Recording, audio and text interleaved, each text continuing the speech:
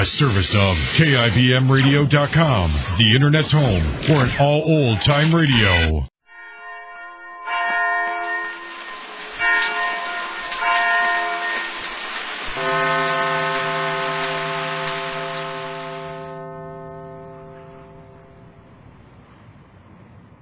A Hallmark card will best express your perfect taste, your thoughtfulness.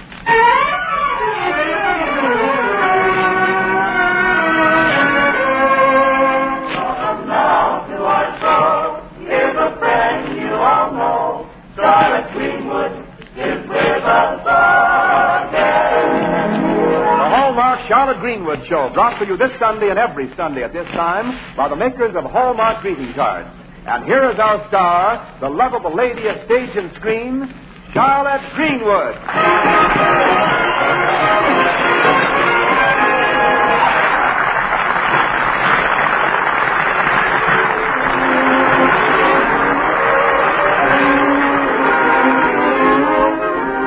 And now to the office of the Lakeview Post-Dispatch. That's the newspaper which let Charlotte start as a reporter so she could make a movie. Has been hitting ever since that she'd make a move.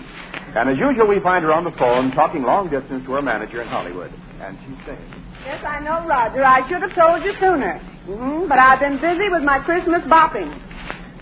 That's right, bopping. The stores are so crowded you can't get near a counter till you knock somebody down. I was in the store yesterday. It was so crowded the floor walkers were wearing pressed gardenias. What? Don't I expect Santa Claus to bring me something and put something in my stocking? Now, Roger, how can Santa put a present in a bottle of leg makeup? What's that?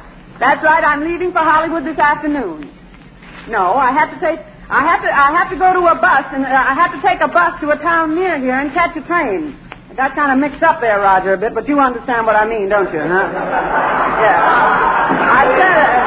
I've sent you a little Christmas present, Roger. Yes, a diamond stick pin. A real diamond. Yeah, you'll know the package when it arrives. It's marked glass. Roger, I'll have to hang up now. Here comes Mr. Anderson, the city editor. Oh, he is such a nice man, and he's just brimming over with Christmas spirit, if you know what I mean. Bye. Well, isn't that wonderful, Charlotte? Hello, Mr. Anderson. Yes, it certainly is. Marvelous.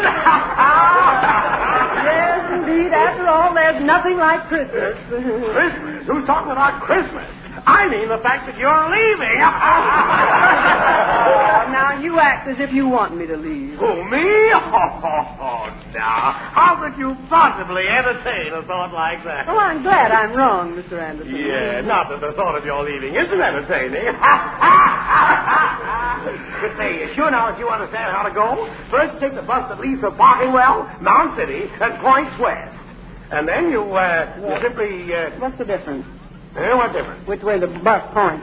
No. You simply go down to the bus station. And there you get a ticket for Barkingwell. Not me. I always get a ticket for parking wrong. And then you... It's just like sitting in a chair with a cracked seat. And then... See, what in the name of common sense are you talking about? What is like sitting down in a chair with a cracked seat? Parking. If you don't do it just right, you get pinched. Now, look, Charlotte. Barkingwell is the name of the town, the railroad junction. And be sure your bus ticket reads Lakeview to Barkingwell, and not Barkingwell to Lakeview. Yeah, I know. So I won't have to ride backwards. Yeah, so you won't have to... No! Mr. Anderson, now you mustn't shout that way, you know. You'll make yourself hoarse. Well, all right, but stop interrupting me. Now, at Barkingwell, you get off the bus, go to the railroad station. Oh, and say, you better take along something to eat. You know, on Christmas Eve, the lunchroom at the station might be closed. I've got a half a dozen chocolate eclairs. Chocolate eclairs? I just as soon eat K-rations. Well, they both go to the front.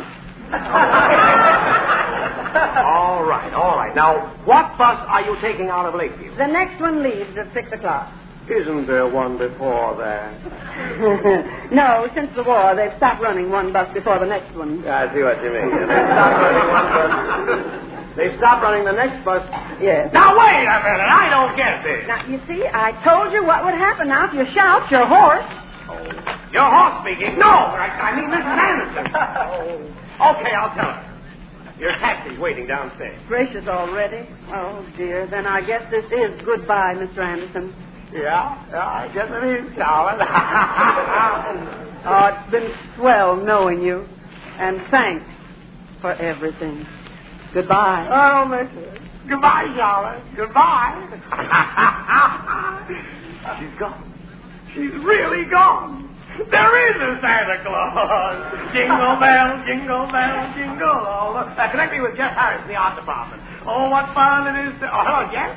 This is Willie. Merry Christmas. Say, look, Jeff, I'm giving a little celebration tonight. Yeah, never mind what I'm celebrating. You just round up the gang and do Charlotte. Oh, don't mind me, Mr. Anderson. What's the matter now? Oh, I forgot something. That's all right. Now, don't bother to get up. But you'll miss your bus. No, I won't. No, I always allow time to come back as soon as I leave because I always forget to remember what I forgot until after I've left. You what? Nothing. Now, please, don't get up. Will you please tell me what you came back for? I could... Oh, dear. I'm afraid you'll have to get up after all, Mr. Anderson. Listen, what are you looking for? The chocolate eclairs. You're sitting on them. I have. Now, don't worry, Mr. Anderson. I'll get some more down at the bus station. Merry Christmas! Oh, Merry Christmas.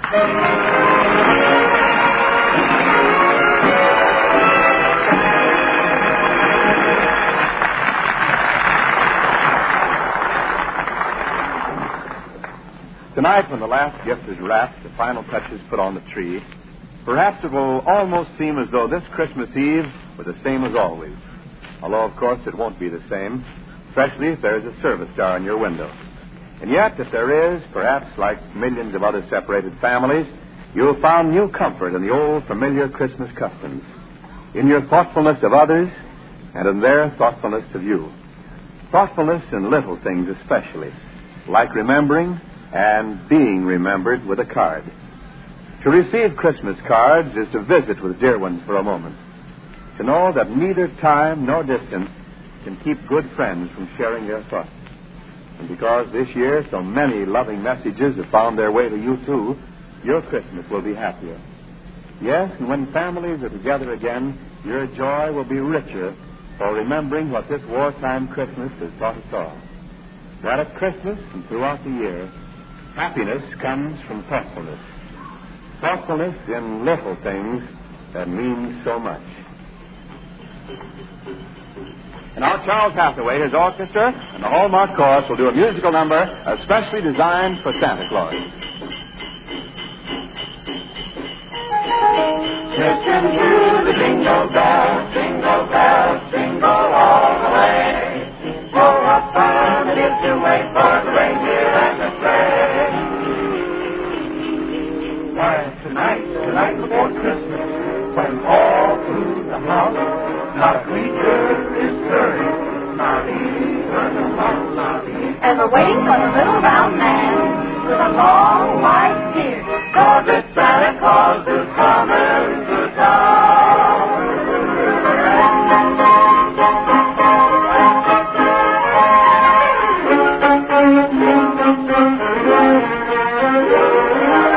I'm the little girl who wants a new dolly with real hair and red shoes and some peppermint candy. And I'm the little boy who wants a sled and a bicycle and all the storybooks about Red Ryder and Superman and a great big doll. And I'm the big girl who wants her brother, her sweetheart, her father, and her son to come safely home. And we'll see Donner and Blitzen and Dexter and Prancer all galloping through the snow before, bringing gifts to those who are good. Here they are, so you better take care, better watch out, better not frown, and you better not fall, 'cause Santa Claus is coming.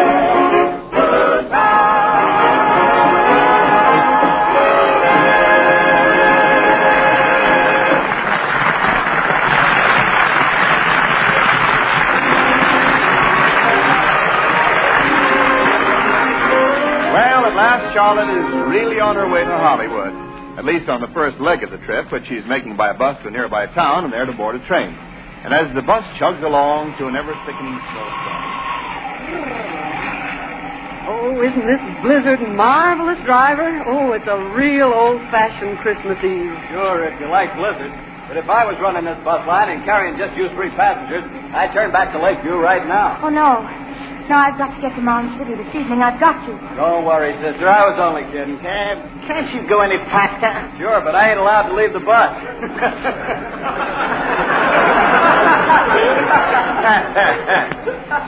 You know, I've been sitting here thinking, haven't I met you someplace before? If you have, madam, the pleasure was all yours. Now, wait a minute. I'm not being forward or anything like that, but I'm sure I remember your face. Oh, how very odd. Maybe that's why I remember it. Well, I don't Now, you see here, I am Horace J. Wimple. And as for you, young man, try and make that better time. I'm sorry, mister, but this snow is getting pretty deep. Well, thank goodness snow is one thing I won't have to put up with much longer. I'm catching the 10:30 train to my place down in Florida. Hope the Florida climate agrees with you, mister. Oh, it will. He's Horace J. Wimple.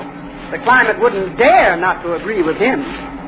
Now, look, usually my chauffeur drives me down, but this year I couldn't get the gas.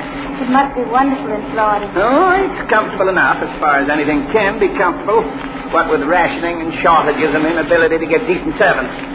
Why, last month they even drafted my cook. Oh, botheration, not really. Yes. Why on earth do they need cooks in the Army? Don't they have mess sergeants? Oh, sure. Give a mess sergeant enough rope and he'll end up with a spaghetti dinner. I know, I ate him. That's funny. Something's certainly gone haywire. Will it take long to fix? Oh, I don't think so. I'll just have a look under the hood. Are you catching a train at Parkingwell too, miss? No, I'm going to Mound City to look for a room. Huh. Fine time of day to start out looking for a room. Rooms are scarce in Lakeview. Did you just come to town? Oh, no. I've been there since last summer. You see, my husband was stationed at Fort Williamson. He left for overseas, so he must go. Well, you must have had someplace to live until recently. Why didn't you stay there? Oh, yes, I was still living out near the fort, but a couple of days ago there was another soldier and his wife looking for a place, and sometimes they're only together for a little while. And you gave up your room? Oh, I didn't need to be near the fort anymore. I thought I could find a room someplace else in Lakeview. Well, I haven't any sympathy for people who can't look out for themselves. I imagine you look out for yourself very well, Mr. Wimple. Oh, well enough. At least I can go to a warmer climate. You know, it's a funny thing. That's exactly what I've been wanting to tell you. Driver, will you close that door? Got a little bad news for you, folks. Looks like we're stalled. Oh, no. You mean we're stuck here? Oh, this would happen to me. Well, what are you waiting for? Do something about it. Phone into town. That's just it. There's no place close around here to phone from. Well, there must be some place to phone. Isn't there a farmhouse near here? About a mile and a half back towards Lakeview, but I ain't allowed to leave the bus. So I guess you'll have to do the phoning, Mr. Wimple. Me? Get out in this storm? I'm sorry, mister, but it's a kind of emergency. Well, I'm certainly not going to tramp a mile and a half by telephone. Okay, if you want to stay here all night. It's going to get pretty cold in this bus before morning. Oh, this leaves me speechless. Well, that's fine. Stay that way. All right. I'll find the phone, driver. Oh, now, wait a minute. It's still storming, ma'am. You'd have to wade through some pretty deep snow. That's all right. I'm built to wade through deep snow. There's more to me than meets the eye, and plenty meets the eye. Where's the farmhouse? It's Sam Bagley's place, but, gee, I'd sort of hate to let you do it. Never mind. Now, just tell me where it is. Well, stick to the road till you come to a big billboard. It's on the left, right at the edge of Bagley's property. Okay. Then I guess the best thing is to just cut across the field to the house. All right, I'll find it. Oh, well, I can't let a woman go out in this storm alone. I suppose I'll have to go, too. Whom do we phone? The Lake County Transportation Company. Tell them I'm staying with the bus. I'm Joe Griffin. Okay, Joe, and just for the records, I'm Charlotte Greenwood. Well, I'll say you sure got spunk, Mrs. Greenwood. Thanks, only it isn't Mrs. Greenwood, it's Miss Greenwood. Oh, I'm sorry. You're sorry. Come on, Mr. Wimple.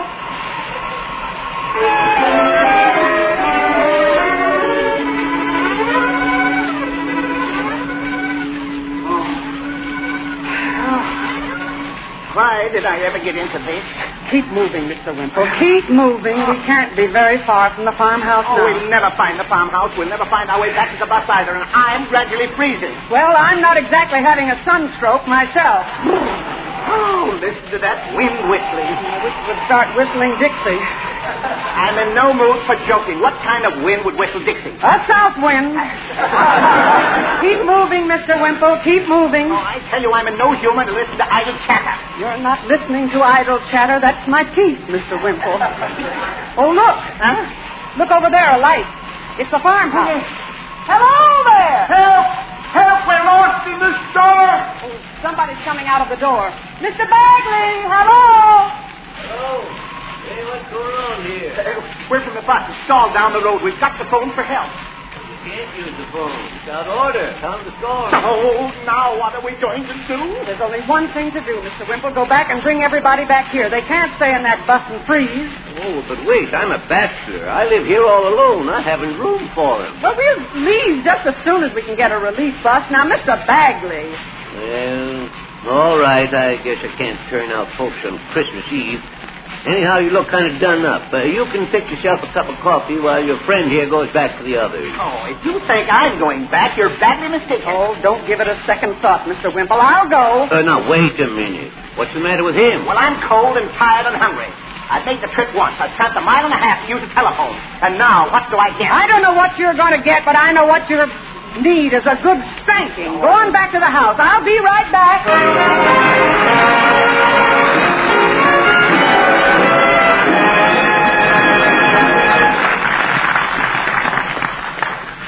Well, Charlotte, I can readily see that this story calls for a Christmas song.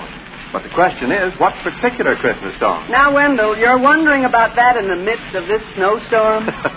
Oh, well, if you put it that way. Friend Charlotte Greenwood singing White Christmas. It's just the time of year we banish every fear and sing just for joy and cheer. I'm dreaming of a white Christmas, just like the ones I used to know, where the treetops glisten and children listen to hear sleigh bells in the snow.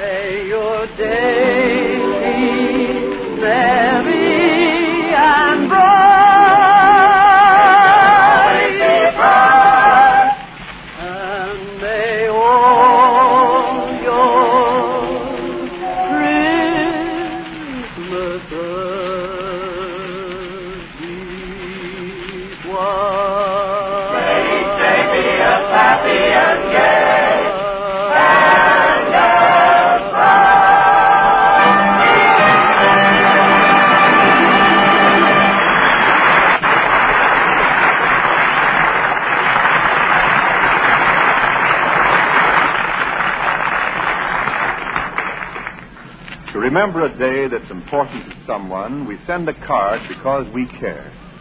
Surely that someone deserves the best of cards, and there's one easy way to be certain that your card is the very finest. Look on the back for the identifying words, a Hallmark card. Like the word sterling on silver, the words, a Hallmark card, on the back of the card you send are your assurance of quality. Quality well known to discriminating people for more than 30 years. So this week, when you're looking for New Year's cards, to say just what you want to say, the way you want to say it.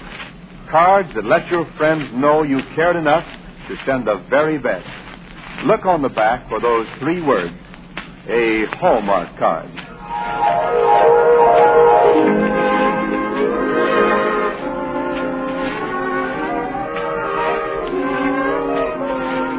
And now to resume our story. After tramping a mile and a half through a blizzard to find Sam Bagley's house, Charlotte has made her way back to the stalled bus.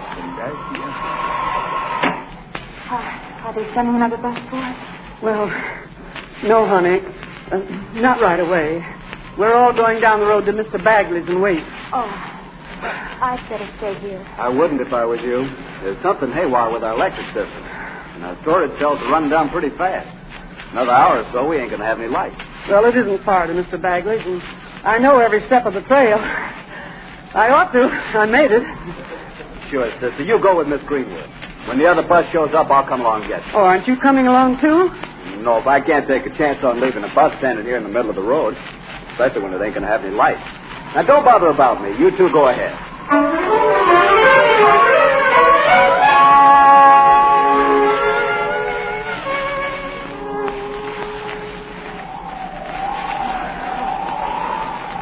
I don't think I can make it. Lean against the wind, honey, and keep moving. We're nearly there. Are you all right now, Mrs. I don't believe you told me your name. It's Foster. Marion Foster. Oh, Mrs. Foster, look up. I think the storm's about over. There's a patch of sky over there with stars in it. Stars? That's right. Christmas stars. In the song, there's silent stars. The song? Don't you remember? The little town of Bethlehem, how still we see thee lie. But thy deep and dreamless sleep, the silent stars. Oh, no. Yet in the dark street shineth the everlasting light. The hopes and fears of all the years are met in me tonight. I don't think I've repeated those words since I was a little kid in Sunday school. Only there aren't any hopes. There's only fears. There isn't any light, only darkness. There's nothing you can believe in or hold fast to. Oh, now. If there is, it's like those stars. Far away. Too far away to care anything about us. Now, that isn't talking like the wife of a soldier. Your husband is brave. I haven't any husband. Ted's been missing in action since the 1st of November. And I'll never see him again. I'll never. Well, what is it? Come on, get up. Mrs. Foster? Marion!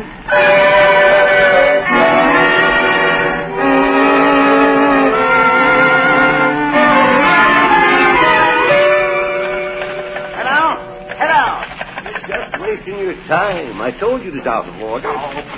It doesn't seem possible. Here I am worth $500 million, and yet I can't put through a 5-cent phone call. You may have $500,000, mister, but you ain't worth it. Yes, I'm coming. Man, shakes. Hurry, help me. What's happened? She fainted. I had to carry her. Linda, go. Here, let me take her. There. Okay, now. Easy. Put her in the bedroom. I'll be right in. Yes. Is that telephone working, Mr. Whistle? I have to use it. No, it isn't. I'm bound to miss my train now, too. I don't know why it is that everything happens to me. Oh, I don't think the universe is so arranged that everything happens to you. You're hardly that important. This room is cold. Well, no wonder. This fire's about out. Take that hatchet over there and split up that kindling wood. Oh, me? What's the matter? Haven't you ever split kindling wood before? If I ever wanted kindling split, I'd have hired someone to do it and paid him for it. You're going to find out there are a few things you can't buy. Now, see here, you can't talk to me this way. Oh, yes, I can. And what's more, I'm going to. Why? You're whimpering about the weather and missing the train and not getting enough gas. Well, I don't... That youngster in there has lost her husband overseas. Well... Try and buy him back. Try to buy back her happiness. And for that matter, try to buy your own back. Now split that kindling.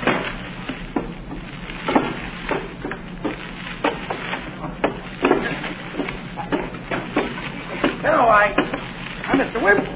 What are you doing here? Splitting kindling. Splitting kindling? You? And what's the matter with that? Well, nothing. Only I thought you'd probably buy your kindling. Let me tell you something, Anderson. There are some things you can't buy. You can't buy back her happiness. And you can't buy back mine. Huh? I just found that out. And from a woman. A woman? Yes. Oh, Charlotte, there you are. Anderson, how many times must I tell you not to shout so? But aren't you surprised to see me? I've just been talking to the driver of your bus. Oh, how did you get through? On the snowplow. I'm on my way to Fort Williamson for a story. 3 Lake County kids, all reported missing in action, are back home. Wonderful. And I'm going to arrange to take them back to town with me. There's Walter Travis, Ted Foster. Ted Foster. Did you say Ted Foster? And a kid named Frank Bidwell. But Ted Foster. Well, that's her husband. Whose husband? Oh, and she said she didn't see any hope in that star. Oh, how wrong she was. Miss Greenwood, you'd better get in there quick. Oh, so soon. Yeah, but Charlotte, wait. I've got it all fixed for the snowplow driver to take you to your train. Oh, I'm not catching any train now. All you have to do is to drop you... You're not what? You're not what? You better hurry, Miss Greenwood. Coming, Mr. Bagley. Oh, gentlemen, do you know anything about a baby? Baby! What's there to know about a baby? Well, just stick around, gentlemen. You'll find out.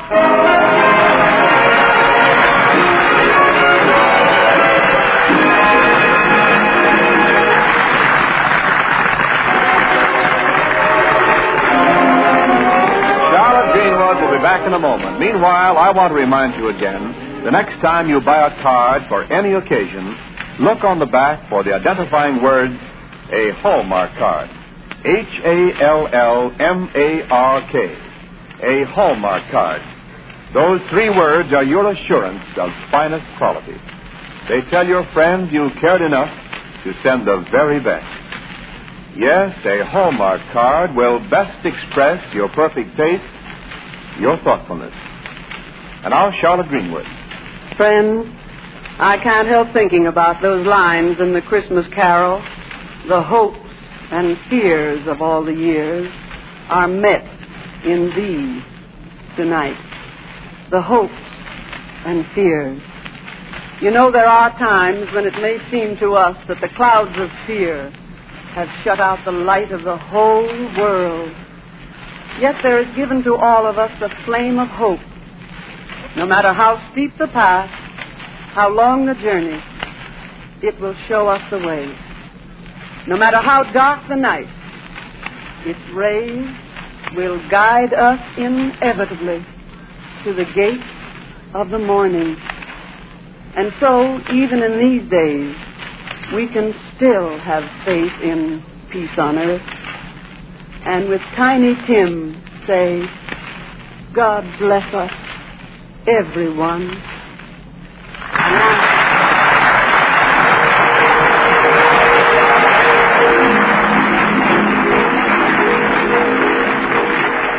And now, until next Sunday at the very same time, this is Charlotte Greenwood saying, so long, friends, until we meet again.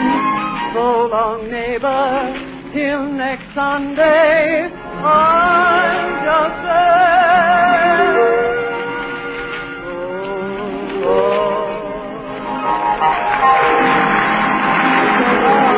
Hallmark Charlotte Greenwood, by Charles Hathaway and his orchestra, came to you from Hollywood. This is Wendell Niles speaking. This is the Blue Network. 12:30 at KECA Los Angeles.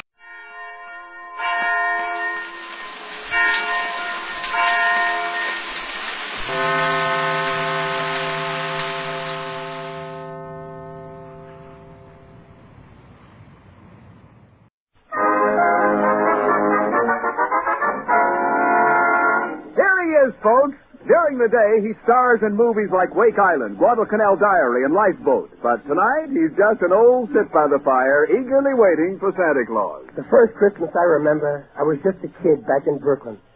Right after dinner, I hid my father's shoes, and at the stroke of midnight, Santa Claus came down the chimney in his bare feet. The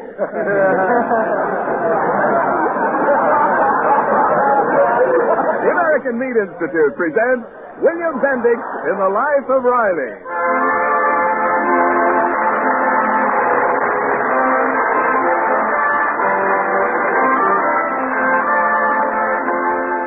The meat people of America providing a great food for a great nation. Carefully planned months ago by the Army and Navy Services of Supply, carefully packed and shipped by the meat industry and other food suppliers, every American fighter who can be reached throughout the world will have tomorrow the finest Christmas Day meals that any nation ever provided its Army, its Navy, its Marines. And they deserve it. And now, on behalf of all those engaged in supplying meat to the nation, the American Meat Institute presents The Life of Riley.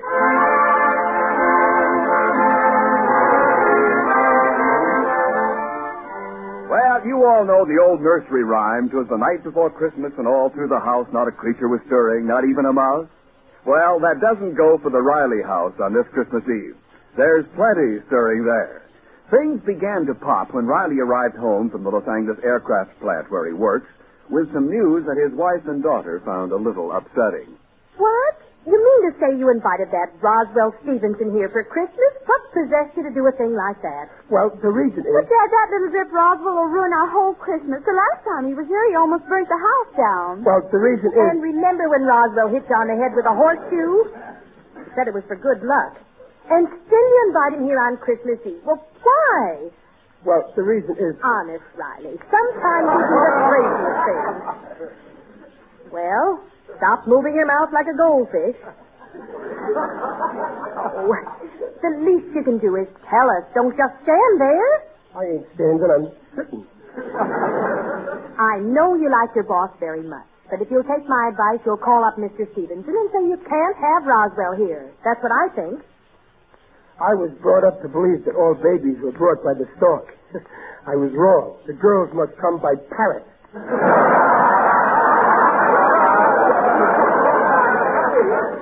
Don't exaggerate. Riley, we're listening.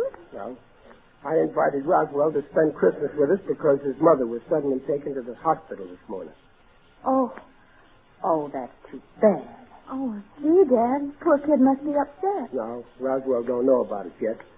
Mr. Stevenson don't know himself how serious it might be, and it's no use spoiling the boy's Christmas. But won't he find out? Not this week, don't blab. Roswell's father made up a story that he's taken Mr. Stevenson out of town over the holidays. So remember, don't let on. Mumps is the word. Dear, I'm sorry I said what I did, but you should have told us. Yeah, you're right. The next time I want to tell you women something, I'll go down to the corner drugstore and phone you. Under the circumstances, I'm glad you invited Roswell here. Well, I better go and fix up the cot in Junior's room. Listen, Peg, don't tell Junior about Roswell's mother. You know how Junior talks. Even in his sleep, he jabbers. You know what side of the family he got that habit from. Dad, what are we giving Roswell for Christmas? It's practically here. Just 4 hours. Yeah, that's right. Well, gee, I don't know. All the stores are closed. Well, we can't give each other things and leave him out. I'd give him one of my gifts, but they'll all be girls. Yeah, you couldn't give him a girl. I mean a girl's gift. I know what to give Roswell. Wait, Junior. Oh, he'll be home soon. Oh, Riley, you're not taking away one of Junior's presents? Who's taking anything? When I talk to Junior and explain things, he'll give Roswell the best he's got. Oh, Junior can't stand Roswell. Well, neither can I. That Roswell is murder. But this is Christmas. That's why I'm willing to give up one of Junior's presents.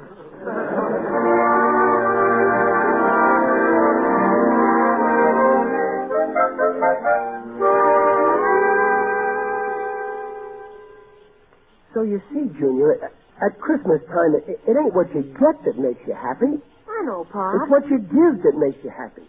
So this year, I'm going to make you happy by letting you give something to somebody you like.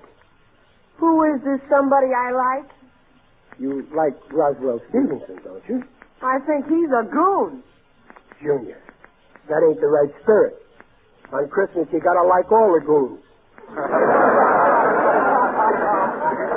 And give him presents. I gotta give Roswell one of my own presents? Now you're getting the idea. Well, I got a better idea, Pop. If it makes people so happy to give, let's make Roswell happy by letting him give me something. I don't seem to be getting my message across so good. Look, Junior, how will it look Christmas morning, our arms loaded with presents, and poor Roswell sitting in a corner twiddling his empty thumbs? Okay. Yes. Okay, I'll give him something. But what? Well, now you're talking like my own boy. Now listen, Junior. You know that little model racing auto that you asked me to build for you? Gosh, Pop, did you make it on the level? Yeah. You know how for the past 3 months I've been going bowling every Monday night? Yeah? Well, I haven't. I've been working on that model racer over at Greasy Beaster's garage. Really, Pop? Yeah. Gee, that's swell of you. Gee, I don't know how to thank you. Well, you're getting too big to kiss me. But we can shake hands. What's it like, huh, Pop? Well, I don't want to go into any detail because it's a surprise, but it's got everything that a real automobile has got. Tires, headlights, bumpers, license plates, no gas. Well, how big is it, Pop? It's 2 feet long. At least you can find a place to park it in Hollywood. Oh, boy, wait till the gang sees that car. Yeah, and Junior, that little car you're getting, you ain't getting. Roswell's getting it on account of you're giving it to him out of the kindness of your heart. Oh, Pop, no, not my special racer. Oh, Pop. Now, Junior, I ain't got no more time to argue. I'll make you another racer. I'll start right after Christmas, but right now you get busy and change the label on that red box there. Make it say, to Roswell from Santa Claus. Gosh, don't I even get credit for giving it up? Well, we don't want him to know it was yours, do I? Now, Junior, you do exactly like I said. And I'm certainly glad you made this decision.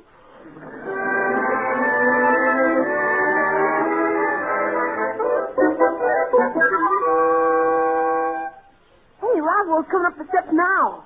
Well, I guess we're all ready for him. I've locked up the ant poison, the matches, and the carving knife. Open the door, Junior. Okay. Yes. Oh, Merry Christmas, Roswell. Merry Christmas. Merry Christmas. Come in. Thank you very much. Just put my bags down, Parks. Yes, sir. And your gifts, Master Roswell. Yeah, Roswell, I've never seen so many Christmas packages.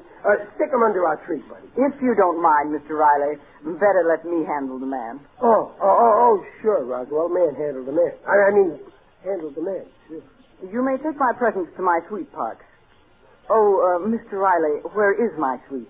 Your suite? That's in Junior's room. It's the cot near the window. A cot? Oh, very well. Parks, pile my presents in Junior's room. I shan't require them until I leave. Oh, but Roswell, you'll want to open your presents on Christmas when we open ours. I hope we're not going to have a lot of nonsense about this matter of Christmas, Mrs. Riley. Personally, I've outgrown it. Now, that's no way to talk, Roswell. Look at Santa Claus. He's got a beard and he ain't outgrown it. Now, if someone will please show me to my quarters. Yes, right this way, Roswell. Parks, you may draw my bath. Mr. Riley, you have a tub? No, that's just the way I'm standing.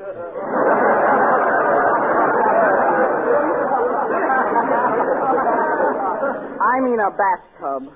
Oh, sure we got a bathtub. Roswell, the stopper is missing, so you'll have to use your big toe. How primitive. Very well, if you'll excuse me. Gosh, you don't want to be here any more than we want him. Have we got a bathtub? I could slap him. Oh, give him a break. He's probably lonely. Fine Christmas we're going to have from the looks. Now, listen, kids. We can't have a white Christmas in California, but that don't mean we got to have a blue one. So, everybody get merry and stay that way. But what about Roswell, Daddy? You just leave him to me. I'm giving Roswell a Merry Christmas if I have to pound the daylights out of him to do it.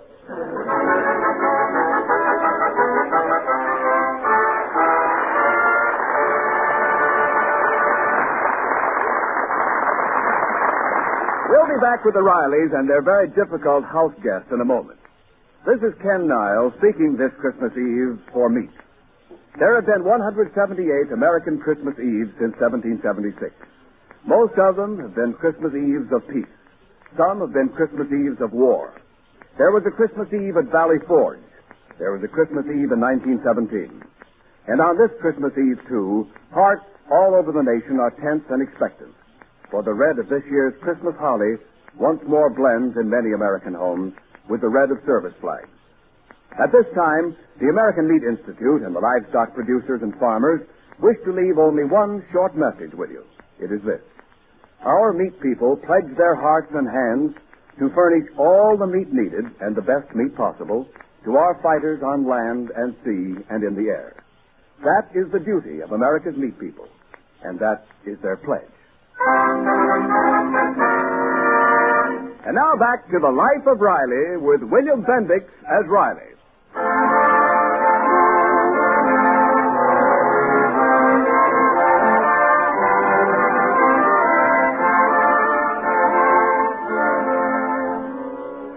It's a little later on Christmas Eve, and Riley is trying to combine trimming the tree with a lesson on Christmas good cheer for his wealthy but discontented young house guest, Roswell Stevenson, the son of Riley's boss.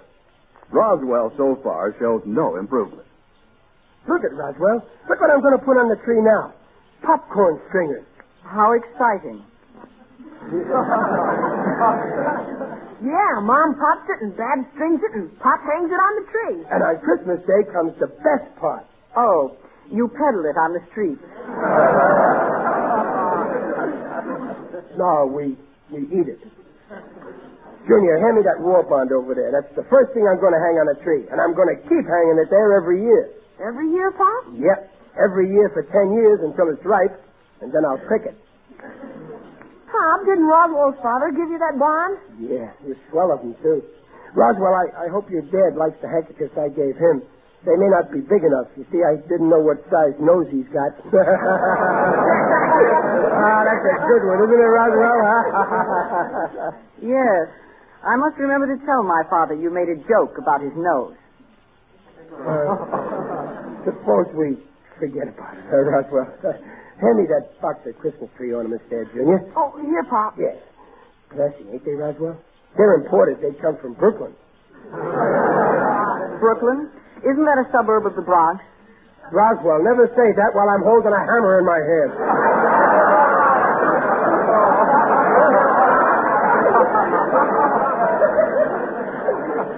Don't forget, I'm a member of the BPLA.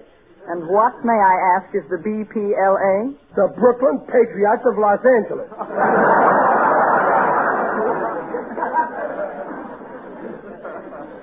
Oh, Pop, can I hang some of the ornaments on the tree? Yeah, but, well, watch yourself now. They break easy. Say, here's one of my special ornaments, Roswell. Look at it. Ain't that a novelty, huh? All I can see is a large cowboy hat. Oh, well, look closer and you'll see Mayor LaGuardia under the hat. Here, Junior, you hang the mayor. Okay, Pop. Oh, what's now, Roswell? Let's see now. What do we have next?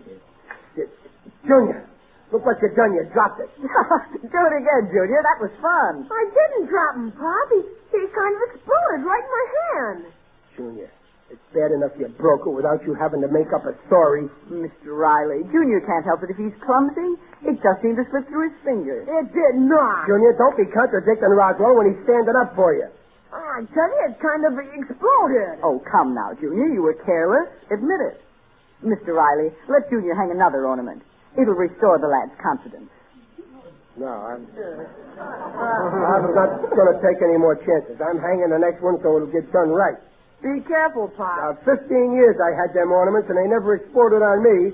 All you got to do is be careful. You show him how it's done, Mr. Riley. Yeah, now what, Junior? You see this glass apple? Yeah.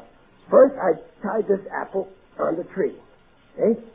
Now I'm letting go of it very carefully. There. See?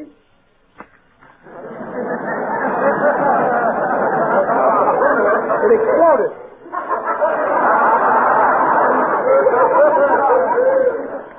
Look, I got glass apple sauce.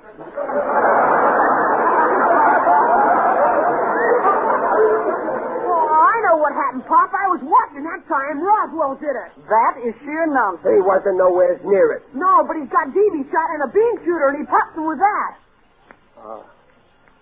Roswell. What's the idea of sniping at our Christmas tree? It's long past my bedtime, Mr. Riley. I think I'll retire. Roswell, come back here. Roswell, I'm giving you your choice. Either you come back here or I'm going to... Before you finish your sentence, Mr. Riley, may I remind you that my father is your boss and no man is indispensable?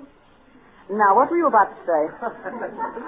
I was just going to say either you come back here or else do whatever you was going to do.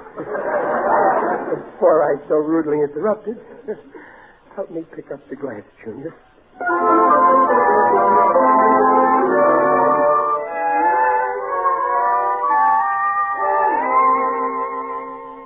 Riley.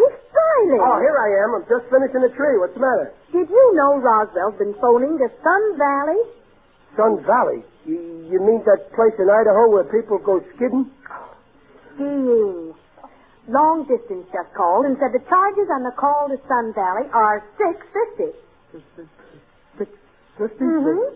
For one phone call? If he wants to call up valleys, let him call the San Fernando Valley. It's only a nickel. He also calls Palm Springs, Arrowhead Springs, and Murrieta Springs. Listen, I ain't working 12 hours a day to make Alexander Graham Bell rich. I won't stand for it. I'll... Hello? Hello, sir. Palm Springs. Well, we're asbestos pajamas.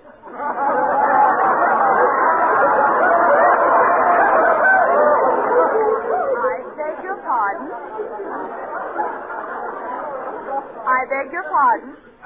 Cancel the call, please. Hot Springs. That's way back east. Hot Springs. Oh, Riley, I see now. Roswell's been calling up all these resorts to get in touch with his folks. Why, the poor boy's lonesome. Oh, I see. Yeah. Gosh, of course. That's why he's been acting so peculiar, even for him. Oh, it's hard for a boy to think his parents deserted him on Christmas Eve. Yeah. Riley, maybe we better tell him about his mother, huh? No. I promised Mr. Stevenson I wouldn't tell. Poor kid. I remember once I was away from home on Christmas Eve. Peg, I'm going to make one more stab at cheering him up. Oh, yes. Show Roswell our stockings all hung up by the fireplace, and hang up his stocking, too. Yeah. For a minute there, when he busted my ornaments, I was going to hang up both of his stockings with him in them. Well, I'll see what I can do for the little guy.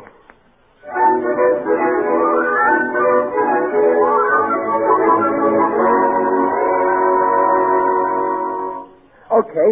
Now, Roswell, that place in the middle of the row is where you can hang up your stockings, right next to my tree. Mr. Riley, such whimsy. To me, you're an interesting survivor of a species I'd supposed extinct. Yes? I'm beginning to appeal to you, huh? Mr. Riley, do you actually believe it's true that a fat character with a white beard travels through the air propelled by reindeer? Well, you see, Roswell, it's just a kind of a legend that you believe in. Like believing that your wife's relatives are going to pay you back the dough they borrowed. Well, I refuse to believe in these childish legends. Roswell, I can see you're a skeptic. You know, a fellow by the name of Dickens once wrote a story about Christmas, and in it there was a character just like you. His name was Stooge. Scrooge. Yeah, Scrooge. Well, this Scrooge didn't believe in Christmas either until... Wait a minute. I'm going to read you this story. It'll do you a world of good. Well, if you insist, Mr. Riley. I got the book right here. A Christmas Carol. The story starts like this. Old Marley was dead. One moment. What is the relationship between this Marley, alleged to be dead, and the character Scrooge, whom you claim I resemble? Oh, well, they used to be partners in business. I thought as much. And Scrooge inherited the business, eh? Right. Now, let's start over. Old Marley was dead. Just a moment, Mr. Riley. What were the exact circumstances of Marley's death? Well, I don't know. Dickens don't say. And if Dickens don't know, how the Dickens should I know? Then what is your authority for claiming that Marley is dead at all? Okay, then he ain't dead. But at the moment, he's just too stubborn to breathe.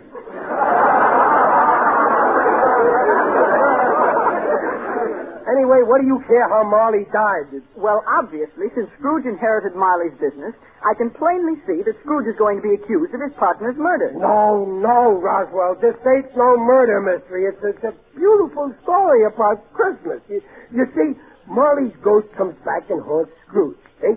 You mean that this Dickens wants us to believe that a ghost actually materializes? And that Scrooge sees the ectoplasm? I don't know from no ectoplasm. They didn't even have blood banks in them days. Listen, Roswell, look, instead of reading you a Christmas carol, I'm going to do like Marley's ghost did with Scrooge. I'm going to take you all around town and show you how other people do it Christmas. Indeed. Yeah. Only instead of flying through the air like the ghost done, we're going to ride on buses, which is even more frightening.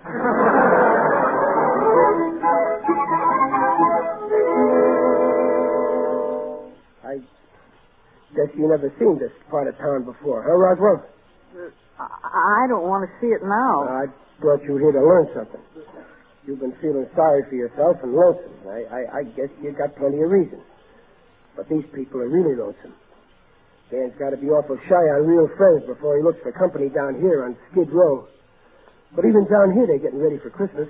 Look in this place. It's a church. A church? It's nothing but an old store. You can't always tell a church by the architecture. Remember, Christmas didn't start in a cathedral. Look in here through the door. You want to go in a while? No. I don't care to mingle with people like those. People like them, Roswell, are all members of the human race, which I am also. Maybe if you live long enough and learn fast enough, someday we'll put you up for membership.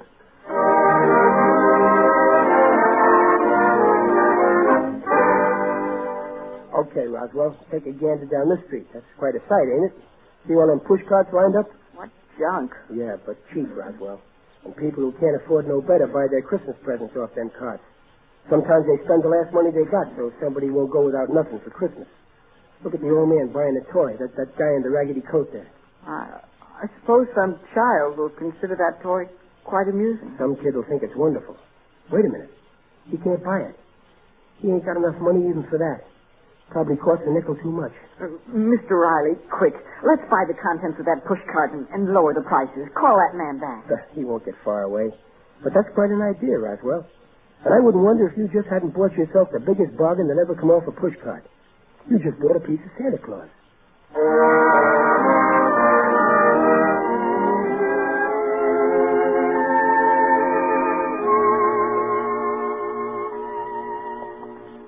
Look, Roswell. See that lighted up window with the Christmas candle burning in it? There's a star in the window, too. Yeah. Stars on a service flag. I know the folks in there. They used to have a boy at home to help them keep Merry Christmas. Tonight, they don't know just where he is or when he'll be coming home. But they don't tell each other they're worried, and they keep the Christmas candle burning so that no one will think they're downhearted. You want to rest a while, Roswell? We could sit on this park bench here. All right. Mr. Riley, you've shown me some interesting places tonight. Did you have a reason for coming to this park? Well, yeah, Roswell. I guess it's time I told you something. Maybe I oughtn't to, but I got a hunch it's the right thing to do. Listen, your father ain't out of town having a good time, Roswell. He isn't? He told you that so as not to spoil Christmas for you. But I think you'd be happier taking your share of the trouble. Is my father in trouble? Oh, where is he? Where is he? You see that bench near the sidewalk? Under the streetlight. See the fellow sitting in it, all hunched over? That's your father. Why? What's he doing there? Where's my mother? He's waiting for news about her. That building there across the street, that's a hospital. You mean my mother's in there? No. Take it easy. This is where you either add to your pa's trouble or help him carry the load. Mr. Riley, I want to go to my father and help him wait. I'll be all right. And I ought to be with him. Yeah, go ahead, Sonny. We'll be glad to see you. You're okay, Roswell. I always figured you was, even though you was working so hard to hide it.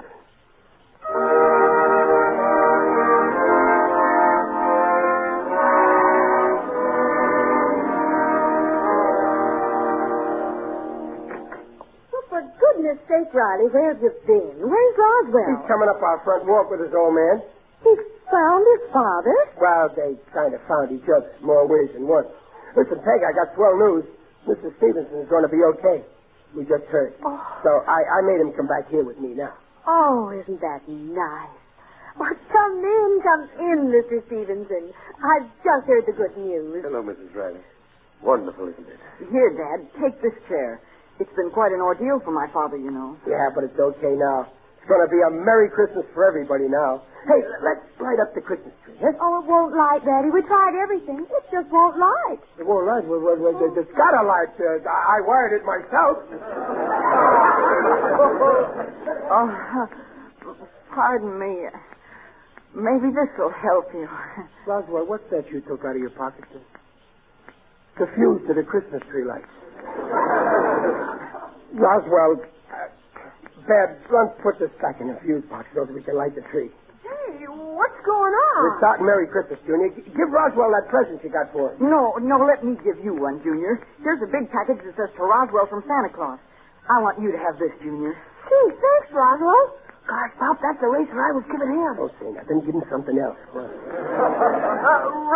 I hope you like turtles because here's what I got today. Merry Christmas. A live turtle? Junior, it's just what I wanted. Merry Christmas. Oh, listen to the bells. It really is Christmas. Merry Christmas, Dumpling. Oh, the same. Merry Christmas, Mr. Stevenson. Merry Christmas, Junior. Merry Christmas, Ed. Merry Christmas, Roswell. Merry Christmas, Mr. Riley, why are you opening the window?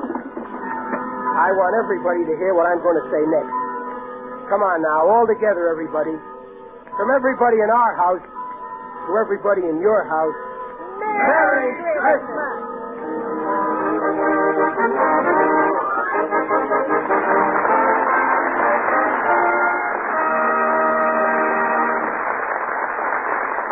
Before Riley comes back, I want to say Merry Christmas to the mothers and wives of America who have cooperated so splendidly in choosing available meat cuts when their favorite meat cuts were scarce.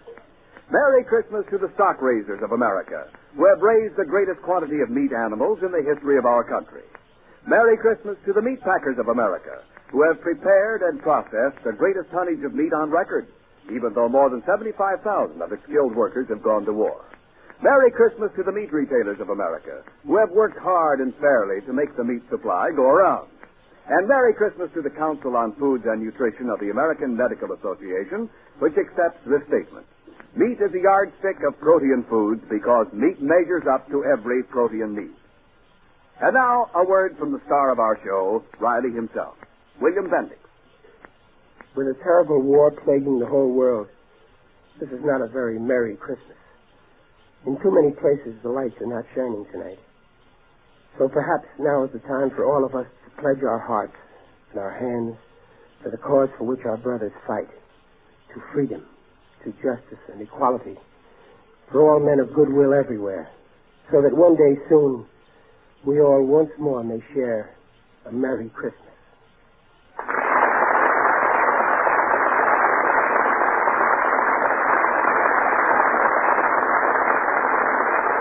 Of Riley next week at the same time. Riley throws a New Year's Eve party with hilarious results. William Bendix plays Riley by arrangement with Hal Roach. This is Ken Niles saying, see you next week. And don't forget, stay tuned to the Blue Network for Keeping Up with the World, which follows immediately. This is the Blue Network. 7:30 at KECA, Los Angeles. Transcribed. Your signal dealer gives the best of service for your car to keep it running smoother and help it outlast the war. Cars last longer, service signals play. So change to friendly signal dealer starting in today.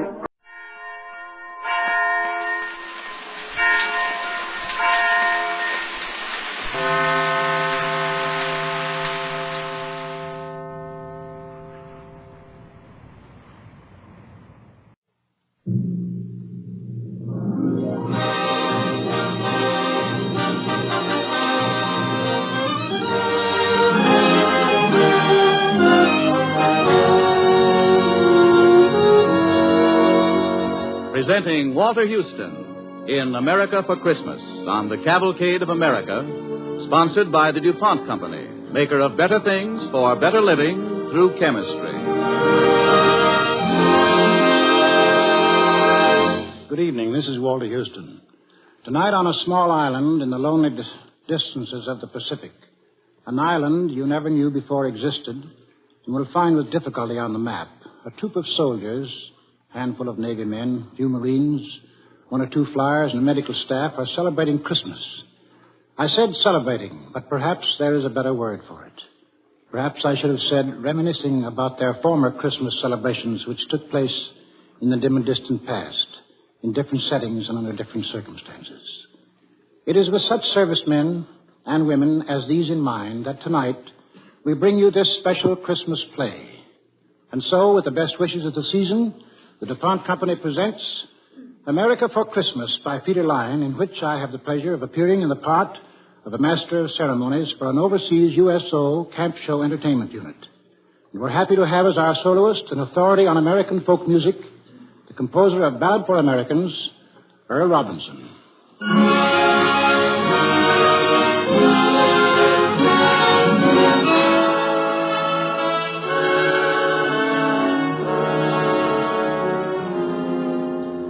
We are now on our small island in the Pacific. Its name will remain undisclosed for reasons of military security. But you can be sure that every inch of its ground is by now familiar to every man stationed there. By now, they've eaten their Christmas dinner and opened their Christmas packages. But there's one remaining package addressed to all the men still to be opened. A package of good cheer and glad tidings to the men in their home away from home. He who now will bless the poor, shall yourselves find blessing.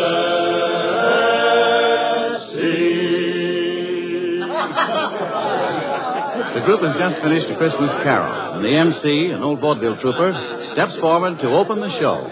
Very good, very good. I'd like to sign you all up to join our troupe. Which one of you guys was singing tenor? Me. Well, we'll sign everybody but you. Well, what about it, fellas? Has it been a good Christmas? Why, sure. It's been okay. You don't sound very sure. Who you guys kidding? Not even yourselves. 2 Christmases ago, I was in Oregon standing 2 feet deep in snow. Look at these palm trees. Is this Christmas? Yeah, that's what I thought. That's what all of us in this troupe figured. Me and Marilyn here, and June and the quartet there, and Sandy over there with the guitar. We had a dope lot, right, Marilyn? Right. Right. Well, we thought everybody's been giving everybody else some Christmas presents, right? Right. All except we haven't given you any. No show tonight. That is, no regular show. And we've got a special one, right? Right. Right. We have caused to be constructed a show, something brand new, bright and different. Songs and stories from our travels all over the country we love. And it's our present to you. It's the best we can do. It's all we can do. Okay? Okay. Places, everybody. The stage, that's over there. No curtain, but you can imagine it now rising. Orchestra finishing the overture, lights dimming. Here it is, America for Christmas.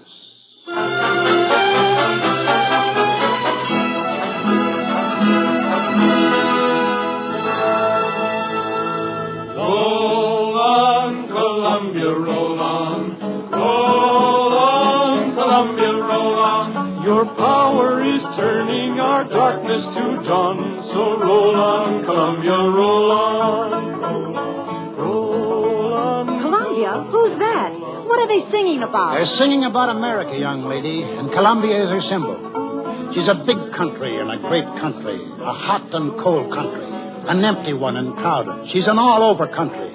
And whatever you want, you'll find her in America. That's why they're singing about her. They? Who are they? They're the people, young lady, the people who live in America and sing songs about her and tell stories about her and lie about her and brag about her and love her. The farmers on her plains and the men who built her cities and made her strong. Roll on, Columbia. Roll on, Columbia. They're all over America right now, singing and talking and telling tall tales. If you want to meet them, you'll have to travel the whole country fast. Let's go. All right, and discover America all over again. Where do we start? Well, let's see. Might as well start where the Pilgrims started, I guess. On the shores of New England. Oh, Stormy was a fine old man. Blew me way, oh, storm along. Oh, Stormy was a fine old man. Way, hey, hey, Mr. Storm along. I wish I was, oh stormy sun. To me way, oh storm along. I'd build me a ship of 1,000 ton. Way, hey, hey, Mr. Storm along. I'd fill her up with New England rum. To me way, oh storm along. And all my shellbacks, they would each have some. Way, hey, hey, Mr. Storm along. Oh, Stormy's dead. And that's New England. The song of the men who go down to the sea in ships, down to the sea from craggy inlets and deep sea ports. There's rocks all over New England. All over? All over. Even the fields and meadows of the New England farms. Makes it tough to make a living. There was a farmer in New England who invited his minister to pay his farm a visit. The two of them, the farmer and the minister, walked over the stony fields, the minister saying, Why was it you wanted me to come out on their farm? Reverend, I want you to pray to God with me that I'd get better crops.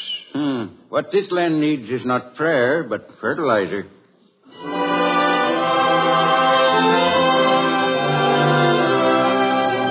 That's New England, a rocky country. Men get to be shrewd traders in that country. They have to. What's a shrewd trader? A shrewd trader is, well, do you want to watch a couple of shrewd traders in operation? A Yankee peddler with a wagon load of Yankee notions, pulled up in front of a Yankee general store. The storekeeper going down into the road and asking... what's the price of your razor strops? $1 each for these strops. $1 apiece? They'll be sold for half the money before the year's out. If one of these strops is sold for 50 cents within a year, I'll make you a present of one, mister. You will you? Now. Ben. Oh, you Ben? Yep. You're the witness to the contract. Yeah, I'm the witness. All right, peddler. I'll purchase a strop on those conditions. Here's your $1. Contract's a contract. I'll stick to it. Ben, I don't much like this strop now that I bought it. How much you give me for it? Hey. Well, guess seeing it's you, I'll give you 50 cents for it. Hey, now, see here. Here you are, Ben. 50 cents, it's yours. All right, you win. Here's your strop for free. Want to watch out for yourself when you're in Bethel, Mr. Peddler. Some pretty sharp fellows around here. Tolerable, but nothing to brag about. I made 75 cents on that deal. How's that? I got $1 for 2 strops, which cost me only 12.5 cents apiece. I heard of the cute tricks of you Bethel fellas. I generally sell these strops for only 25 cents apiece. But, gentlemen, if you want any more at 50 cents apiece, I'll be happy to supply your whole village. Yes, sir. Anything else you want to buy now? Nope. Been shaved enough by you tin peddlers. Want no more of you. It's very hard to condemn a whole class because of 1 or 2 dishonest ones. Give me a fair trial. I'm traveling all through this countryside. I can get rid of your unsaleable goods. Nope. Here. Tell you what I'll do. I'll give you a fair chance. I'll sell you anything I have in my wagon at my lowest wholesale price, and we'll take in exchange anything you please to pay me from your store at the retail price. Mm-hmm. Fair, ain't it? I'll look over your goods. Got a lot of whetstones there. About how much? Wholesale price of whetstones is $3 a dozen. I'll take 12 dozen of them. All right.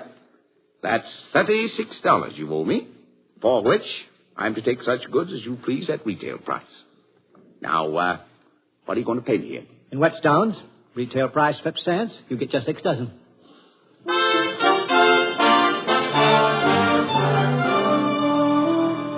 There's a couple of shrewd traders. Let's move on. Let's get away from the rocky country. You think that's a bad country? Why, meet the fella from Maryland. The dogs in Maryland are so poor that they have to lean against the fence to bark. It takes 3 or 4 pigs all at once to pull up a blade of grass. And if they want to cast a shadow, it takes 6 pigs to do that. Should we go further west? If the country in the east is all so bad... West of that country, you run into West Virginia. Now, there's some country. Hill country. You want to hear a West Virginian on the subject? All hills and valleys in West Virginia. Valleys real narrow. So narrow the dogs have to wag their tails up and down. Can't wag them back and forth. Why, there's one valley in West Virginia so narrow that the moonshine has to be wheeled out on a wheelbarrow every morning and the daylight wheeled in. Well, come along, little girl. Got a lot of traveling to do. That railroad whistle blow, blow, blow. Yes, I thought I heard that railroad whistle blow. And night I thought I heard that lonesome whistle blow, woo, woo, and it blowed like it never blowed before.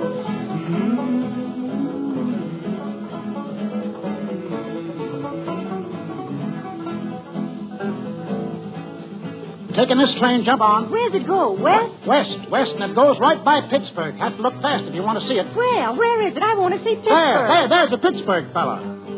I've been working that Pittsburgh steel, I thought you knowed. I've been dumping that red-hot slag way down the road. I've been a-blasting, I've been firing, I've been pouring that red-hot iron. I've been having some hard traveling, Lord.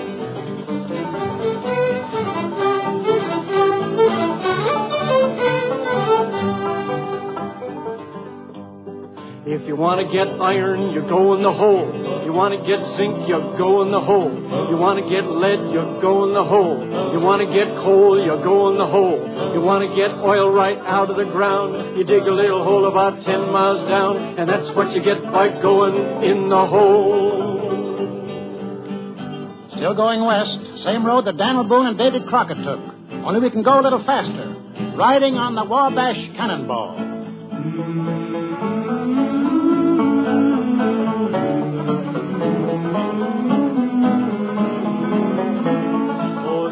To the jingle, the rumble, and the roar, as she glides along the woodland, the lakes, and by the shore. Hear that mighty rushing and tide, hear that lonesome hobo squall, riding through the country on the Wabash Cannonball. That's right. Just like our grandfathers did elbow room, that's what they wanted. They didn't want a neighbor any nearer than 10 miles. Besides, it's greener on the other side. The other side of what? The Mississippi River, the granddaddy of them all. M-I-S-S-I-S-S-I-P-P-I. That's right.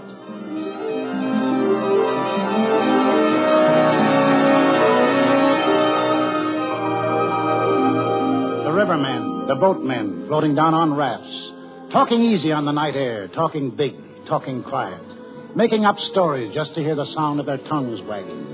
Like these two men, talking about their river, the big old Mississippi. Listen to them. Yep, this nice old muddy Mississippi River water is wholesomer to drink than the clear water of the Ohio. Let a pint of this yaller Mississippi water settle, you'll have about a half to 3/4 of an inch of mud in the bottom. What you want to do is keep it stirred up. Yep, that's right. Now, there's nutrition in this good old mud. And you look at the graveyards, that tells the tale. Why, trees won't grow worth shucks in the Cincinnati graveyard. But now in the St. Louis graveyard, why, the trees grow upward of 800 feet high. And it's all on account of the water that people drunk before they laid out. A Cincinnati corpse don't richen the soil any.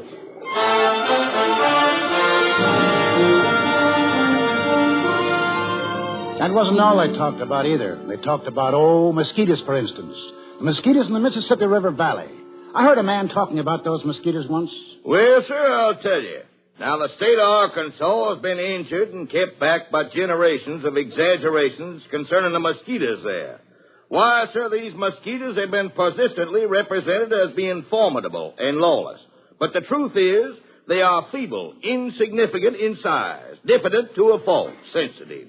Now, if you really want to hear about some formidable mosquitoes, sir, why, then there are the Lake Providence colossi. Lake Providence? There are large mosquitoes there? 2 of them can whip a dog. 4 of them can hold a man down.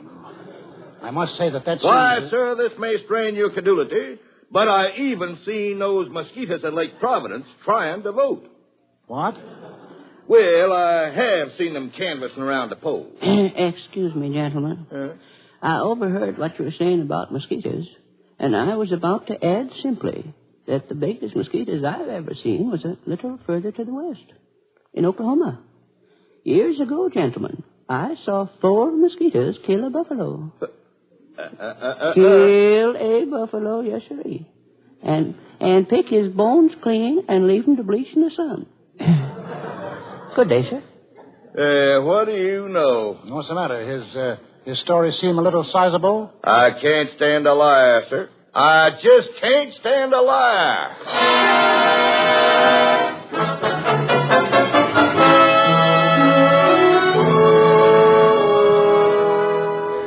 You're listening to America for Christmas, starring Walter Houston as the Master of Ceremonies in a traveling USO Camp Shows unit on the Cavalcade of America, sponsored by the DuPont Company. Maker of better things for better living through chemistry.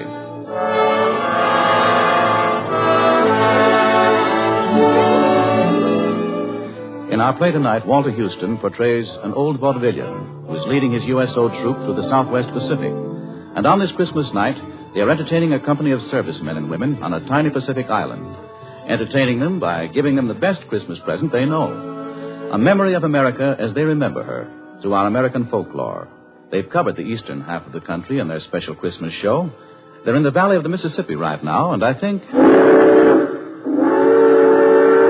they're in the station, buying their tickets to the next stop. Oh, that Rock Island line is a mighty good road. Yes, that Rock Island line is a road to ride. And if you want to ride, you gotta ride it like you find it. Get your ticket at the station on the Rock Island line. And so now we're across the Mississippi. This must be Arkansas. Please, Marilyn. What's the matter? The name of this state is not Arkansas, my poor benighted child. It isn't? That's what it looks like when you see it. Arkansas. No. Now, maybe you don't realize how strongly folks in this state feel on the subject. Years ago, there was a debate right in the state legislature when someone proposed that the state go on record to change its name from Arkansas to Arkansas. Another fella, well, he got up and made a big speech. Mr. Speaker, you blue-bellied rascal, I have for the last 30 minutes been trying to get your attention. And each time I've caught your eye, you have wormed, twisted, and squirmed like a dog with a flea in his hide. Gentlemen, you may tear down the honored pictures from the hall to the United States Senate. Pull down the stars and stripes. Curse the goddess of liberty. But your crime would in no wise compare in enormity with what you propose to do when you would change the name of Arkansas. Compare the lily of the valley to the gorgeous sunrise, the discordant croak of the bullfrog to the melodious tunes of the nightingale, the bray of a Mexican mule to the classic strains of Mozart. But never change the name of Arkansas. No, 1,000 times no.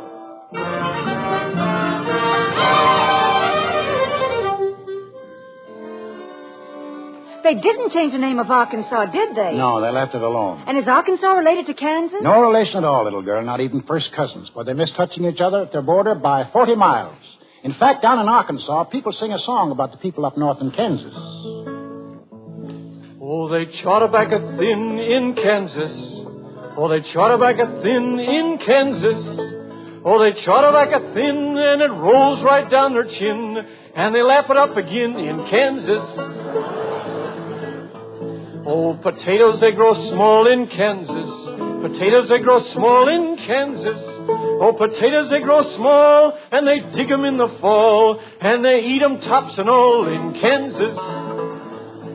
Come all who want to roll. I don't think I want to stay in Kansas if that's what it's like. Well, it's not exactly like that, but the potatoes really aren't quite as big as they are in, say, Idaho. They grow big potatoes in Idaho? Big potatoes in Idaho? Well, I should think pretty sizable. A couple of years ago, when they built an army camp in Idaho, one of the mess sergeants went around to see about buying some potatoes. Spoke to one of the Idaho farmers who had a little farm. Raise potatoes on your land? Mm-hmm. Will you sell me some? I need some for the army camp, other side of Lewiston. Well, how much do you want? Oh, 100 pounds. Only 100 pounds? Yeah. No, I wouldn't cut a spud in two for no one.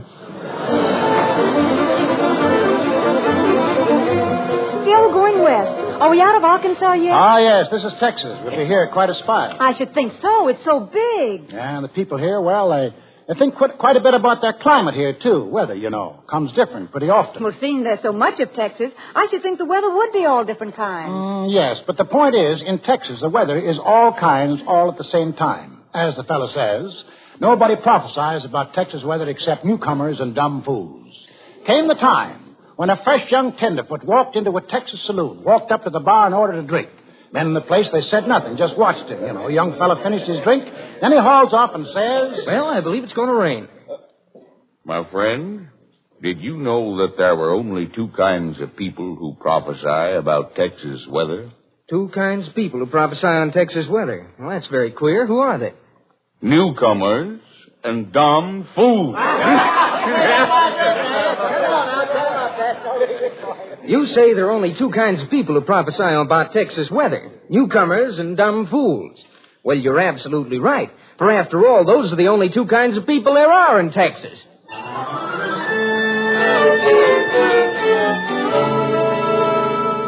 Cow country through here, and to the north, and to the west. Further on west, you come to the desert, where it's dry. Yuma, where it's been known to get pretty warm sometimes when it's summer, and the migratory workers sing in the evening. I work in your orchard of peaches and prunes, and I sleep on the ground neath the light of your moon. On the edge of your city, you see us now and then. We come with the dust, and we go with the wind. California, Arizona, I make all your crops. Then it's up north to Oregon to gather in your hops. Dig beets from your ground, cut the grapes from your vine, to get on your table your light sparkling wine. Jump on, here we go again, north this time. Another train I'm riding on this Blue River train. I'm riding on this Blue River train. Same old train that brought me here, and it's soon gonna carry me away. Got something special for you to see up north here. What's that? Something big? Biggest thing man has ever done. Well, this world has 7 wonders that the travelers always tell. Some gardens and some flowers, I guess you know them well. But now the biggest wonder in Uncle Sam's fair land, it's the King Columbia River and the Big Grand Coulee Dam up in the state of Washington. She winds down a granite canyon, she bends across the leaves, like a silver running stallion down her seaway to the sea. Well, she ripped our boat to splinters, but she gave us dreams to dream of the day this Coulee Dam would cross that wild and wasted stream. Now as we join in battle to make all people free, that old Coulee Dam is fighting along with you and me. Yonder flies the flying fortress to fight for Uncle Sam, spawned upon the Columbia River by the Big Grand Coulee Dam. California. Are we going to California now? Climate, that's all there is in California. The Californian says... We got the healthiest. It's so healthy, when we started the graveyard, we had to shoot a man. Hearing which, if you raise your eyebrows in polite disbelief, the Californian says further... We don't have to prove it. We admit it.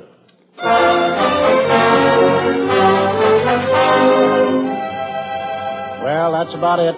Time to be getting back home now. What? Oh, but we haven't seen nearly everything. For every part of the country, a song or a story. Not time in half an hour to do them all justice. So, boys, I guess it's the end of the show. It was enough, mister. And if you're still wondering, I'll tell you, it's been an okay Christmas. That's been the best Christmas I ever had. For the last 20 minutes, I've been standing in 2 feet of snow back in Oregon. Okay. And we'll have one last song. Everybody sing. For every part of the country, a song or a story. But all the parts, all the states add up to one mighty whole. One America. Roll on, Columbia. Roll on. Oh, roll on, Columbia, roll on. Roll on, Columbia, roll on. Your power is turning our darkness to dawn.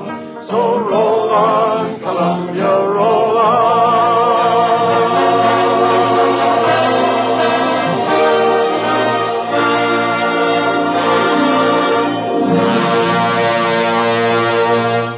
To you, Walter Houston, and the members of tonight's Cavalcade cast, our thanks.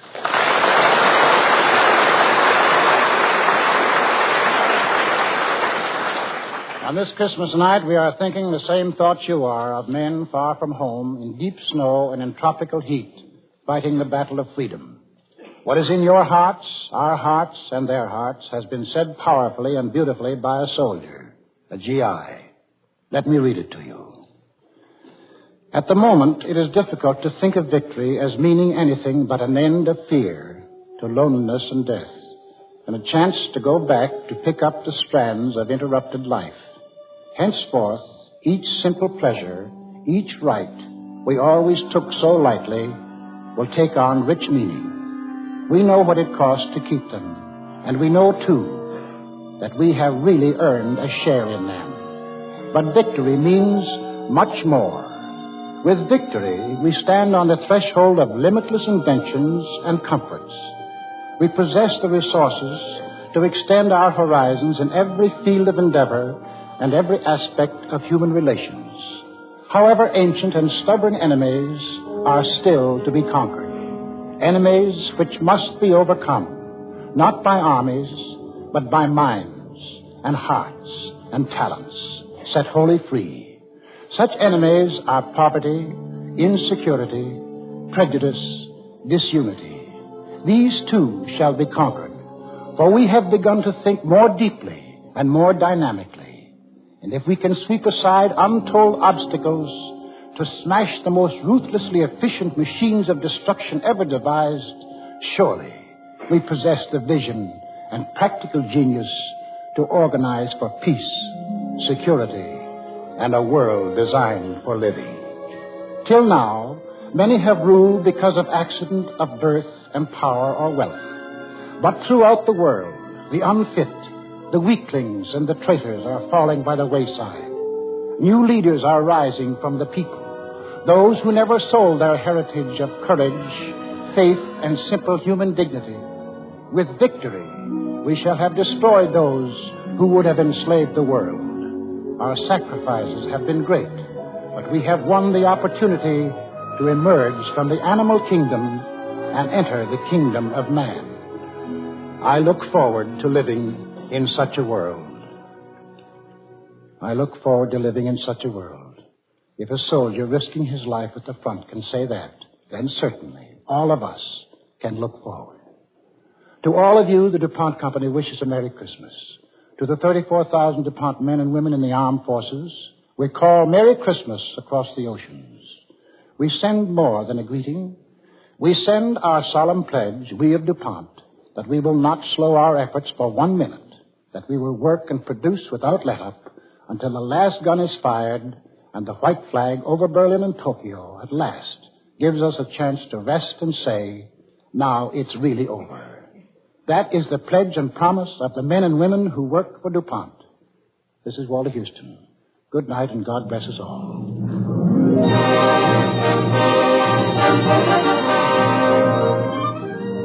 Next week, the Cavalcade of America will bring you Anne Harding in Westward the Women, the story of Abigail Scott Duniway. Abigail Duniway, a farmer's wife, lived in the Oregon Territory in 1850. She managed a household. She raised 4 children. She was an average woman of that place and time with one difference, and this difference was an idea born in Mrs. Duniway's kitchen, an idea which today affects the life of every American woman who fought for it. Listen next week to Westward the Women, starring Anne Harding on the Cavalcade of America.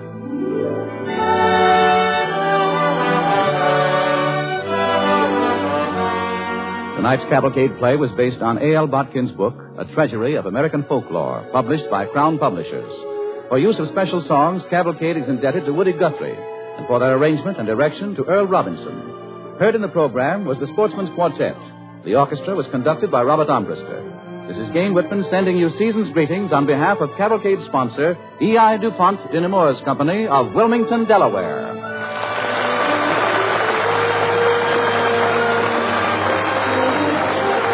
This is the National Broadcasting Company.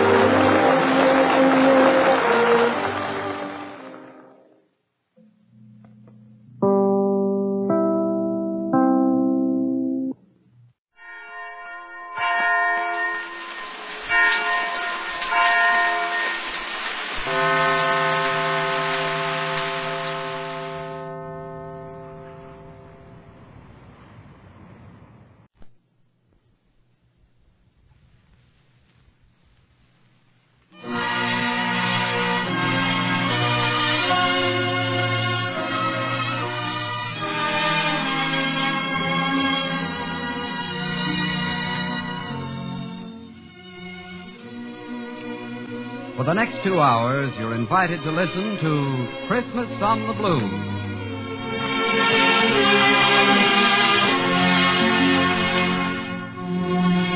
This is Christmas on the Blues. 2 full hours of the greatest entertainment has to offer, brought to you by the Blue Network from Hollywood, New York, San Francisco, Paris, Pearl Harbor, and the European battlefront.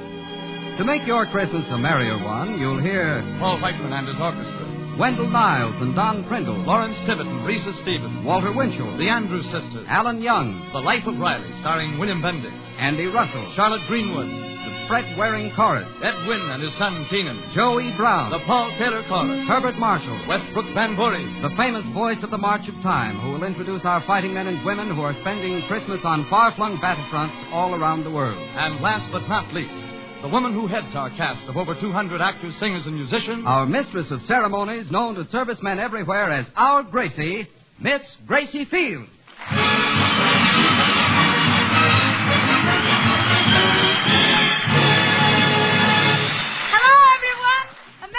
Christmas. I'm so glad you could be with us today because we're all in for one of the greatest listening treats in the history of radio.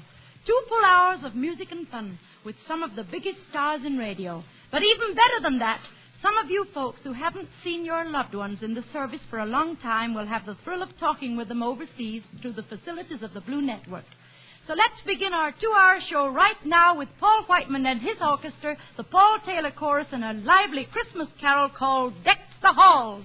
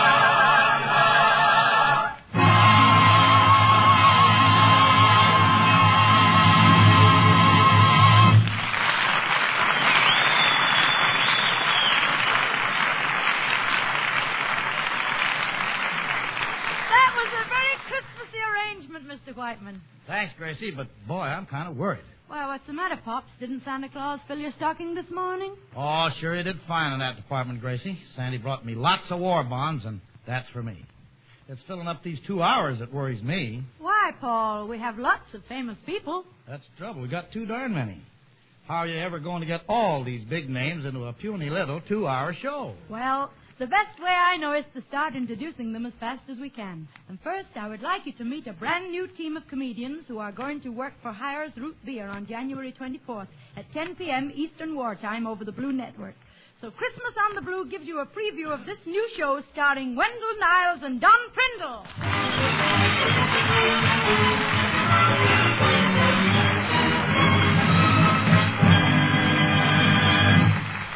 Thank you very much. Merry Christmas, everybody. I'm Wendell Niles. And I am Don Prindle. Ladies and gentlemen, we'd like to start our little contribution on this Christmas Day in a friendly manner. Now, to begin with, we want to know you, we want you to know us, and best of all, we want you people out there to know each other. Right, Don? Right, Wendell. How about everybody in our audience getting acquainted with each other? Say, that's a great idea. Now, look, we want all the men in our audience turn to the lady next to him. That's it. Now, all right, now introduce yourself to the lady and get acquainted.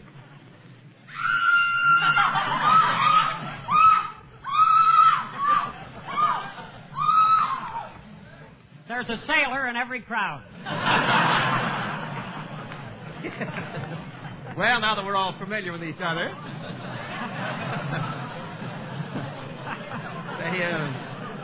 Don, how about telling the people something about ourselves, huh? They probably want to know who you are and where you came from. So what's your story, Don? Well, there's not much to tell, Wendell. Thank you very much, Don. Now, suppose you tell us about yourself. Well, it's just the usual story of a genius. I see. Poor boy kicked around. People said I was dumb, lazy, and worthless. Did they actually use those words? Yes, but now those people have changed their tune. They're still using the same words. How true, yes, how true. What's your story, Wem? For the past 2 years, I've been announcing the Bob Hope Show, but of course, Bob won't be with us on our show. Yes, I read in the paper there's no hope for our program. I suppose as an announcer, Wendell, you have to have a pretty fair education. Did you go to college? No. High school? No. Grade school? No. Tell me when I'm getting warm. Now, wait a minute, Don. I have proof that I went to school right here in my pocket. Now, you see this little card? That shows that I was in 3A. Wendell, that card happens to be from your draft board. It is? I thought it was funny they made me get undressed in front of the principal. Well, now that we've uncovered your past, let me say again that we're happy to be out here in Hollywood starting our new show. This Hollywood is a great place for an outdoor man. Oh, you said it, Don. I didn't know you were an outdoor man. Yes, I've been living outdoors for the last 6 months. I expect to find an apartment any day now. It isn't bad. Come right in. Pardon me, but are you the two gentlemen who are looking for a furnished room? Yes, we are. Well, I'm from the Schnook Rental Agency. Now, we've been all over town, and the only thing we can find is the bridal suite at the Plaza Hotel. Mr. Niles, do you wish to take the bridal suite? I do. And you, Mr. Prindle, do you wish to take the bridal suite? I do. Very well. I now pronounce you room and bath, $5 a day.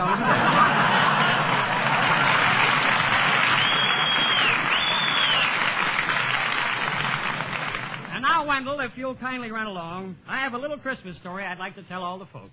Run along? What do you mean, Don? You're not staying out here without me. We're a team, you know, Niles and Prindle. After what do you all, mean? I just want to tell a story. How can you act that way when we've been lifelong pals?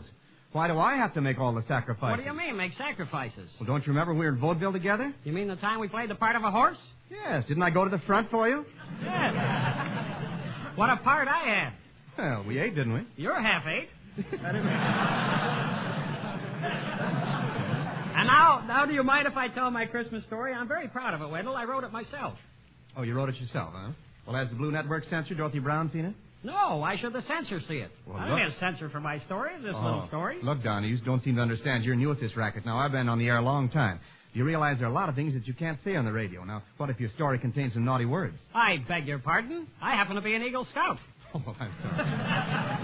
All right, Don, I'll tell you what I'm going to do now. I'll let you read your play, but I'm going to have to censor it as you go along because Dorothy isn't here. Now, if I hear one risque word, I'll ring my little bell. I have it right here. Now, like that. You get it? Yes, okay, now you tell your story. Okay, my story takes place on Christmas Eve.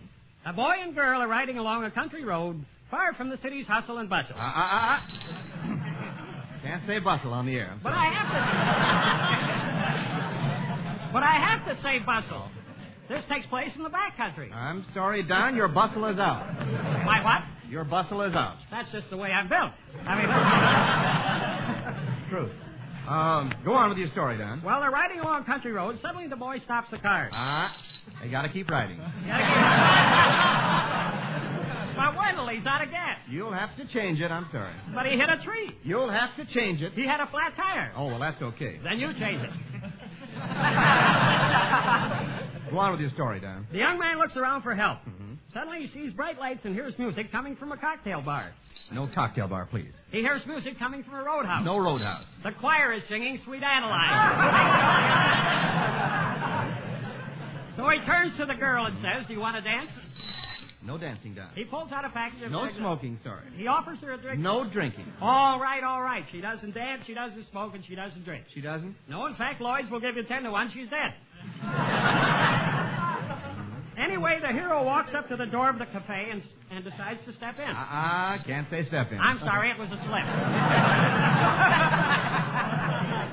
Can't say slip. Why can't I say slip? Because that also comes under the censor's ban. Underwear? Can't say underwear, I'm sorry. Well, you know how those things creep up on you. Yeah. Will you please finish your story, Don, after all? Well, okay. Suddenly the boy hears the girl scream. A big animal is coming out of the woods. Bear? No, he had a hat and coat on. What kind of a... Well, the savage beast grabs the boy, crushes him in his powerful arms. He can't breathe. He stands there and pants. All right, I'll drop the pants. No! In the meantime, the girl has gone for help, and she comes to the rescue with a man from the FBI. Oh, for garden seed. Now I went and did it. Ring the bell, ring the bell. What's the matter? I had to go and say FBI. But, Don, there's nothing wrong with saying FBI. Yes, there is, Wendell. I'm ashamed of myself, really. You realize that the FBI is a government bureau? Well, sure. What of it? Well, a bureau is a dresser. The dresser is a chiffonier. The chiffonier is a tall thing with drawers, and drawers is a naughty word.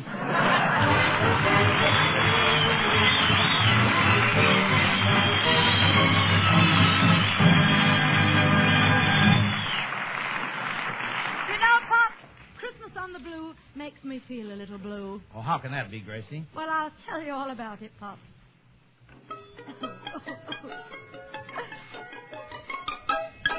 Again it is Christmas, again it is Christmas, again it is Christmas again.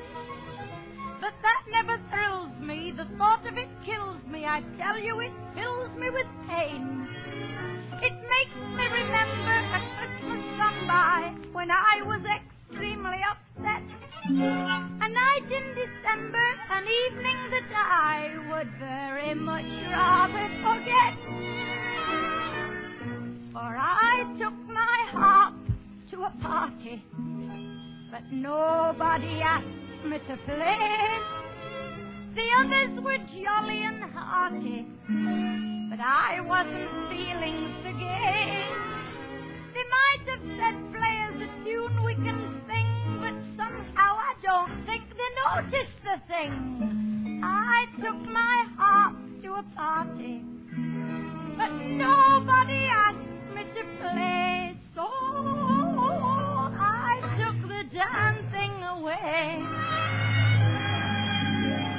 They asked Mrs. Morgan to play her mouth organ, and somebody else did a dance. They made Mrs. Carter perform a sonata, but I wasn't given a chance. A North Country person called Sandy MacPherson played bagpipes and took off his coat, while both the Miss Fawcett's bust out of their corsets in trying to take a top note. They sang Home Sweet Home and the banks of Loch Lomond, then all the king's horses, then trees, while nephews and nieces kept playing their pieces and spreading their jam on the keys. A daughter called Lena played her concertina. We all played ridiculous games, till old Mr. Dyer set his whiskers on fire and the fire engine played on the flames. But I took my harp to a party, but nobody asked me to play, so I took the damn thing away.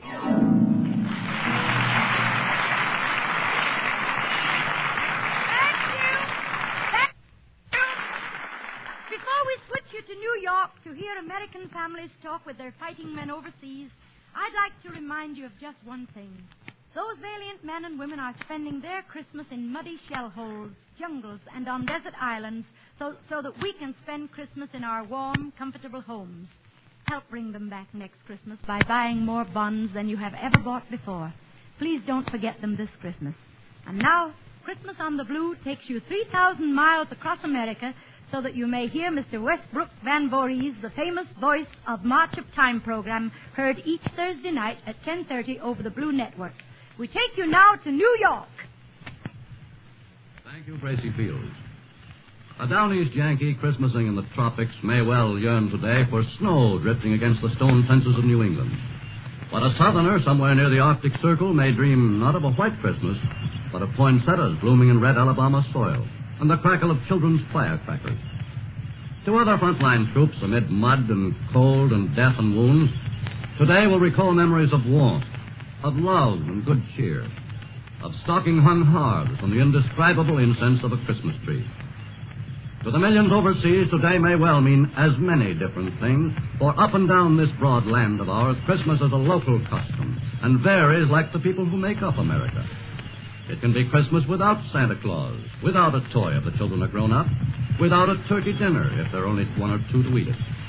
And mistletoe isn't very much without the right person beneath it.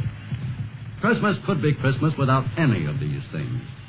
And overseas, there are GI Christmas parties for children in France, in England, in Iceland, in Philippines, and many another land. Somewhere in Italy, high on an Apennine hill, a pine tree glows with colored lights. Yet at home and overseas, one thing is lacking. The one thing above all else that makes for Christmas. It's the sound of a well-remembered and beloved voice saying, Merry Christmas. Today, the Blue Network does what it can to remedy this, to bring a few voices at home and a few voices overseas together. There are a few of those home folks in our New York and San Francisco studios right now. They must represent to the men overseas the loved ones at home, just as the chosen GI voices you will hear from overseas must represent their buddies who this day are busy with the war. To bring these representatives together, to let each hear the well-loved voice of the other, here's Doug Browning. Thank you, Westbrook Ben Voorhees. This is the Blue Network in New York calling Harold Peters in Paris. Hello, This is Harold Peters, the Blue Network correspondent in France. How are you, Harold? Fine. Merry Christmas, Doug. Same to you, boy. We have in the studios tonight, we've got 4 people who've been through different phases of the war for different periods, and we're very happy that we've been able to give them this chance to talk to their folks at home at this season. And who do you have, Harold? First, we've got Sergeant Henry Waldvogel. He's 25 years old, of Catonsville, Maryland. We have his wife right here, Ronnie. Well, he wants to hear about that new son that was born. He just got a telegram on the 6th of December, but he's still not sure of the date when he was born. Go ahead, Sergeant. Merry Christmas, darling. Hi, Ham. How are you? Oh, boy, fine. Boy, that sounds swell. Oh, good. Hey, it was born December 5th. December 5th? Uh-huh. Good. And his weight? 8 pounds, 1.5 ounces. Good. Who does he look like? You, of course. Me? Certainly. Well. Hey, look, I got your flowers yesterday. Gee, they were pretty. You liked them, huh? You bet. Did you get the others? Yeah, Mother got those. They were swell, huh? Uh-huh. Hey, how about the Christmas gifts I sent home? Have you got those? Well, no, they haven't gotten here yet. Well, they'll be there. How's the mail situation? You getting letters? Just one on the 10th. Son of a gun. Huh? Son of a gun. How about mine? I just got 2 Saturday. You did? But I've been writing every day. Good for you. Me too. How's the weather back home? White Christmas? No. No? No. That's bad. It's plenty cold over here. Oh, well. You have some heat in the hotel now. Yes, we have. What are you going to name me? Hey, incidentally, is it Junior? Well, no, it's a 3rd. Oh, I get it. What will his name be? Junior. It's the 3rd. Beg pardon? It's the 3rd. No juniors for us. Oh, I see. How's everybody? Oh, fine. Good. I'm going to take a break and say Merry Christmas to Mother and Dad. Good. I did it. Good. Gee whiz, I don't know what to say now. She come back after you talk to your mother and dad. Why, she can come back and say Merry Christmas. Merry Christmas, Mother and Dad. You know I'm thinking of you. Hey, Ronnie? Yeah. What's Bob doing? He's out at sea now. Yeah? Can't say where, because I don't know. How's the car running? Oh, fine. No more accidents. Well, you know what? This is the swellest Christmas gift a fella can have. Or that is, outside of being home. Really Ronnie, wonderful to hear your voice. We're going to have to cut off the conversation. Will you say goodbye to them? Bye, darling. Merry Christmas. Sweetheart. Merry Christmas. Happy New Year. All right, Harold. Who else do we have now? The next one we've got is Sergeant George Boardingham of New Rochelle, New York. Well, he's a radio operator and gunner in a medium bomber, and he just completed his 10th mission yesterday and jeeped all the way down to Paris to get up for this broadcast. Fine. We have his family here, and a young member that you no doubt can hear over there. Well, we hope we're going to hear him because he saw her when she was 3 months old on his way over to this theater. He spent some time in the Pacific, and he just got a break to see her when she was 3 months old. She's 6 months old now. Good. Well, here's a greeting. Go ahead. That's the greeting. Now, That's that's right. Here is Mrs. Boardingham, your mother. Go right ahead. hers, Mother. Oh, much love this Christmas, George. It's wonderful to hear you. Oh, it's swell. Isn't this a wonderful Christmas present? Yeah, it's swell. Oh, that's great. How have you been? Oh, I've been wonderful. That's good. And Dad? Oh, he's grand. That's you should good. see him. I'll bet. You should see him with 100 pounds more on since last Christmas. 100 more? Yeah. What does that make it? George, I want to tell you something. Yes? Speaking to you today and having Doris and the baby with us has made this a wonderful Christmas for us. Uh-huh. Well, how's Dad? Wonderful. God bless you, boy. And Okay. every mother's daughter and son all over this world. Okay. Merry Christmas. Hello, darling. Hello, darling. How are you? Oh, fine. How was the Jeep ride? Oh, very good. That's good. Can you hear the little one shouting? Yeah, I hear her. She's How a much noisy devil now. How much does she weigh now? 16 pounds and a couple of ounces. Uh-huh. She's on Good 3 deal. meals a day. Uh-huh. Are you Thank- getting my letters? Yes. Good deal. You getting mine? Well, a few. A few. Few and far between. Yes. Are you smoking a pipe yet? No, I'm still smoking cigarettes. Good deal. Which reminds me, I sent you some. Thank you. You may get them. Thank you. Oh, gee. Hello, George. Hello, Pop. How are you? Oh, fine. That's good. The best of health. You talk to Doris again. Okay. Hello, darling. Are you? Fine. That's By the good. way, you're going to get another pair of socks. Say, I need them. Yeah, I bet you do. Cold feet.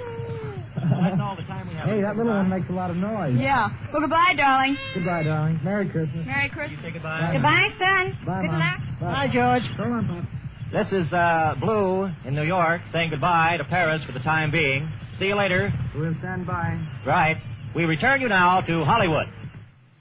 In a short while, we will hear from another group of fighting men and their families. But right now, we want to hear Paul Whiteman and his orchestra and the Paul Taylor Chorus in one of the outstanding musical arrangements of 1944, Holiday for Strings.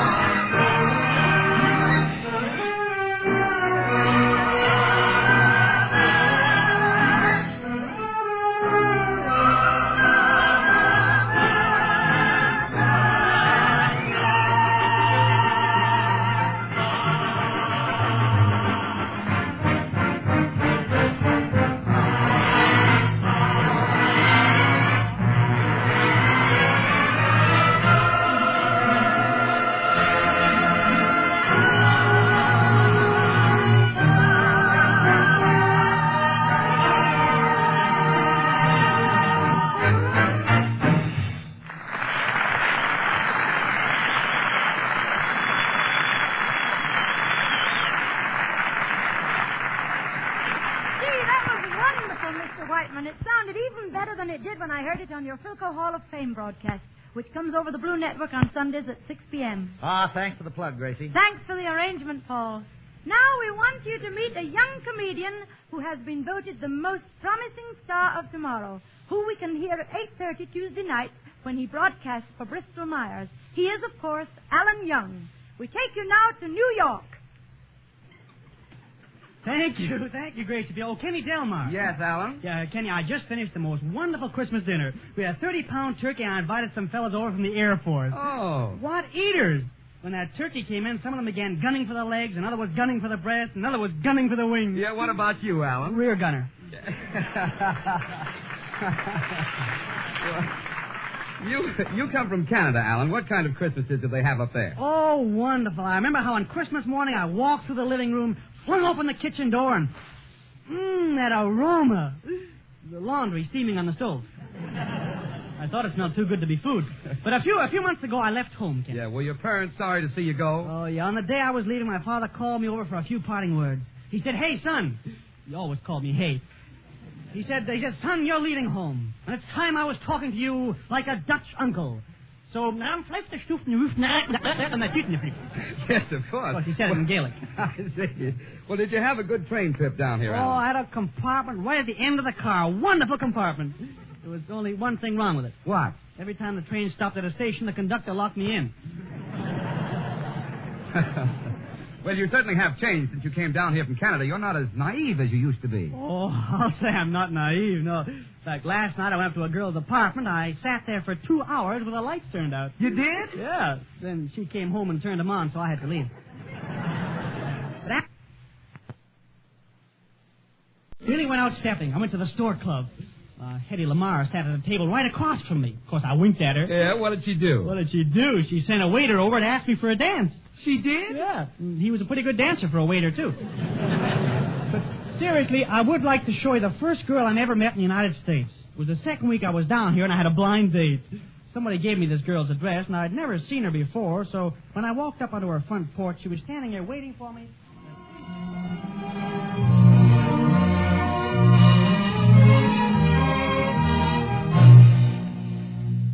Are you Betty? Why, yes. Well, hello. Alan Young, it's you. Yeah, and it's you. Yeah. Yeah. Well, should we neck? Oh, why don't we just sit on the porch swing here? I don't want to wake up Grandpa. Okay. Oh, it's fortunate we got together. Yeah. You know, my being here is quite unexpected. So is mine. My mother wanted a girl. Do you do much reading, Mr. Young? Well, yeah, I read all kinds of books. Oh, good. So do I. Do you like Little Women? Yeah, but I like books, too. You, care to feel the muscle on my arm? Oh, all right. Yeah. Oh, my. Your arm is as hard as a rock. How did it get that way? Got a rock up my sleeve. See, Betty, you know, you're about the prettiest girl I ever saw. Oh, Mr. Young, you're fooling. Yeah. I like you, Betty. I like you, too. Mr. Young, are you going with anybody? Yeah, anybody. Oh, I had a girl once, but I quit going with her because she was so deceitful. Every night she used to tell me to put my arm around her because she was cold. And she wasn't. What did you do when you were sitting alone with a girl like this? Oh, we used to play post office. You did? Yeah. We just sat there, and I opened my mouth, and she rammed a package down my throat. See, it's getting a little darker, getting a little quieter, too. Betty, will you sit on my knee? But, Mr. Young, what about my grandpa? He'll have to stand. I can't seat the whole family. Betty? Yes, Mr. Young? What I'm trying to say is, are you doing anything tonight? Why, no. Oh. You doing anything tomorrow night? Why, no. Oh. You doing anything Friday night? Why, yes. I have a date Friday night. Oh. Well, some other time, I guess.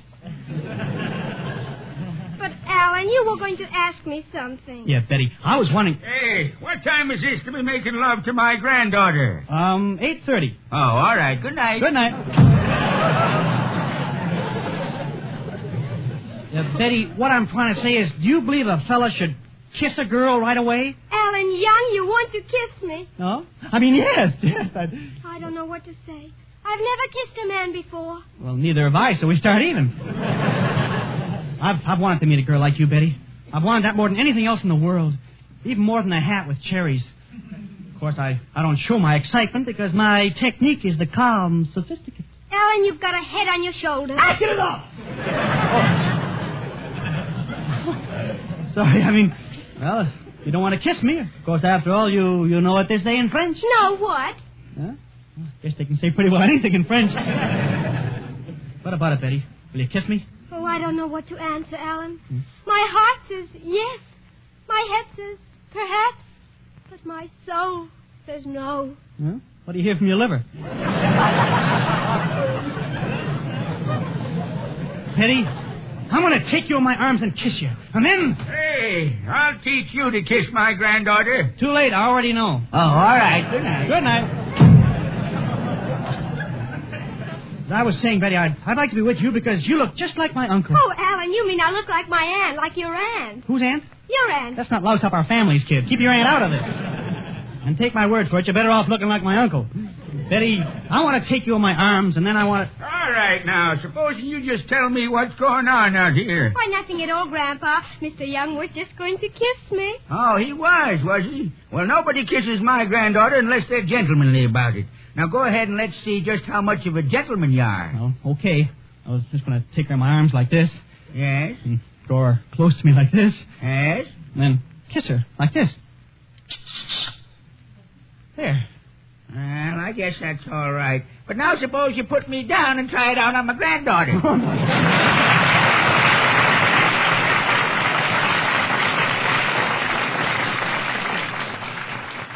We pause briefly in this Blue Network Christmas program for station identification.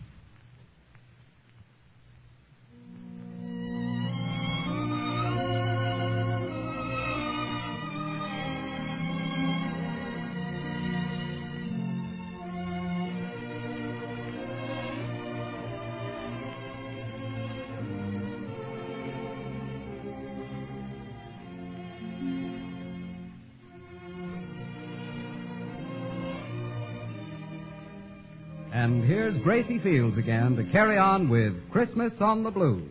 And to start off our second half hour, we have the pleasure of presenting two of the great stars heard on the Texaco Metropolitan Opera program Saturday afternoon at 2. We can't, of course, bring you an entire opera, but we are fortunate enough to be able to bring you Mr. Lawrence Tibbett singing the famous Toreador song and Miss Reezy Stevens singing the beautiful Seguidilla from Carmen.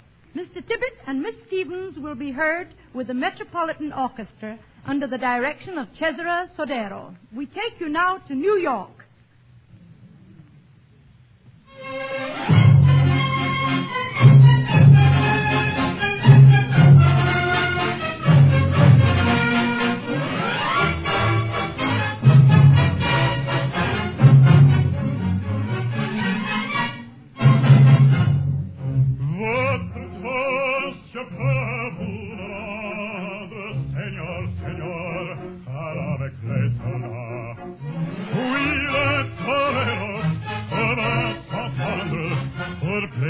Pour plaisir, ils ont les combats. Le cirque plein ses jours de fête, le cirque plein du haut en bas. Les spectateurs perdent la tête, les spectateurs s'interpellent, le grand flacon.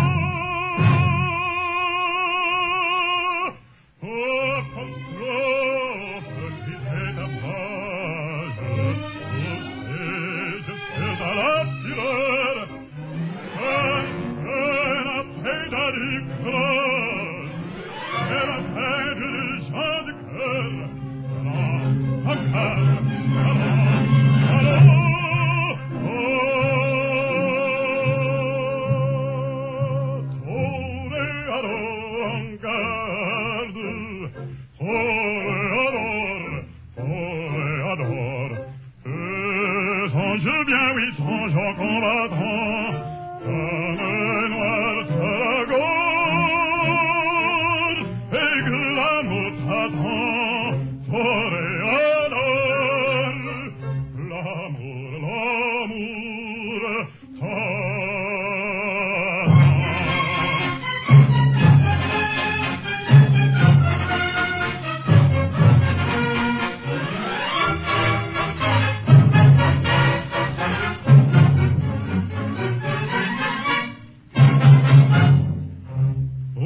coup, après silence,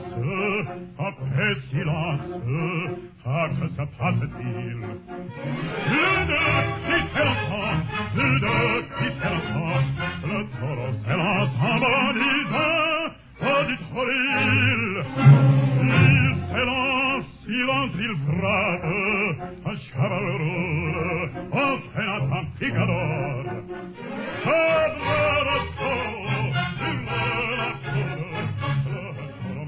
Il vient, il faut pas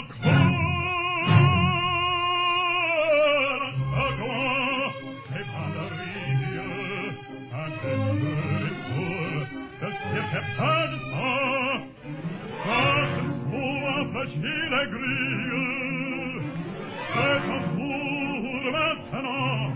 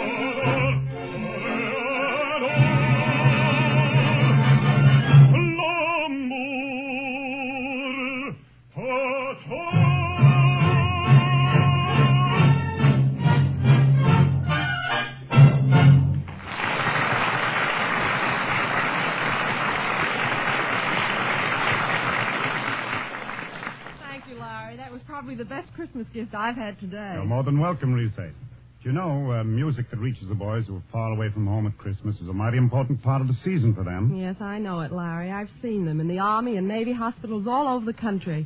It's not only a privilege, it's our job to sing for them. Well, then, Risa, what's your part of our Christmas package this year? I think I'll sing another aria from the famous Carmen, Larry, the Segadilla.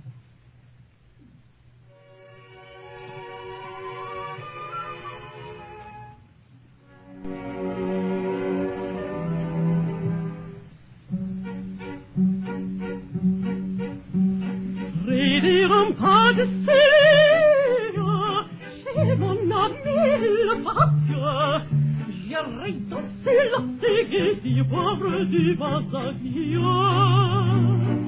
J'irai chez mon ami le Pascal.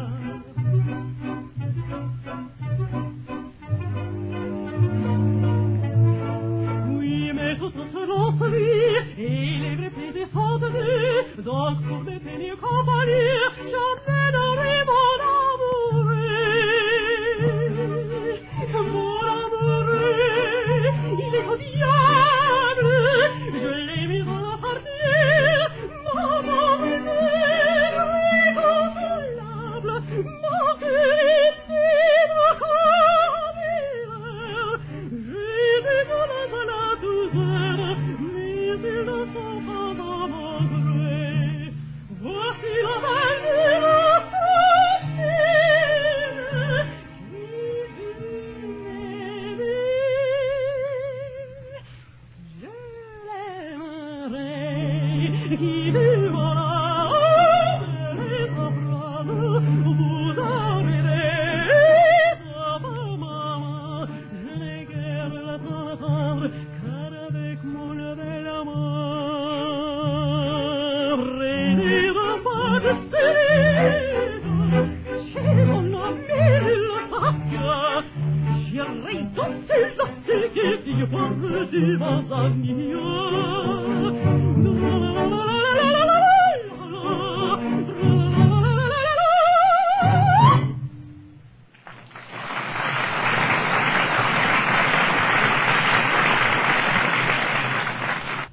Turn you now to Hollywood.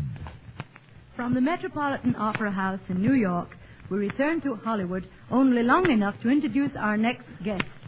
There are lots of nice things I could say about him, but if you are one of the millions of American listeners who tune in to the Jurgens Journal at 9 o'clock Sunday night, I am sure that nothing more need be said than we take you now to Walter Winchell. Attention, Mr. and Mrs. United States. Christmas Day celebrates the birthday of the only king few common people have recognized. They love him because the only realm he has ever asked is the kingdom of their hearts. But the next 2,000 years of history will be a whole lot happier than the last 2,000 if the rulers of this earth would remember that the Prince of Peace is also the King of Humility. The agony of humanity can be measured now, as it always will be, by the distance it has departed from his teachings. The terms of the only permanent peace treaty were written thousands of years ago, and they have never varied. They are the Sermon on the Mount and the Ten Commandments. They were not ushered in by flamethrowers, machine guns, warships, rocket guns, or armored cars. They were brought by a baby, born in a stable. Today, on 100 battlefields, the young men of this nation are fighting his fight against greed, intolerance, and injustice. For those who fight, the nation prays that he be with them. And those who have made the supreme sacrifice, the nation knows are with him now. This Christmas, there is a special soft light from the Star of Bethlehem for the gold star in the window. He left no handwriting. Like many another great message, his words were not first written on paper. He knew that all great messages must be simple enough to be written on men's hearts. He personally spoke to only a few men, but millions of people have repeated his words. Now, through a great and a good industrial miracle, your radio, tens of millions of people can hear his message of eternal tolerance and decency without going out of their homes. The forces of evil use radio in code, a secret weapon. But for free men speaking in the open, it is public weapon number one. For every secret enemy communique in the field, the Blue Network alone sends millions of public messages into American homes to rally American citizens to the cause of our country. Messages vital to the welfare of its free citizens, and therefore vital to the welfare of our nation. Yes, the Blue Network will be functioning long after the last enemy wireless set is silenced. But until the day that all men speak under the general bond of charity and tolerance, the decent people of the world have no choice but to speak with weapons and war bonds. We are fighting for the bond of his brotherhood, underwritten by a promise 2,000 years old. And no more effective method of helping exists today than by purchase of a war bond underwritten by the United States government. A great American war president, nearly 100 years ago, stated America's only war aim: to do the right as God gives us to see the right, and to do that with malice toward none and with charity toward all. That will be as valid 500 years from now as it was when it was repeated nearly 100 years ago by Abraham Lincoln, because it was said over 1,900 years ago by the man who gives us our hope and our strength today. And that great permanent purpose of America is why a United States war bond is the greatest possible expression of the general bond of all mankind. Ladies and gentlemen, I feel privileged to speak of humanity's debt to radio today because no man owes it more than I do. I believe from my heart that with the advent of radio, the forces of evil lost their greatest confederate, secrecy, and the forces of good gained their strongest ally, easy, direct, and public communication. In expressing my debt to radio as an invention, I would feel remiss if I did not express my appreciation of the Blue Network in particular. I am proud, as a broadcaster, to have the use of such a great instrument of civilization as the radio. But I am particularly proud, as a Blue Network reporter and commentator, to say that I believe this instrument of civilization is treated by the highly civilized executives of the Blue Network as a sacred trust of the American people and the people's priceless Bill of Rights. And now, may I present one of the working trustees of your Bill of Rights, a man whose high purpose matches his greatest responsibilities, Mr. Chester LaRoche. Thank you, Walter. You are truly a national institution. Now, in this, one of the great public service programs of the day, I am sure all of you who are listening will not feel it out of place.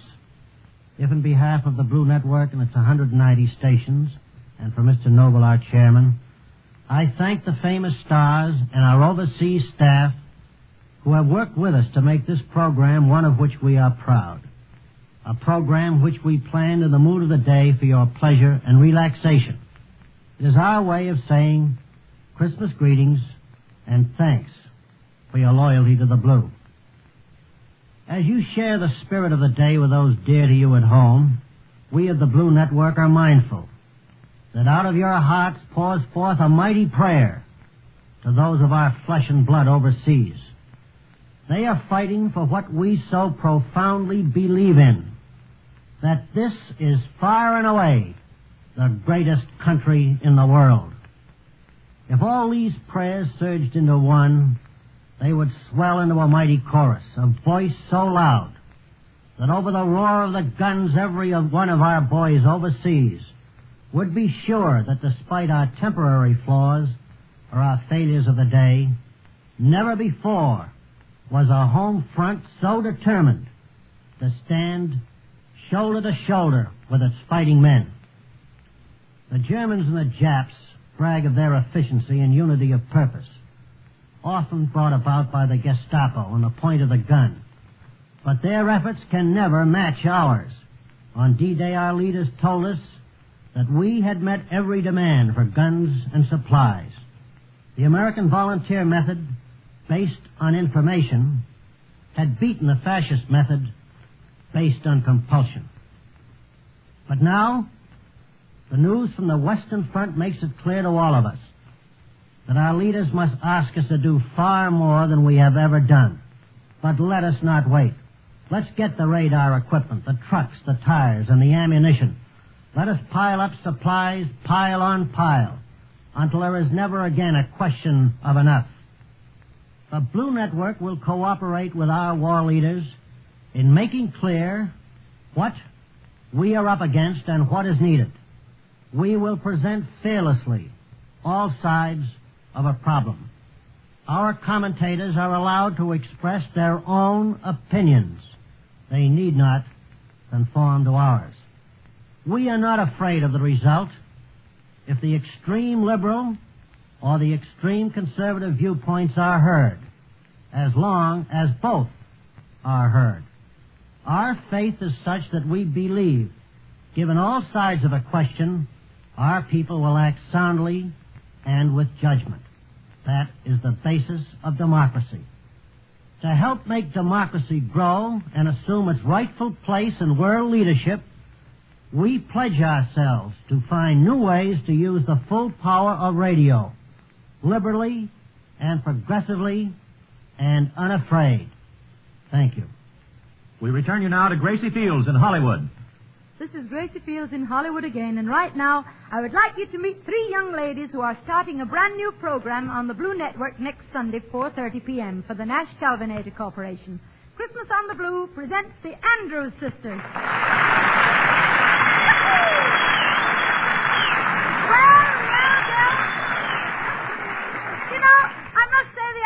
Sisters have survived the ordeal of Christmas shopping very well. Well, Gracie, we didn't have any problem at all this year. Christmas shopping was easy. We gave mostly war bonds. You couldn't have picked better presents.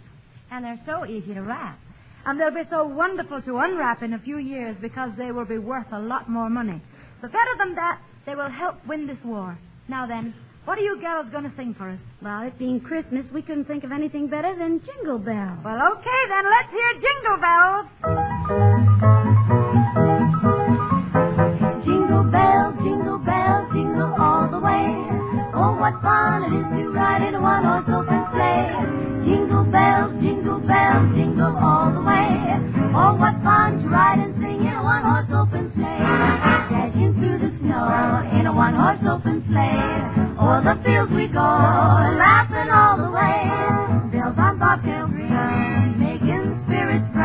what fun it is to ride and sing a sleighing song tonight. Jingle bells, you jingle bells, jingle all the way. Oh, what fun it is to ride in a one-horse open sleigh. Jingle bells, jingle bells, jingle all the way. Oh, what fun it is to ride in a one-horse open sleigh. Dashing through the snow in a one-horse open sleigh.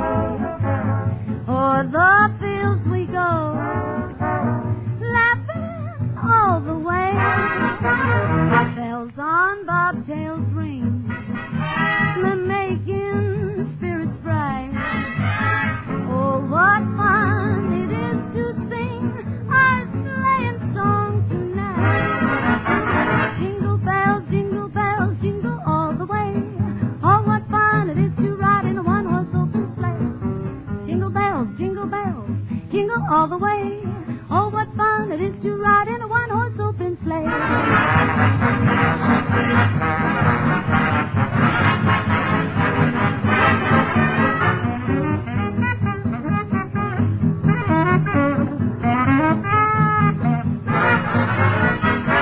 Jingle bells, jingle all the way. Oh, what fun it is to ride in a one-horse open sleigh. Jingle bells, jingle all the way. Oh, what fun it is to ride in a one-horse open sleigh.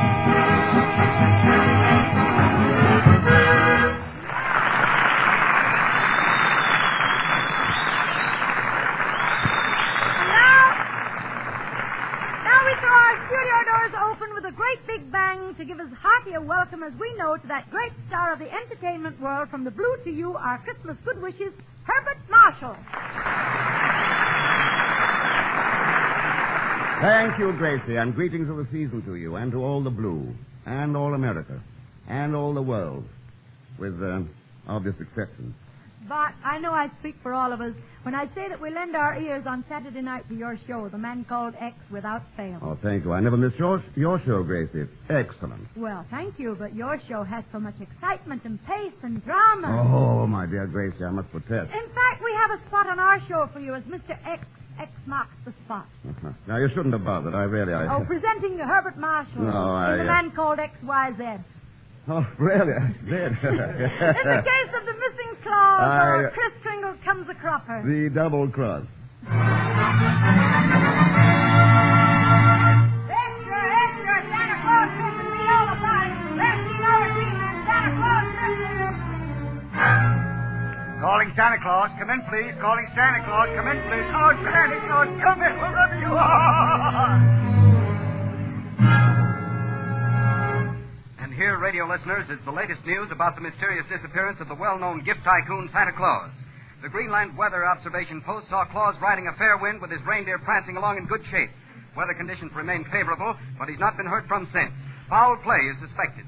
The Emergency Council is now meeting in New York to take steps. Gentlemen, you have been called into the Emergency Council to see if you can make suggestions as to the possible cause of the disappearance of Santa Claus. But you have been of no help. As battling a case as I, Sherlock Holmes, have ever met and must. Amazing, my dear Holmes, amazing. Shut up, Watson. Yes, my dear Holmes, get off. We are desperate, gentlemen. Do you realize that if Santa Claus does not show up, millions of people will be without gifts? Where's the Thin Man? He slipped out under the door. The sage went down to the bar. The FBI took Mr. Moto back to the clink, and Charlie Chan got his tongue caught in a proverb. Gentlemen, there is only one answer. We must call on the man. You mean? Yes, I mean... Oh, you don't mean my... No, I don't mean him. But you do mean. If you don't mean me, I'm going back to my Christmas dinner. It's a secret. The man called... Call me why. I'm in disguise. Oh, won't you slip off your disguise, Mr. X? It's so hot in here. Yeah, it is a little stuffy. I resent that, X. Sorry, old boy. I meant to be offensive. Now, you will see me as I really am. I remove my beard, my dark glasses, and my false nose. Presto. Thank you, madam. Thank you. Well, Mr. Chairman, we are baffled by the disappearance of Santa Claus, who was last seen in his sleigh heading toward this country. We must find Claus. How did you hear from him before he disappeared? He's on our shortwave two-way beam, but now he does not answer our call-up. We suspect foul play. Indeed, if we didn't suspect foul play, we detectives would have a devil of a time making a living. Oh, that's a good one, X. Oh, that's a very good one. Shut up, Watson. Oh, my dear Holmes. Have you the transcript of the log on the shortwave station just before his disappearance, if I'm not being too technical? Why, yes, here it is, right here. Uh-huh. Calling S. Claus. Calling S. Claus. Over. This is S. Claus. Wind 90, speed 150, course 190, ceiling 210, correction, ceiling 200. I wonder what made him lower the ceiling. Obviously the OPA. That was Claus's last transmission. Yes. Then the radio announcer read the news. Yes, I have it right here. Quote, tonight the OPA, I knew they had something to do with it. Tonight the OPA decided, very interesting. What could the OPA say that would affect Santa Claus? Gentlemen, the case is solved. And not only that, but I've got 2 clues and a wet footprint left over. Wonderful. X brings home the bacon. Bacon and X. Oh, that's a very good one. Shut up, Watson. Oh, Holmes. There's not a moment to lose. Come on, all of you.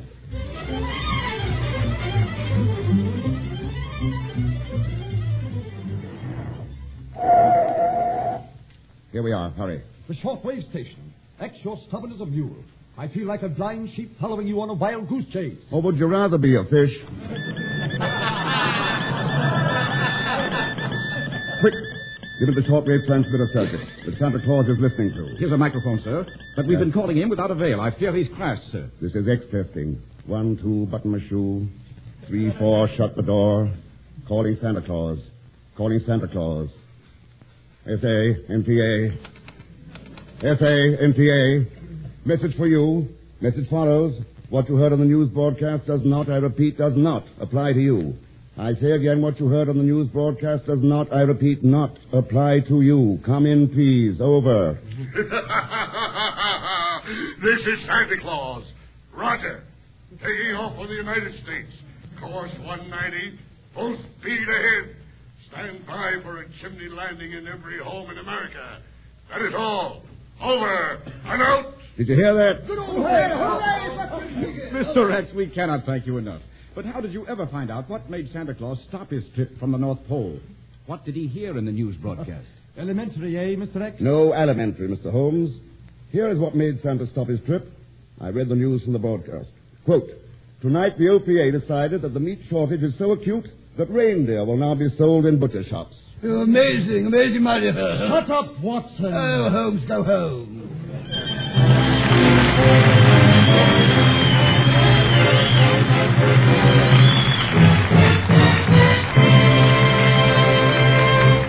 Many thanks to Herbert Marshall, better known as the man called X. Now it is time for another visit between the servicemen who are spending Christmas overseas and their families who are wishing they were here in America. To bring you the second overseas pickup, we take you now to Westbrook Van Voorhees in New York.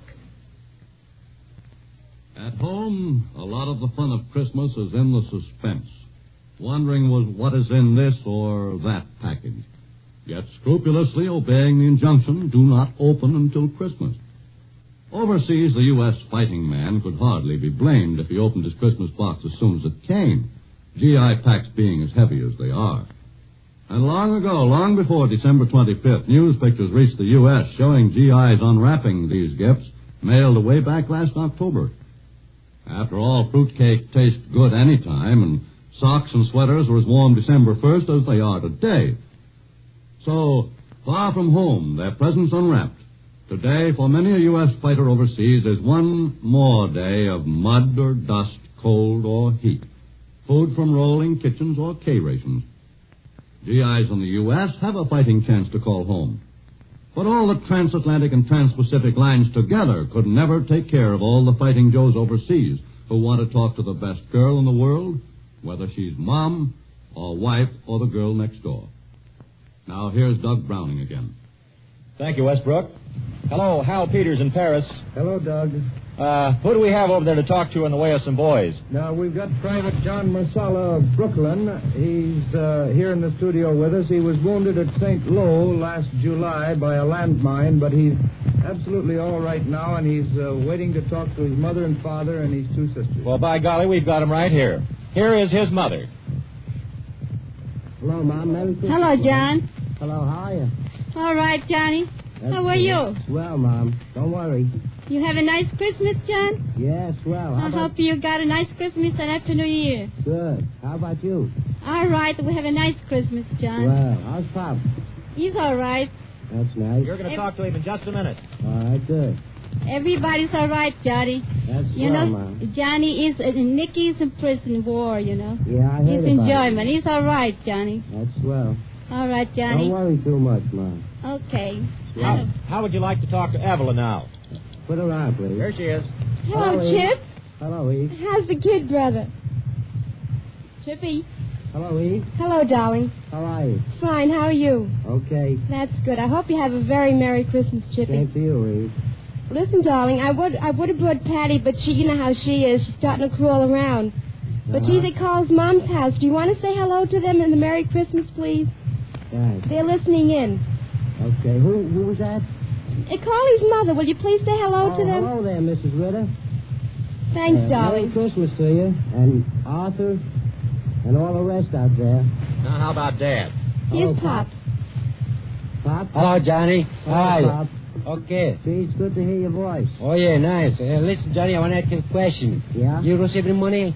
Yeah, I got it, Pop. Okay, nice. Don't send any more, though. That's right. All right. Now, how about the other sister, all right? Here she is. Hello, Johnny. Hello, Angie. How are you? All right, how are you? Okay. That's well. Johnny, will you say hello to Charlie? He's listening in. Charlie? Yeah. Hey, Charlie. How are you, boy? Wish you a Merry Christmas and a Happy New Year. Same to you, Take honey. care of yourself. Now you have 15 more seconds to say goodbye to Mom, all right? Okay. Johnny, take care of yourself. God bless you. Yeah, same to you, Mom. Johnny, you receive the package I sent you? And, With the cents? yeah? Yeah, where, Johnny? Where you are, Johnny? Huh? Where is it? Yeah, I will, Mom. God bless you. Same to All you. right, bye, Johnny. God bless you all. All right, Hal. Merry Christmas. Who else? Now we have Private First Class Francella Justina of the WAC. Right. She's from Utica, New York, and she's a typist here. She's been taking notes in shorthand, so I think she'll have a lot to say to her parents and her sister. That's right, Mr. and Mrs. Justina. We'd hoped to get her fiancé up to the mic, but he's a flyer and has lots to do, and he couldn't get away for Christmas leave. So you'll probably get the message from him through her sister and her parents. Well, here is Mrs. Justina. Hello, Mother. Hello, Franya. How are you? Fine. How are you? Thanks. Fine, good. How are you? Fine. How's Daddy? Okay. How's Sis? Who? Sis B and Helen? Everybody okay. That's fine. Stanley okay, and Mary and George, Uncle John and Sophie, everybody okay. Is Cousin Your Stan brother home? John okay? Is Cousin Stan home? Yes. And Aunt too? Yes. Oh, that's fine. How's Pug? Okay. That's swell. Here he is, Send right you love here. your kisses. God bless you, and you come back too. God bless you, Mother. Here's Dad. Hello, Franya. Hello, Daddy. How are you? Very good. How are you? Oh, fine. Good. Merry Christmas to you and Happy Merry New Christmas, Year. Daddy. You know, Aunt Mary tell you the same thing. Same. George Uncle too. That's you know? fine, Daddy. John Uncle too. That's swell. How's you got a Christmas over there? Oh, very good. I got 9 packages today, Dad. All right. Listen, Francis, you be careful yourself, you know, Yes. because... Have you heard from Bob? Oh, yeah, no, Bob's not here. He's not here. Yeah, he's over there by the Young, near you, I guess. He's over there. Well, goodbye. Bye, Daddy. God bless you. Where's this B? Yeah, be here. Right here. Here's Benita. Hello, sis. Hello, Sis. How are you? Oh, I'm just fine. Isn't this a wonderful Christmas That's present? the best Christmas present I got yet. Oh, that's wonderful. Did Cousin Stan come home? Yes, he is, and he sends you his love, and he says he's saving a bottle of champagne for you. Yes, swell. And Cousin Mad, too? Oh, he's grand. He was home just a short while ago, you know. Oh, that's swell. Yes, I got a letter from Pensacola from him. Oh, wonderful. Did you get all our packages? Yeah, 9 today. Oh, that's grand. You must have had a Yes, nice Christmas then. Very good. This is the best, though. Oh, that's swell. How's Sis Helen? Oh, she's just fine. They all send you their love. Uh-huh. Likewise to them. That's grand. Well, how about Mother saying goodbye now, will you? All right, bye, Mother and Daddy. Goodbye. Good Goodbye, to see my you. dear. Bye-bye. Goodbye. God bless you. Thank Goodbye, you. Franya. Bye-bye, Daddy. Goodbye, Frank. Bye, Sis. Bye-bye. Bye. We pause briefly in the Blue Network's Christmas program for station identification.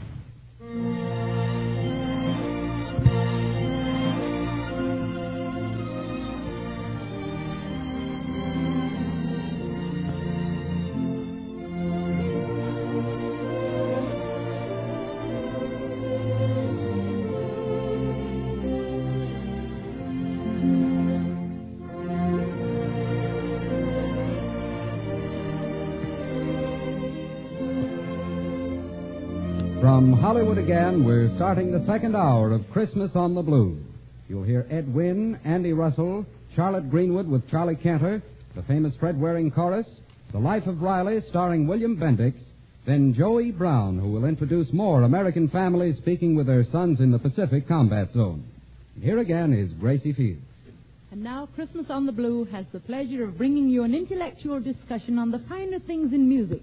And this discussion will take place in New York between the famous Metropolitan Opera commentator, Milton Cross, and the famous authority on anything ridiculous, Mr. Ed Wynn. We take you now to New York. Hello, Ed. Hello, Milton. Well, it's very nice of your sponsor Borden's to present you in Happy Island every Friday night and then to give you to us today. Yes, I'm glad to be here, Milton. But, Ed, I can't imagine what we'd have in common. Why not? I used to be a musician, you know. I made my debut when I was 11 years of age in Carnegie Hall as a violinist. Didn't you know that? Oh, right in the middle of a violin concerto, Milton, the whole audience got up and walked out of the hall into the street. So I went out on the street and played the violin and chased the audience back in the hall again, you know. Well, I didn't know you were musical. Oh, my whole family is musical, Milton. My brother used to play one of those big violins. What do you call that, the biggest violin in the orchestra there? Oh, you mean the bass viol. A bass viol. My brother used to play one of those. He played it for 8 years, but the family made him give it up because it hurt him socially. You know what happened? Whenever he asked a young lady to dance, just from force of habit, he'd grab the girl around the neck with one hand and beat her on the back with the other. I'm sorry, Ed, but you don't sound like a musician to me. Oh, there isn't a thing I don't know about music, Milton. I have my doubts about that. Well, you ask me a question. Go on, any question. All right. What's the difference in the contrapuntal technique employed by Shostakovich in his Allegro con moto as opposed to the largo motivations in the fugues by Bach? No coaching from the audience now. I'll get this thing here. You see, you know nothing about music. No, you don't think I do, eh? I consider myself... Hand me a violin there, Milton. Here's a violin. Here. You understand music thoroughly, I suppose. Well, my pretty good judge of it. Do you hear that note? Mm-hmm. Do you hear that? Yes. Well, you know so much about music. What opera is that note from? Huh? I guess that settles him. Just a musical ignoramus, that's what he is. Well, Ed, that may be. But to strike a serious note for a minute, we have a special guest this afternoon, and I think you're just the man to introduce him. All right, Milton. Now, ladies and gentlemen, I hope that you will permit me to drop my comic mask and appear before you as a human being. If I were asked why our next guest should be on this program, I'd say, for one thing, that he's probably the fastest up-and-coming young comedian in the movies. I think he proved that in See Here, Private Hargrove, in which he didn't have the title role but got more attention from the critics than anyone else in the picture. I think he's also the most versatile young comedian in pictures, too. But I think that he is entitled to a spot on this great Christmas show today because at the present time, he is making 3 pictures simultaneously, also being an assistant director on another picture, and still found time to write a story which is going to be made by MGM. That is why I think this young man should be with us today, and not because he happens to be my son, Keenan Wynn.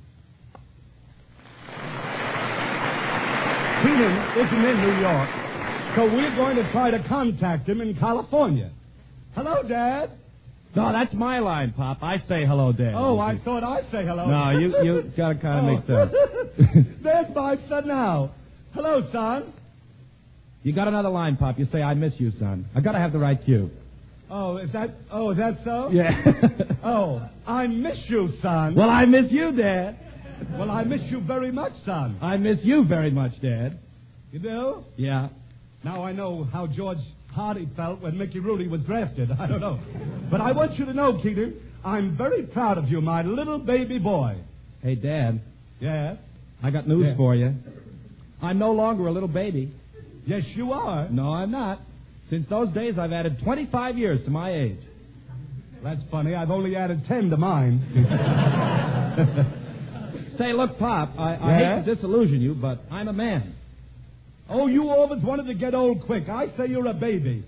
Even when you were a few months old, you were the only kid who wore a dighty with a belt in the back. Well, I guess I must have given you a lot of trouble when I was younger. You gave me a lot of trouble when you were younger. You were certainly a problem. Well, it was your own fault, the kind of education you gave me. Why, what do you mean the kind of education I gave you? There was no kid who knew so much as you. 2 years at Smith, 2 years at Vassar, 3 years at Wellesley. Those are all girls' schools. They were all girls' schools. Mm-hmm. Well, there was no kid who knew as much as you. That's all I was. Well, those days are gone. I'm an old married man now. I can't believe you're married, son. Yeah. Mm-hmm. I can't believe my baby boy is married. Yeah. And your baby boy has a baby boy of his own, little Edmund Wynn. How do you like that? My son has a son. How do you like that? I gave my son a splendid education. I sent him to the finest schools in the East. I bought him 7 speedboats, 3 expensive foreign cars. I squandered a fortune on him, and that's the thanks I get. Just when I'm starting to go out with young girls again, he makes me a grandfather, the rat. Well, you just got to face it, Pop. You're a grandfather. I'm a grandfather. Well, I don't feel like a grandfather. I don't even feel like a father. I feel young. I'm going out with girls. I dance to all hours. I'm having a great time for myself. Pop. Yeah? Does your vitamin pill taste different lately? Does my vitamin pill taste different lately? Well, all I can say, son, is there's not enough room in this family for 2 comedians. I was thinking the same thing. Well, I'm talking about you. Oh. Why don't you go into some other line of business? Are you sure you wouldn't be happy running a gas station? No, Pop. I'm doing too well in Hollywood. Yeah, I guess you are doing well out there. Yeah, I guess you're a big success. Yeah. Right now, I think you're a bigger star than I am. Oh, no, I'm not. Yes, you are. No, I'm not. Yes, you are. Well, if you say so, Pop. For heaven's sake, you didn't have to give in that easy, did you? You sure... Are you sure that you wouldn't like it better selling insurance? No, I'm happy in Hollywood. You're certainly making out pretty well, aren't you, son? Well, you wanted me to make good, didn't you? Of course I wanted you to make good. But there's such a thing as overdoing it, you know. Ah, Hollywood. I remember when I was working there. Oh, well, things have changed since you worked here, Pop. They're making pictures with sound now. Oh, is that so? Mm-hmm. That's a nasty crack. I wonder whether a father can force a son to open up a candy store. That's what I like. Say, Keenan, since you're a big shot out in Hollywood, I guess you know all the stars. Oh, some. Yeah? Mm-hmm. I'd like to ask you about a Satan star out there. Well, which one? Well, I know you'll think this is silly. No, I won't. Go ahead. Well, I don't know whether I should. Oh, go ahead. What is it? Do you know Frank Sinatra? Of course I know Frank Sinatra. Why, last time I saw Frankie, he took me to breakfast, lunch, and dinner. You poor kid. What do you mean? You were being fed by a tube. Tell me, what else is new in Hollywood? Well, let's see. Dorothy Lamour is married. Dorothy Lamour is married? That's right. That's a shame. That's too bad. Why? What's the difference? You didn't stand a chance with Dorothy when she was single. Oh, I know I didn't stand a chance. But I can find... Well, let me start that over again. I don't know. I feel so terrible about it. You say to me that I didn't stand a chance with Dorothy when she was single. That's right. Well, then I say I know. I can't fire a gun either, but I'm sorry when the hunting season is over. Well, Dad, I hope New York agrees with you. Oh, I love New York, son. I know everyone in town. Really? Do you know Mayor LaGuardia? Do I know Mayor LaGuardia? What a silly question. Every time I pass the mayor on the street, I tip my hat. and the mayor's hat tips him. Do I know the mayor? Well, how's the family, Pop? The family? Do you remember your Aunt Serena? Oh, sure. I mean the one who walks in her sleep? Oh, what about Aunt Serena? Well, last night she dreamt she was preparing tin cans for the war effort, and she woke up and found she had done the most terrible thing in the world. Well, what was that, Pop? Well, she dragged her husband to the bathtub, turned on the faucet, was stepping on his face, and then started to yell, "I'll flatten this one out if it takes all night," she said. Well, say, Dad. Yeah? I forgot to congratulate you on your 50th birthday. Yeah. I want to congratulate you now, Dad, and I hope you live another 50 years. Well, that's awfully sweet, son. I'm repeating this for the New York audience. You're congratulating me on living 50 years and hope I live another 50? That's right. Well, I believe I will, because I feel stronger right now than when I started the first 50. Well, before I go, Dad, what else is new? What's new? Don't you know that I've got the most popular radio program on the air? The most popular radio program on the air?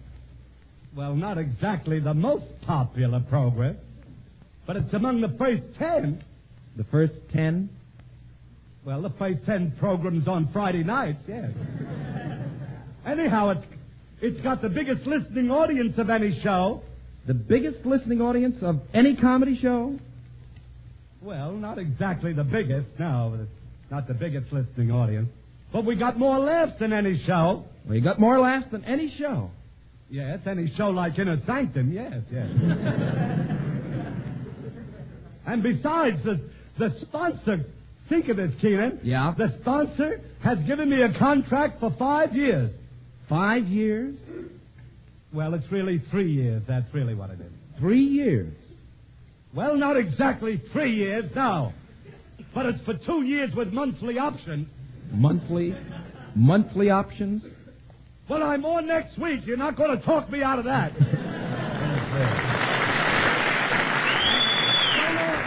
So long, Dad.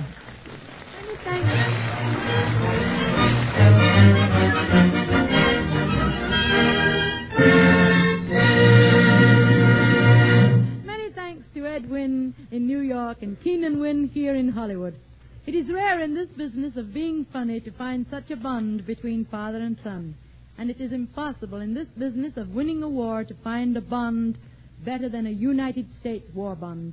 Buy all you can as soon as you can, so that our fighting men won't have to spend another Christmas away from home. Once again, from the sunny shores of California, we travel across America to the snowy sidewalks of New York, and there, if everything goes according to schedule, we'll find a young singer by the name of Andy Russell. They tell me Andy has broken all attendance records since he has been back in New York. He is a star of his own very popular show on the Blue Network on Tuesday and Thursday night at 7:15. And right now, he is going to sing I Don't Want to Love You. We take you now to Andy Russell in New York.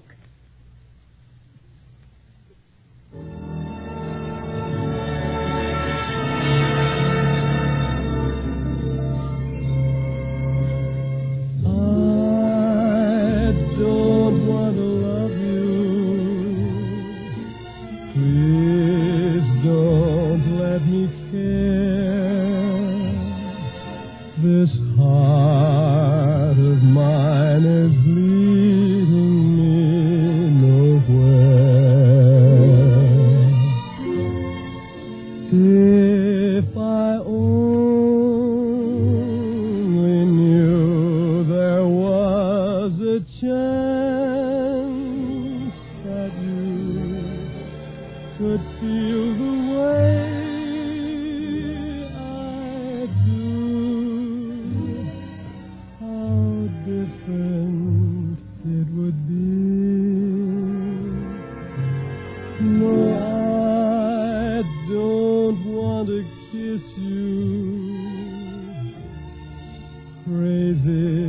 it seems, I'd just be getting deeper in my dreams. And if I'm not sure my dreams are your dreams too, then I don't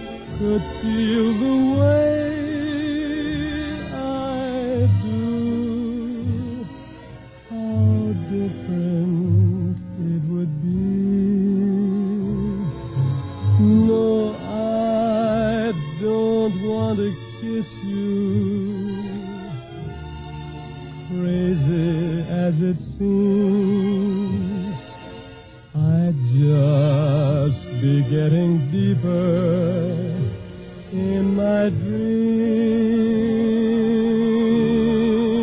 And if I'm not sure my dreams are your dreams too, then I don't want to love you like I do.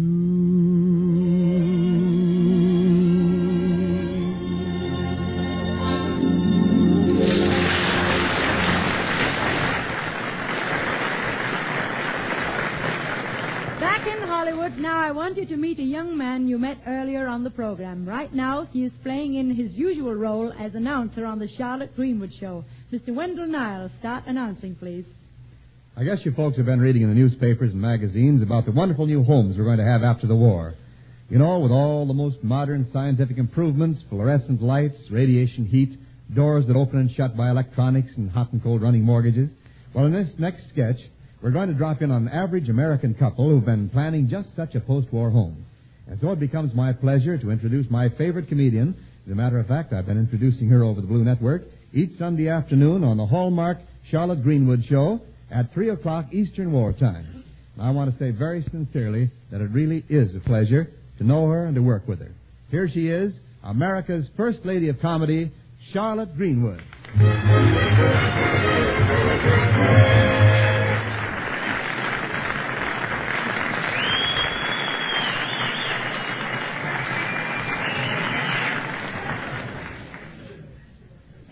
Well, welcome to the Blue Network Christmas Show, Mrs. Greenwood. Wendell, what was that you just said? Well, I said, welcome, Mrs. Greenwood. Now, you know it isn't Mrs. Greenwood, it's Miss Greenwood. Oh, I'm sorry. You're sorry. And here is the other half of our sketch, Charlie Cantor.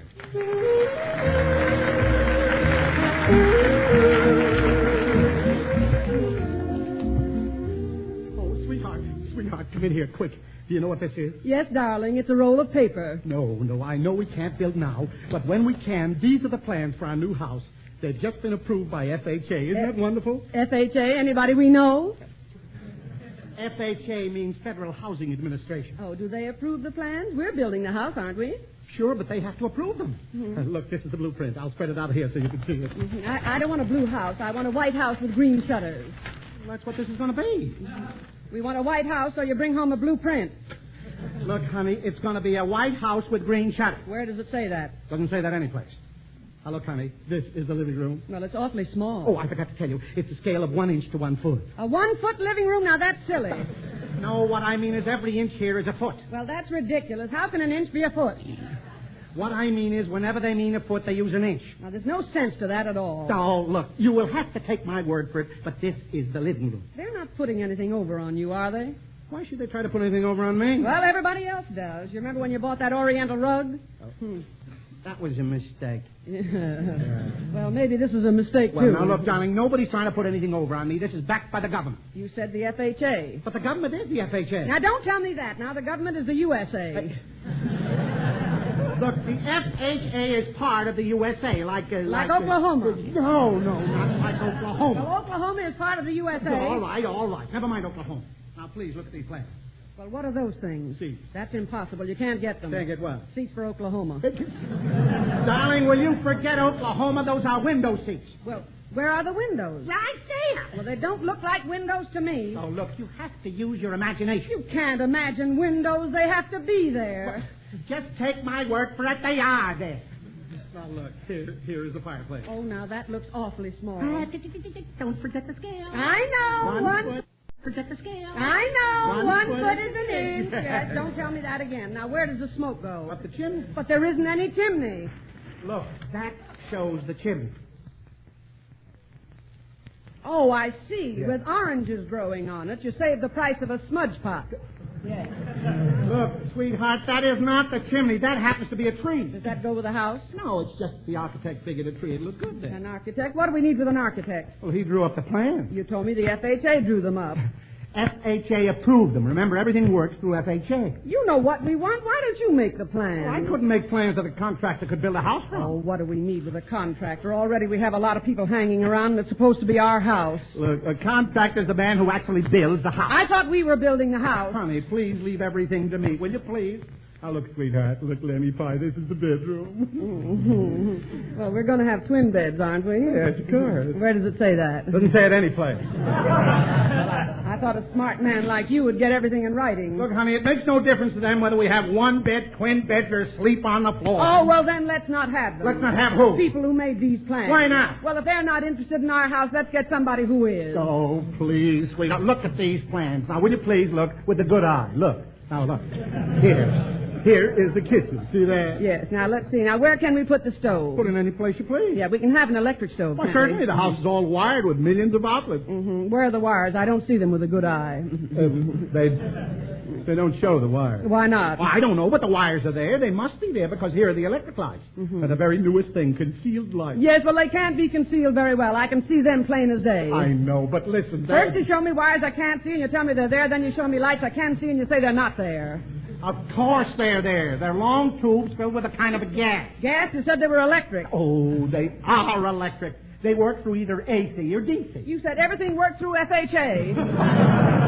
Look, darling, please. Just forget about all that for a minute, will you, please? Look how convenient I made everything for you. Just 2 steps from the kitchen to the dining room. Mm-hmm. Where's the door? Here it is.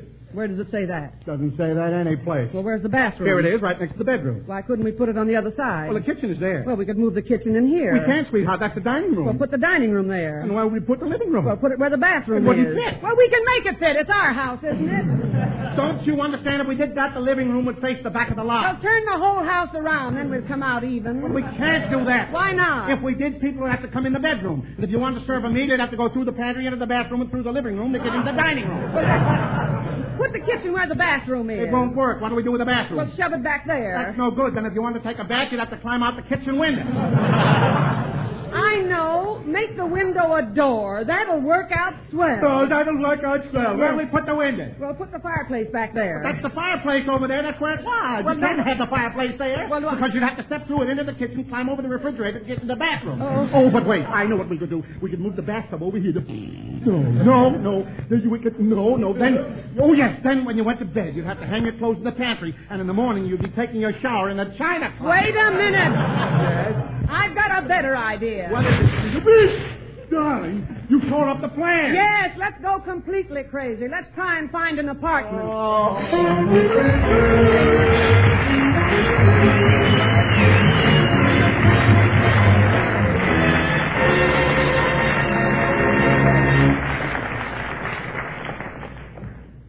In just a moment, you'll hear the final portion of Christmas on the Blue, featuring the famous Fred Waring chorus, The Life of Riley, starring William Bendix, Mr. Joe E. Brown, who introduces the fighting men from the Pacific Combat Zone talking with their families in America, and a special Christmas number by Miss Gracie Fields, Paul Whiteman and his orchestra, and the Paul Taylor Chorus.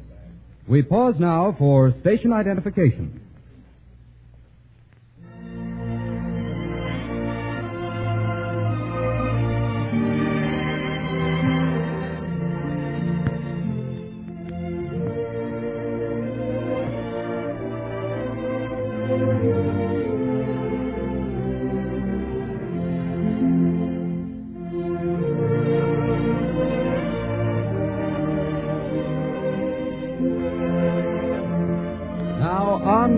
Christmas on the Blue with your mistress of ceremonies, Gracie Fields. On Christmas Day, it is our custom to sing the traditional carols, which have been handed down from generation to generation throughout the ages. I can think of no better group to sing these carols for you than the famous Fred Waring Chorus, heard each Thursday night at 10 o'clock, sponsored by the Owens Glass Company. For this special Christmas Day treat, we take you now to New York. Oh,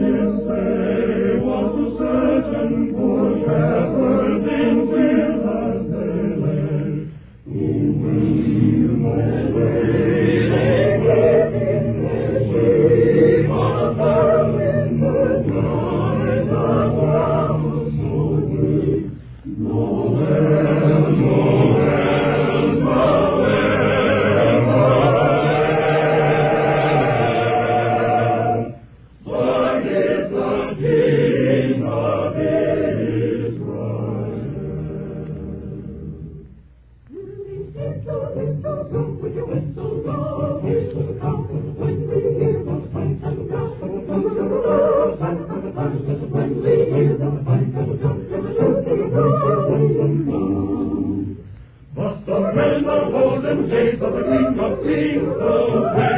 When they hear the pipe and drum, da-da-da-da-da, pa-da-pa-da-pam. When they hear the pipe and drum, the children only know. We three kings of Orient are bearing gifts, we traverse afar. Field and fountain, moor and mountain, following yonder star. Oh,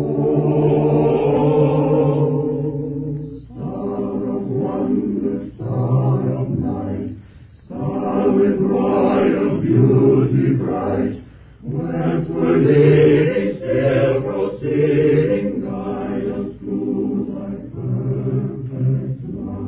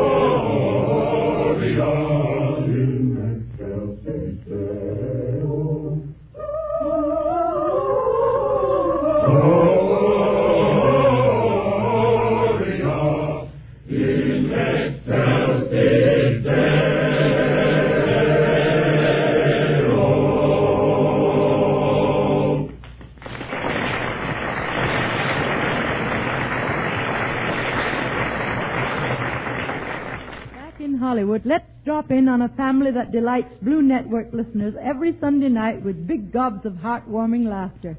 So here we go for another adventure in the life of Riley, starring one of Hollywood's greatest comedians, the man you laugh at in Wake Island and Guadalcanal Diary, none other than the Beau Brummel of Brooklyn, William Bendix.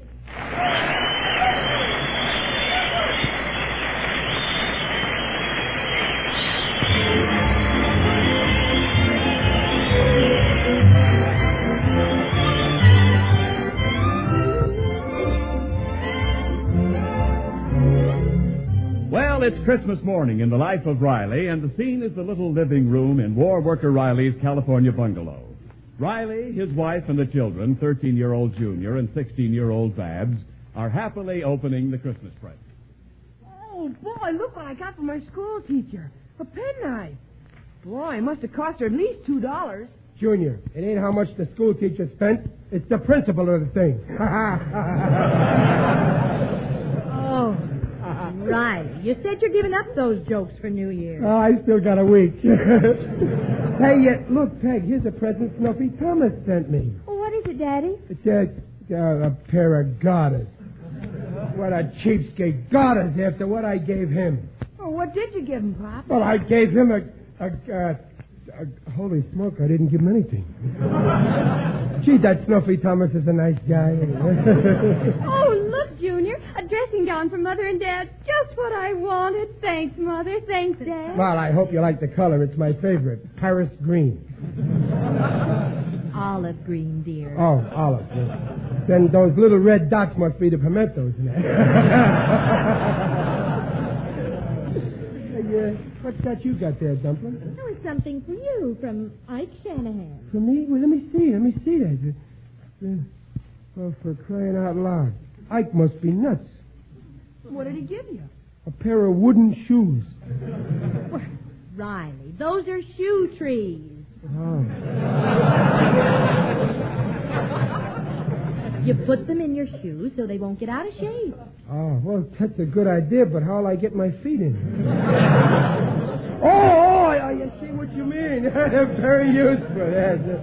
Well, what are you looking for, Junior? My present from Stumpy Evans. I don't see him. Well, maybe he didn't send you one. Well, he should have. The double-crosser. I sent him an airplane book. Well, I'm through with that Stumpy. Junior, that's no way to talk. You know what they say, never look for a gift in a horse's mouth. Stumpy should have given me something. Now, you take me, Junior. I sent gifts to all my pals, Waldo, Binney, Muley, Durkin, and Digger Odell, the Undertaker. But suppose they didn't give me any gifts back. Would I get sore? No. I'd still be just as friendly with them like always. Yes, your father's right, Junior. Yeah. Yeah, he's right. But Stumpy should have given me a present. Junior, I guess this is as good a time as any to read that new book my boss gave me. It'll teach you a lesson about Christmas. Oh, what book's that, Riley? That's this one here, A Christmas Carol by Charles Dickens. Oh, go on, read it, Daddy. Dickens is such a fine writer. You bet he is. I read all his stuff as soon as it comes out.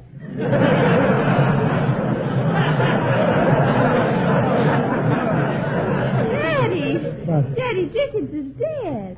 He is, huh? These Los Angeles newspapers don't tell you anything. I once saw a swell movie that Dickens wrote. It was a good movie. You know, the one about that very nervous boy, you know, Oliver Twitch. Twist, Riley. Yeah, well, now everybody quiet, please. And Junior, you listen to this story because you need it. Okay, Pop. A Christmas Carol. A Christmas Carol.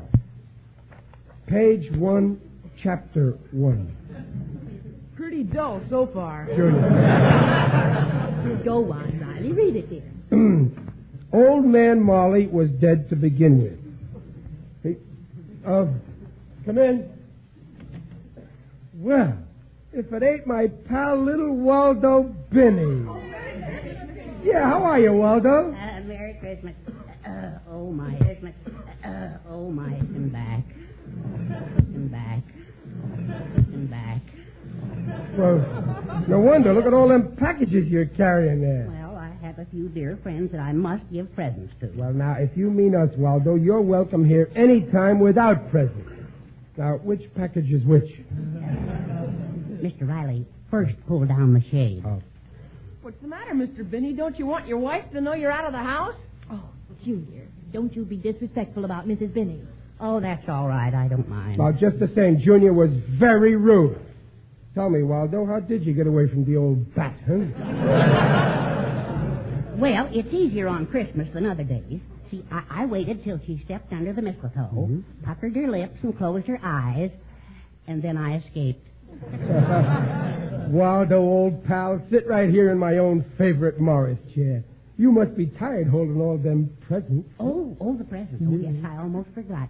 Mrs. Riley, this is for you. Oh, I miss you. And here's one for Babs, and one for Junior. Merry Christmas. Gee, thanks a lot, Mr. Binney. Oh, I just know mine is perfume. Mr. Binney, you're a darling. Well, yes, I am. What's that, Mr. Riley? Merry Christmas, Waldo. Thank you. Same to you. You better take out the package you got in your back pocket, Waldo. You'll be more comfortable. I haven't got a package in my back pocket. But is it in your breast pocket? I haven't got any more packages. Oh, I see. Riley was just reading us the Christmas Carol. Oh, fine. It's my favorite story. Yeah, it was a Christmas present I got.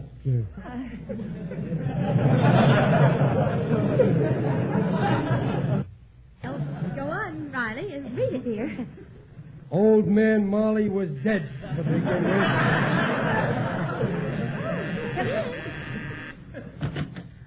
Merry Christmas, folks.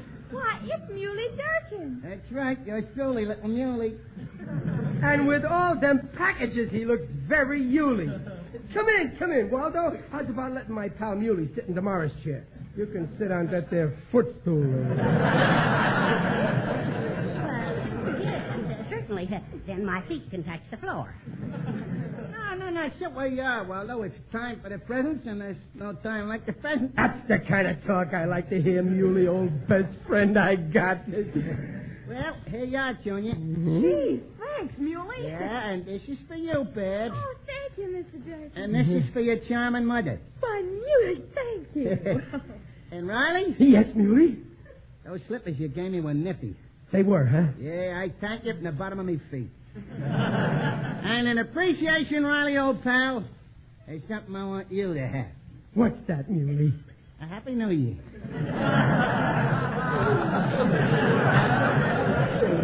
Thanks. It's sure starting off good. Well, now that Santa Claus Muley's bag is empty, he might as well sit down. I think I will try your Morris chair, Riley. If Morris don't mind, why should I? Mr. Riley was just reading us A Christmas Carol. Oh, swell. This story has got a message.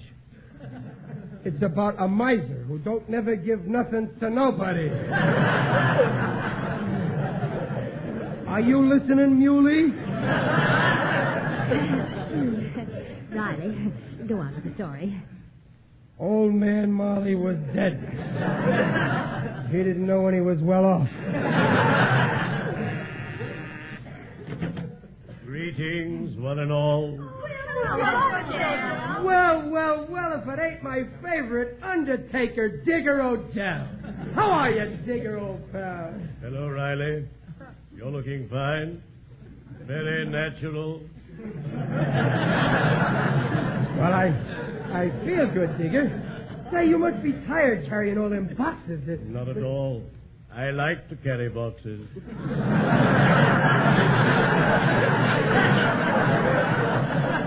I do it every Christmas. Oh, that's fine, Digger, old pal.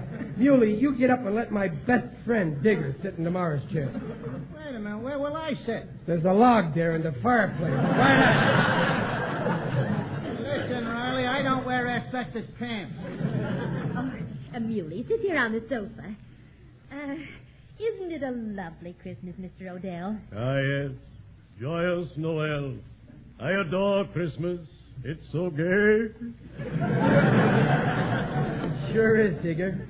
Except it ain't like the old-fashioned Christmas where everybody gave presents to everybody. I always give presents. What else is money good for? After all, you can't take it with you. Well, you ought to know, Digger. Every Christmas I paint the town red and green. That's why I'm known in the trade as a live wire. Good old Digger. Now, Mrs. Riley, this package is for you. Merry Christmas. Oh, why, thank you, Mr. Odell. The same to you. Something for you, Babs. Oh, thank you. And for little Junior. Gee, thanks a lot. And now... your cough reminds me, Riley. Here's something for you. What is it, old pal? Have a cough drop. Thanks. Can I have it for keeps? Riley, go on with the story. What story? Pop was reading us A Christmas Carol. Proceed, Riley. Old man Marley was dead. Let's not talk shop. Continue. Why can't they let this poor guy Marley rest in peace? Come in. Mr. Riley, I have a package for you. You have? Well, gee, that's fine. That's swell. That's wonderful. I'm glad you're pleased, but for heaven's sake, stop pinching my cheeks. Oh, I'm sorry. I was just so excited. Put it down here, will you? Oh, my goodness, what a big box. You said it. Oh, wait a minute, boy. Thanks for delivering it. And this dime is for you. No, thanks. I couldn't take it. It would put me in a higher income tax bracket. Well. Ain't that a big box, though? Who's it from, Dad? I don't know, but I know who it isn't from. Oh, Riley. Yeah, it must be from a stranger. Friends is okay, but believe me, the people who don't know me like me better. Riley, I think you'd better open the package. Yeah, sure. Well, what do you know? A whole big tool chest, complete with everything. Ain't it beautiful? Oh, I bet that's somebody back plenty. Well, here's a card, Daddy. Who's it from? Let me see that. Merry Christmas to Riley. We had you worried, didn't we? From, What's the matter, dear? Go on. From his pals, Waldo, Muley, and Digger. Merry Christmas. Yeah, Merry Christmas. Merry Christmas. Boy, what a rib. What a rib. Laugh, I thought I'd die. Yeah, this is a good one. Well, Riley, what do you think of our little gift? Oh, fellas, you shouldn't have done it. But boy, am I glad you did.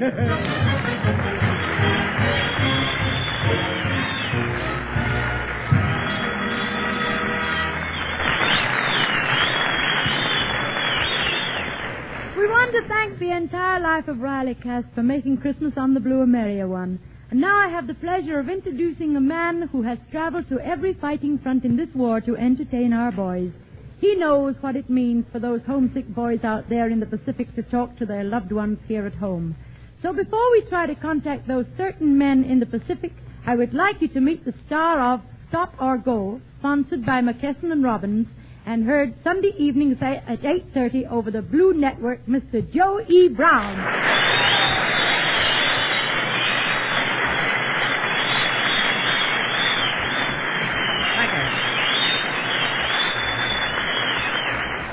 Thank you, fellas, and thank you, Gracie, very kindly. And thanks to the Blue Network, I am privileged with the honor to wish every one of our great kids in uniform all over the world a Merry Christmas. Seeing them as I have, working and fighting in some instances under the most adverse conditions possible, makes you appreciate their magnificence. Each and every one of them, whether in combat areas or not, is doing his job, or her job. Yes. When I speak of them, I mean the girls as well as the boys. God bless them all. Race, creed, and color are no dividing line. They're all Americans fighting shoulder to shoulder to preserve what we know to be the decent way of living. And I pledge myself that as long as I live, I shall never forget what they have done, nor the debt I owe them. Since this war started, many times we civilians have been asked to give to the effort, either with our blood or a little extra work, some task that to us may seem quite menial, or to buy bonds. I believe we should be thankful that we're living in a country where we have the privilege of investing in our country and its future, and at the same time help bring these boys and girls of ours back home. And now, directly to you, our boys and girls of the Allied nations all over the world, officers, non-commissioned officers, and men. Wherever you fly, march, or float, I want you to know that a piece of the heart of Joe E. Brown goes with you. It is my prayer that we'll soon know peace. Universal peace of all of you. Our children will be home to enjoy a good snowball fight, baseball game, or the company of your loved ones. You know, I was trying to think of some new and different way of saying Merry Christmas. But I must confess I soon gave it up for... You know, there's only one way to say Merry Christmas, simply and with sincerity. But we have found a new way for saying Merry Christmas, though. Through the magic of radio, it has been made possible for two of our swell fighting kids overseas to talk to their families. What a thrill. Their loved ones back here. In our studios in Honolulu are Marine Sergeant Humphrey Steele and Leland Clark of the Seabees. In San Francisco are the families of these two men. And we're going to let you listen in as they talk about all the things that are dear to them on this Christmas day. Before we take you to San Francisco, ladies and gentlemen and boys and girls all over the world that are within the range of my voice, I want you to know that it's my desire once more to add my wishes and my prayers for a quick and victorious ending of this terrible struggle. And now, ladies and gentlemen, we take you to San Francisco. This is Burton Bennett from San Francisco. Calling in Blue Network correspondent William Ewing from Honolulu. Come in, William Ewing. This is William Ewing speaking from the St. Studios at Pearl Harbor.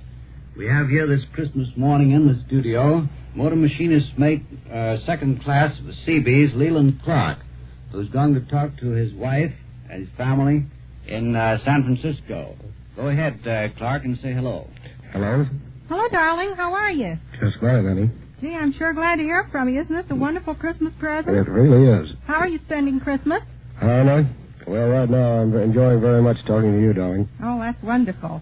I really got a wonderful Christmas present yesterday morning when I was told that I was on the evacuation list. Oh, how nice. That really just about floored me, you might say. And how have you been? Well, I feel fine. The only thing that makes me feel better is if you could come home. Well, naturally, I thought that. And you can't imagine how I want to be home. Oh, I know. And, by the way, when is Merle to get his furlough? Oh, he's home now. Captain Merle Ellis is home on furlough, and he'll be there until after Christmas. Well, that's fine for him, isn't it? Lucky? Oh, I should say. They're looking forward to having you come home, too. Well, I'll probably miss it. Well, we'll be waiting. Well, that's fine. Here's your mother, Clark. Hello, Leland. Hello, Mother. How are you? Just fine. How are you? Just fine. And Merry Christmas to you. And thanks the same to you. And this is just the most wonderful Christmas present I ever had. I just feel so happy I want to say Merry Christmas to the whole world. Well, And it made me feel real happy, too. In fact, I'm as nervous as a kid with a new toy. Me too. Can you tell us some of your experience on Saipan? Oh, well, there isn't much to tell down there. Tell about a little funniest part of it. Well, tell us the funnies. Well, Buddy and I went out. We got called up, and the air raid was coming over, and in the excitement of everything, he forgot his helmet, and our foxhole was kind of shallow, you know. Uh-huh. So there was an anti-aircraft gun started going off in the back of our foxhole a little ways that he didn't know was there, and he started burying his face in the sand. Every once in a while, he would rose up and blow the sand out of his eyes and nose and wipe his face off and say, Clark, he said, you don't take this serious. He said, this is war, and with that, he'd bury his face in the sand again. I think that was about the funniest experience I had down there. Well, that was funny. And our living conditions there, well, they weren't the best, and I guess they weren't the worst. We had a kind of a hard bed the first few days on the sand. And then we moved up to Chattapeg Harbor, and we had a nice camp there, except when it rained. And I guess I'll have to say goodbye now, darling, and Mother, and the best luck to you all. Goodbye, and God bless you. Darling, did you give the commanding officer my message? Well, Remember, I want you home for a wedding anniversary. I'll do that. Goodbye. I forgot about... Bye. Merry Christmas. What have you got there now, Bill? Well, I've got First Sergeant Humphrey Steele of the Marine Corps. Steele thinks he's a little bit nervous, too, but he isn't near as nervous as I was a while ago when both these guys got lost between you and the hospital. Go ahead, Steele. He's been all over the Pacific, but he had to get lost between you and the hospital. Go ahead and talk to the commandant there. Hello, Ellen. Hello, Humphrey. How are you? I'm fine, and how are you? Oh, I feel swell. Well, that's grand. How's your leg? Huh? How's your leg? Fine. Well, is there any chance of you getting home? Oh, maybe next month. Early next month. Do you mean before the 5th or 6th? Well, you can never tell. Oh, well, you sound wonderful. Is Jerry with you today? He'll be with me this afternoon. Sorry, fellas, you go ahead and keep talking, but we've got to end our show. Here's a parting word from Gracie Field. Well, friends, it's really been wonderful bringing you Christmas on the Blue. It's been a great Christmas treat for me to introduce to your homes this afternoon so many stars of our Blue Network programs, and to hear the voices of our fine lads overseas exchanging Christmas greetings with their families here at home. Now, in behalf of the Blue Network and every participant of this 2-hour program, I say a Merry Christmas and God bless you all. This is the Blue Network.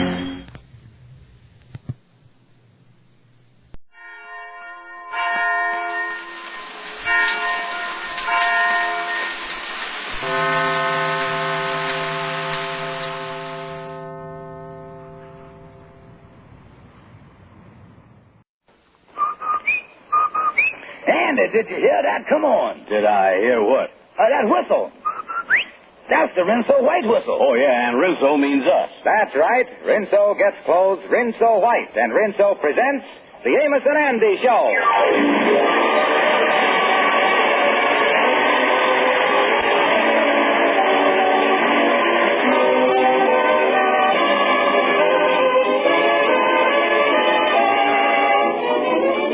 Just about this time every year, I try to remember the New Year's resolutions I made last January. And if I can remember 1 out of 10, I feel like I'm doing fine. Of course, there are some resolutions you just can't help but keep. For instance, if you ladies resolve to use Rinso for clothes washing in 1945, from 1946, I'm sure you'll still be using Rinso. Because those soapy-rich suds make wash day easy. As little as a short 10-minute soak, plus a few quick finger rubs on extra soiled places, gives you a wash that's spotless all over. All your lovely washable colors come Rinso bright, safely, through wash after wash. And you'll hang out a white wash that's Rinso White. So don't forget, get Rinso. And now, our stars, Amos and Andy.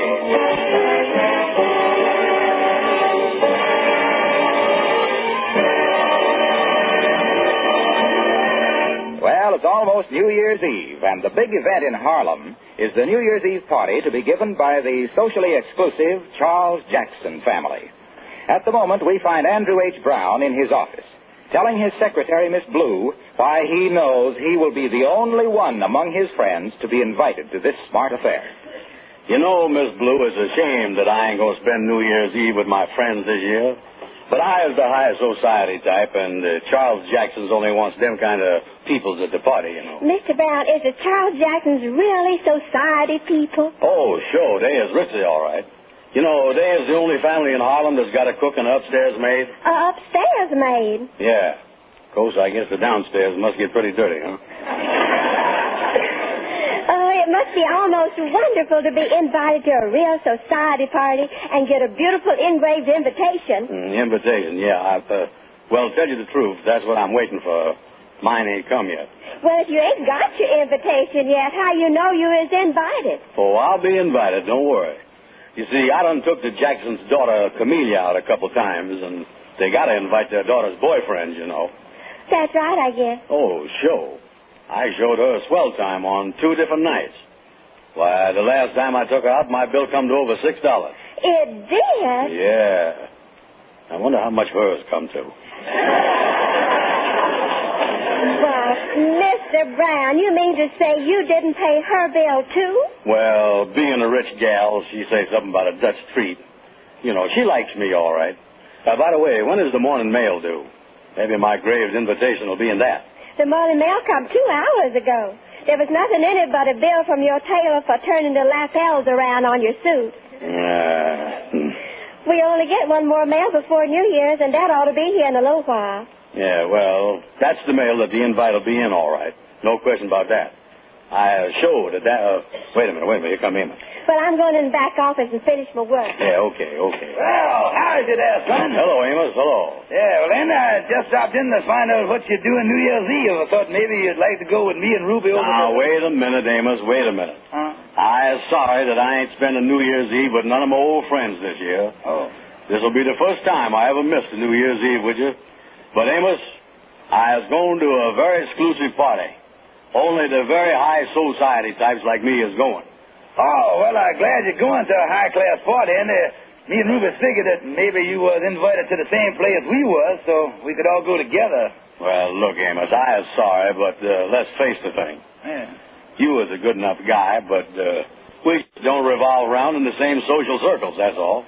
Yeah. By the way, where's you invited to? Oh, I don't guess it'll be very exciting. Me and Ruby are going to a little get-together over at the Charles Jackson. Yeah, well, it's too bad that we can't... where'd you say? The Charles Jackson. But that's where I was going. Is you sure you was invited? Well, I guess so, Andy. They sent us an invitation. Yeah, well, I guess they invited you because they want you because you was a friend of mine. Yeah, they figure I wanted it that way, yeah. You know, doing me a favor. Oh, yeah. You say you got your invitation already? Oh, yeah, I got it right here in my pocket. Here it is, engraved and everything. Pretty, ain't it? Excuse me, Amos, excuse me. What do you see outside? Oh, yeah, I thought I seen the mailman cross the street, but tain't him. Well, Amos, I guess I'll see you at the Jackson party then. Right now, I got to get over to Shorty's barber shop and start getting fixed up for the affair.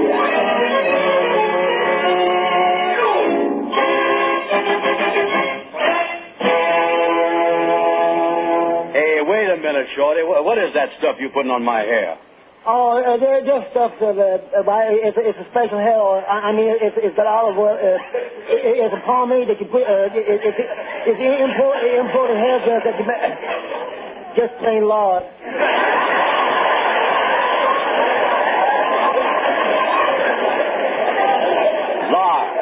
Lard on my hair? Yeah. How much is that costing me?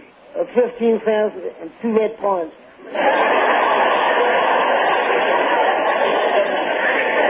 2 red points. Listen, Shorty, after this, please keep my scalp vegetarian, will you?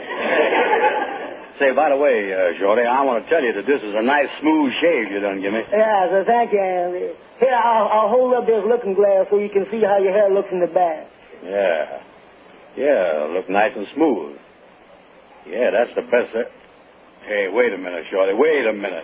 The way you got that looking glass held up there, I was looking at the back of your head. You will? Yeah. How do it look back there? Well, never mind how you look. The important thing is how I look. I was going to the richest New Year's Eve party in town. Real society stuff. Oh, you have. Yeah. That's nice, all right. Yeah, I ain't got my invitation yet, but I know I was going to get it. Too bad, too, that my friends can't be invited to a high-class party like this one. Yeah, it's bad, all right. You know, Sam, I sure sorry we can't be together New Year's Eve, Andy. Yeah, me too, Shorty.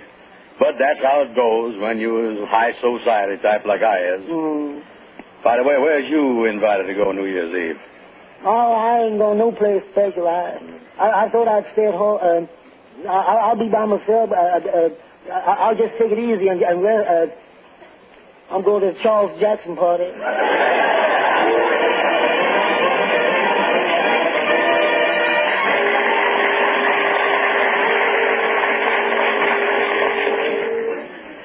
Well, this is the last mail here, and my invite didn't come.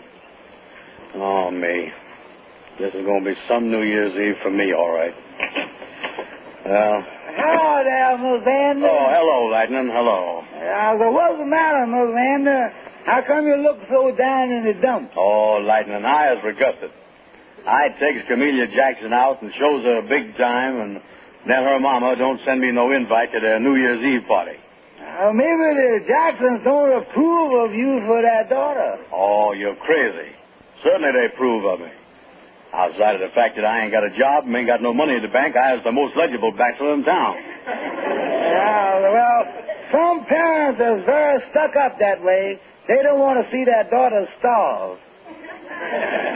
Yeah, you're right, Lightning. They must be peculiar people. I wouldn't feel too bad if I don't move in. The Jacksons is very exclusive and a lot of people wasn't invited, I guess. Yeah, you're right.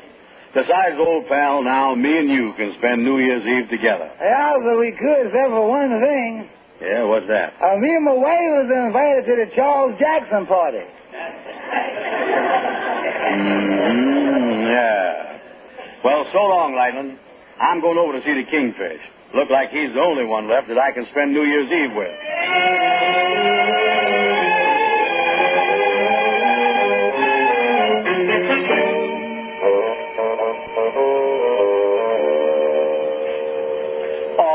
Kingfish, you too? Yeah, you see, and being one of the reporting citizens of Harlem, it was natural that the Jacksons sent me the invitation. Yeah, but tell you what, son, you come over and hang around the open window at the Jacksons, and maybe I can toss out a hunk of turkey or something like that to you, you know. Now, wait a minute, just a minute. I got pride like anybody else. I ain't hanging around no window where I wasn't invited, waiting for somebody to toss me out a hunk of turkey like a dog. Could you make it white meat? Yeah, but you know, after the way you took this Camellia Jackson note, I thought sure you'd be invited. Yeah, that's what I thought. It just go to show you that where human nature is concerned, you can't trust human nature where it's concerned. Yeah, I ain't quite figured that out, but I think you got something there, all right. You know, that Camellia done give you a raw deal. Yeah, and I was mad. Oh, I don't blame you. I don't blame you. The thing that really hurts me is that I done opened my big mouth to everybody, telling them that I was the only one that was going to be invited, and now I was the only one that ain't. Now, look, Ann, look here. Why don't you just forget it and take out some other gal and celebrate New Year's Eve that way? Oh, I can't do that. I was broke. That's why I was so happy that I could be with Camellia at her house and not have New Year's cost me nothing. I wish there was some way that I could think of so I could be invited to that party. And wait a minute. What's the matter? You think of something? Listen, phone Camellia. Tell her you was coming over to ask her something. Then when you get there, act like you don't know they was giving a New Year's Eve party and invite her out to all the swell nightclubs in town for a big evening. But now, what good is that going to do? Well, you see, Anna, when she hears you was inviting her to all these places, she going to feel mighty ashamed of herself for not inviting you to the party. Yeah, that's right. She will, won't she? Yeah, that's the point, Anna. Now, look here. Then after that, what else can she do but invite you to her party right then and there? Oh, I tell you, son, it can't miss. That is called the art of hinting. Kingfish, I think you're right. That's exactly what I'm going to do.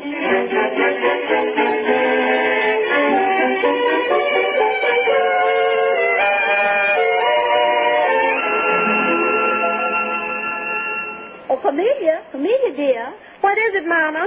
Oh, Camellia, a terrible thing has happened, and I feel just awful about it. Why? What happened? Why, I just went over the invitation list again, and of all people, I forgot to send one to your boyfriend, Andy Brown. Oh, don't worry about it, Mama. Andy phoned, and he'll be here any minute. I can ask him then. Oh, that's fine. I'm suddenly glad I discovered it before it was too late. Oh, that must be Andy now, Mama. I'll let him in. Well, say hello to him for me, Camellia. I still have so much to do before the party. All right, Mama. Hello, Andy. Come in. Hello, Camellia. Gee, it's good to see you, Andy. Look, Camellia, I come over to ask you something. I got something to ask you, too. Yeah, well, I'll ask you mine now. Listen, Camellia, how about going out with me New Year's Eve to about 3 of the biggest nightclubs in Harlem? We'll really have a big time. Oh, Andy, I'd love to. Yeah, well, I'm sorry you can't on account of you got it. What'd you say? I said I'd love to. You know, I was just about to ask you to come to the party my folks are giving. But what's an old party at home compared to the New Year's Eve you've got planned? Yeah, but, Camellia, don't you think on second thought there, you folks might not like you not being at your own party? Oh, no, they won't mind. Oh, well, I couldn't do that. No. I'll cancel my reservations at the nightclubs, and I'll come to your party. Andy, don't be silly. It's all settled. Now, I'm going to you on your New Year's Eve. Yeah. Well, anyway, I'm certainly glad there's a new year coming. It's got to have less trouble for me to get into than this one did.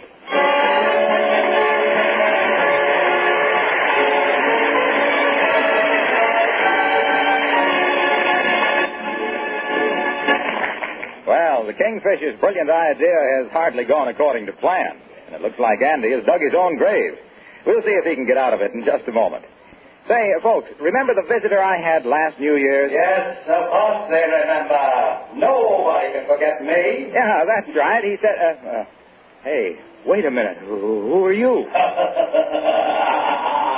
You know who I am. I am Father Time. I'm on my way out. But not until I check up on you, Wilcox. Remember that woman in Peoria, Illinois? You mean the one who used to run her washer for nearly an hour at a time? Well, look, Spirit, I told her about Rinso. Now she knows it takes as little as a 5-minute run per load to get clothes Rinso white. Don't haunt me, Spirit, please. Well, what about that woman over in Asheville, North Carolina? The one who used to wear herself out scrubbing every wash day. Scrub. I told her about Rinso, too. Now she lets Rinso's soapy rich suds soak her clothes clean. Good, Wilcox, good. Just one more little matter. Did you ever speak to that lady in St. Louis, Missouri? About doing the dishes with Rinso, you mean? Oh, sure. She's been using Rinso. She says dishwashing is a snap. Fine. Keep up the good work, Wilcox. You'll be hearing from me next year. Friends, help me to have a good report next time, will you? Get Rinso. And now, back to the Amos and Andy Show.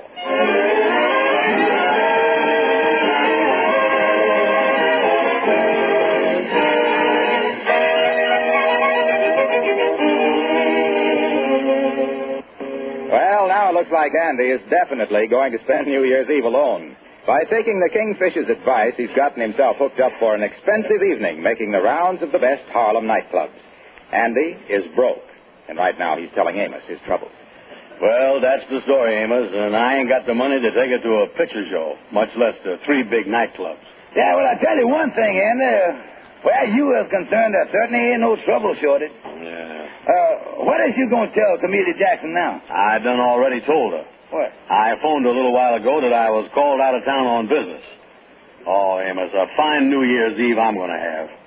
Now, wait a minute. Here comes Fred Wendell. Well, hello there, boys. Happy New Year to both of you. Yeah, same to you, Fred. Andy, the reason I dropped in was to ask you to do a little favor for me. Now, wait a minute. I ain't in no mood to do nobody no favor.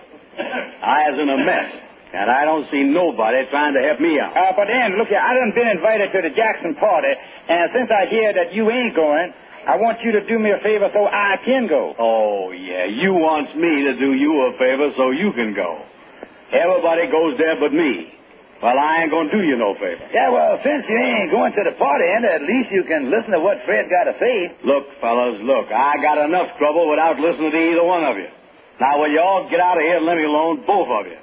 I ain't doing no favors for nobody. Well, Andy, if that's the way you feel about it, all right, so long. Wait a minute. I'll go with you, Fred. I got to drive by and pick up the woman that's going to stay with our children so Ruben and me can go to the party tonight. Well, so long, Andy. Sorry you feel like you do, but so long. They're sorry that I feel like I do. They all get invited to the party. But I is alone. And it's almost New Year's Eve, too. Hello there, Andy. Well, Reverend Johnson, come in. Yeah, thank you. Didn't see you at church this morning, Andy. Yeah, well, I've been pretty busy today, Reverend Johnson. I'll be there next week, though. Yes, I can understand about people being busy. Yes, a lot of our friends are busy preparing for the new year. Yes, sir, that's right. That's exactly what I was busy doing, yes, sir. You know, Andy, preparing for the new year in the right way is just as important as coming to church. Maybe in some cases even more important. It is, huh? Yes, you see, Andy, to most people, the new year is a symbol of hope and promise for something better. It's the opportunity to erase the mistakes of the past, to make new friendships and to strengthen the old ones. But deeper than that, Andy, the hour of 12, that line between the old year and the new, is actually a horizon beyond which all hope for a better world. Yeah, you're right, yes, sir. We're all hoping to find a better world, all right. But that's a mistake, Andy. Finding implies luck, chance. We don't find a better world. We make a better world. We do? How do we make it? Why, by doing things for other people. You see, when you do things for other people, Andy, they love you for it. And when there's love, there can't be greed. And when there's no greed, there's no hate. And where there's no hate, there can be no such thing as war. And that, Andy, is a better world. Reverend Johnson, you mean that if I do another fella a favor, someday it'll come back to me? Is that what you mean? 1,000-fold. Remember these words, my son. Cast thy bread upon the waters. Cast thy bread. Say, Reverend, I just remember a favor I refused to do for a friend. I'm going out and do it right now, you know it? I'm glad, Andy. By doing this favor, you'll make this a better world. Yes, sir. You can count on me. But don't expect too much of a change the first day.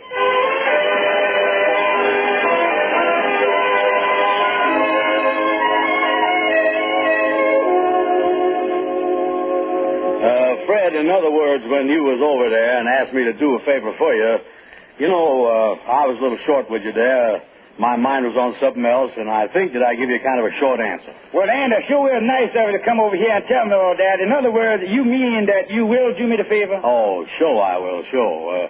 Like Reverend Johnson say, cast a few crumbs of bread on the waters and you get back loaves of bread. Now, what do you want me to do for you, Fred? Well, now, look here, Andy. Here's what I want you to do, and I sure will appreciate it, too. Yeah. You know, I am doing a lot of jobs over at the newspaper there, and one of my jobs is a society reporter. Yeah, I know that. And I got some work to do tonight. But if you could do it for me, you see, that would make it so I could go to the Jackson party. Oh, sure, Fred. I'll be glad to do it for you. What do you want me to do? Well, now, look here. Here's exactly what I'm going to ask you to do. I'm supposed to make the rounds of the best Harlem nightclubs and get the names of the prominent guests spending New Year's Eve at these clubs, you see. I make the rounds of the best Harlem nightclubs, you say? Yeah, that's right, Anna. That's exactly right. And the head waiter in each one of them will give you a list of all the guests there, you see. Now, here's a press pass that will admit you and one friend to all of them. And by the way, Andy, you being a representative of the press, the management of each nightclub will give y'all all your refreshments and food free of charge. That's what it do. Boy, that Reverend Johnson really knows his stuff, don't he?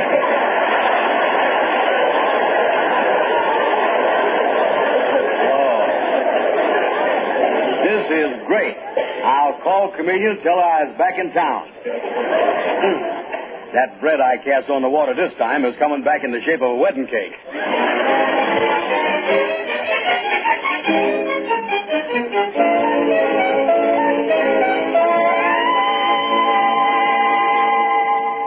Reverend Johnson, I was on my way over to pick up my gal, Camellia, but I just dropped in to tell you how much I appreciate your advice you gave me, about helping others and getting repaid for it. Well, I'm glad you feel that way, Andy. Oh, yeah. From now on, I was a firm believer in that helping and getting repaid stuff. I never seen nothing work so fast. Andy, I wonder if you'd do a favor for me right now. Well, I got a handful of bread. Where do you want me to throw it? Well, there's a young couple, a soldier and his girl. Well, they're waiting in the chapel for me to marry. I was on my way out to find a witness, but now that you're here... Oh, sure. I'll be glad to be a witness at the wedding, sure. Well, thank you, Andy. Yeah, here's a young couple now. Sally, Jimmy, come over here, will you? I'd like for you to meet Andrew Brown. How you doing, Mr. Brown? Yeah, I do. Congratulations. I suppose now the two of you is getting married. You're going out and have a swell time celebrating New Year's Eve and your wedding both. Well, we sure like to, but I'm afraid we can't do much celebrating. Getting married is taking about all the money we've got. You mean you two young people aren't going to celebrate your wedding? And on New Year's Eve, too? Well, you see, Reverend, the reason we are getting married so unexpectedly like this is because Jimmy's going overseas any day now. And we just got enough money left for me to get back home. Oh, well, that's a shame. You could afford to go out somewhere, though, could you? Well, I don't know, Andy. It's pretty expensive going out on New Year's Eve. Yeah, that is right. The cafes is charging. Say, wait a minute. I got an idea. Why couldn't I give the soldier and his gal here the press pass that, I wonder if I was overdoing this casting the bread stuff. Andy, what are you thinking about? Well, I was just thinking that I could give the bride and the groom, yeah, that'd help make a better world. Yeah. Look here, Jimmy. You and Sally is going to have a wonderful New Year's celebration for your wedding. Now, listen. Here's a press pass. Both of you go to the best places in Harlem, and it won't cost you a single cent before you get it all.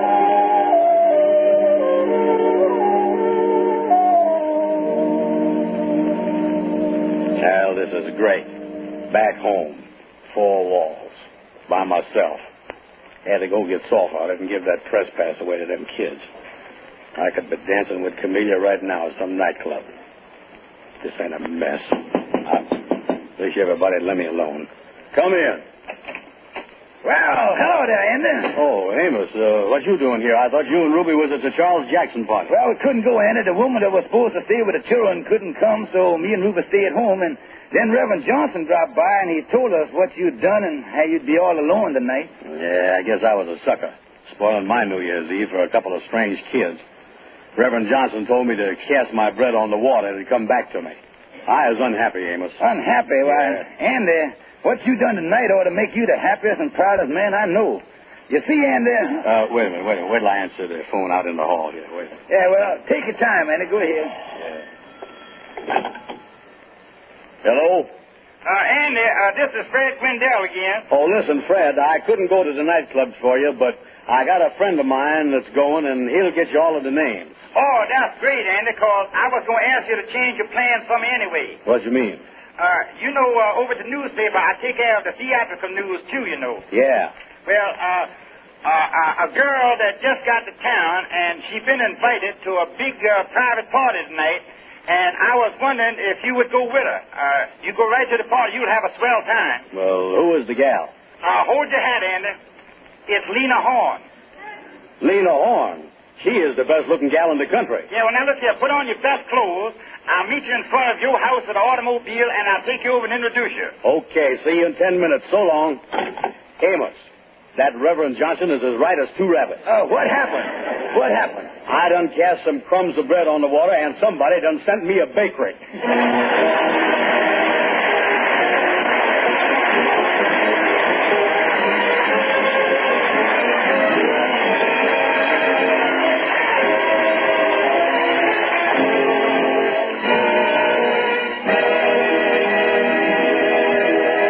And now, here are Amos and Andy again.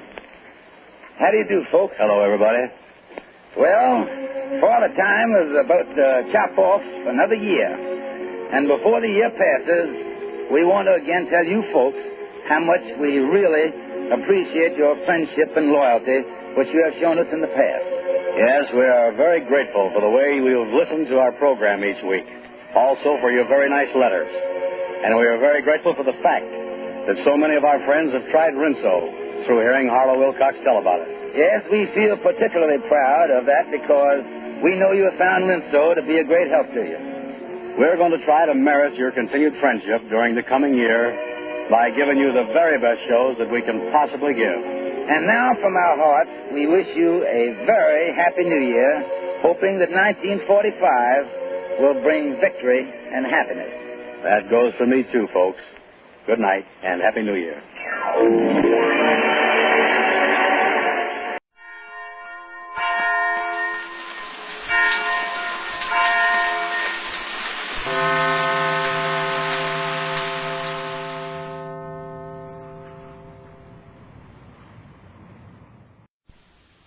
The Johnson Wax Program with Fibber, McGee, and Molly.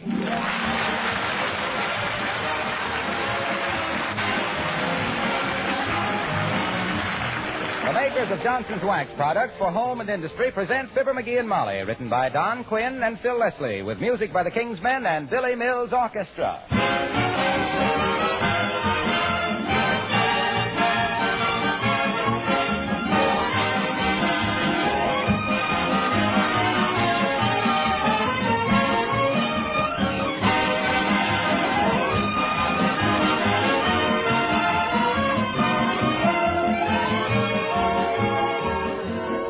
What two things are you most anxious to have in your home? Aren't they beauty and cleanliness? Well, think for a moment how easily and inexpensively you can have both beauty and cleanliness just with an occasional application of genuine Johnson's Wax to your floors, furniture, and woodwork.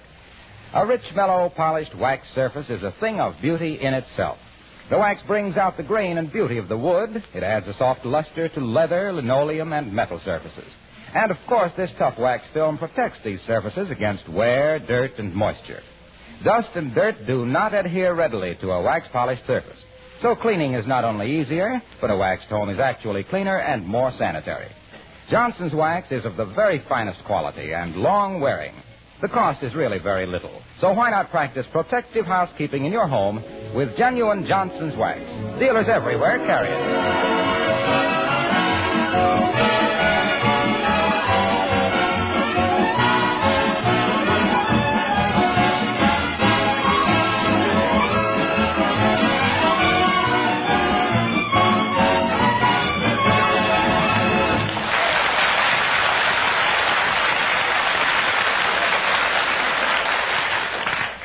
There are certain people who simply won't admit that nature does anything right. They're the kind who gild cattails, paint Whose Little Tootsie Are You on the shells of baby turtles, and clip poodle dogs to look like anemic lions. Here's one of those people now, as we meet Fibber, McGee, and Molly.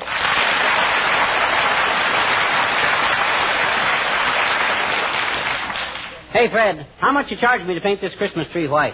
Why do you want it white, McGee? What do you mean, why do I want it white? You got 100 trees in this lot you've painted white. Yeah, and I think they're horrible. What? Some people like them that way. Never mind the artistic comment, Fred. How much? $10. $10? To spray a little white paint on this half-pint tree? Who do you think you are, Rembrandt? Looky here. Maybe you didn't understand, Fritz. I want this tree painted white, not gold-plated. $10. You're a pirate, and I'll bet you've made $200 already today. You're a cheapskate, and I've made $340. You're a robber, and you want to sell a half interest in this joint? You're a stoop, and I wouldn't sell my own mother a half interest. You're a low-down no-good.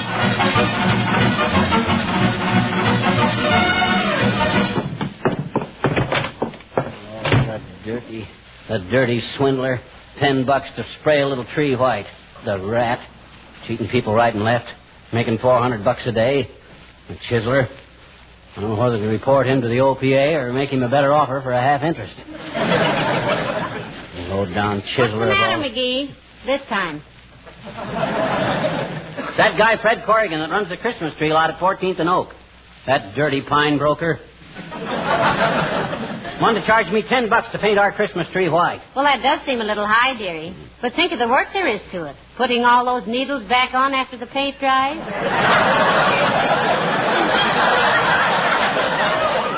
They don't take the needles off. They just spray the trees. Whoosh, whoosh, whoosh. That's all there is to it. Well, if wishing will make it so, why don't you do it yourself? If it's a $10 job, I can't afford to pay myself that much. Besides, I haven't got a paint spray, so... Hey, haven't we got a paint spray attachment on the vacuum cleaner? Oh, dear. Oh, my gosh, I can have that tree painted white before you can say, don't it look awful? Now, McGee, please, I realize we need the house painted, but not on the inside. Let's leave the tree green. Oh, you'll love a white one, Snooky. It's the modern thing. Nobody uses green trees anymore. They're outmoded. You don't say. Well, tell me, Salvador. What color snow are people using this year? Chartreuse? No kidding, Molly. White Christmas trees are all the rage. Everybody. They must be. They throw me into one. Now, look, sweetheart, just put the tree up and trim it. I love a green Christmas tree. Don't you, Alice? Don't I what, Mrs. McGee? Look, Molly, I'll put it up to Alice fair and square and let her give an opinion. Here's the proposition, kid.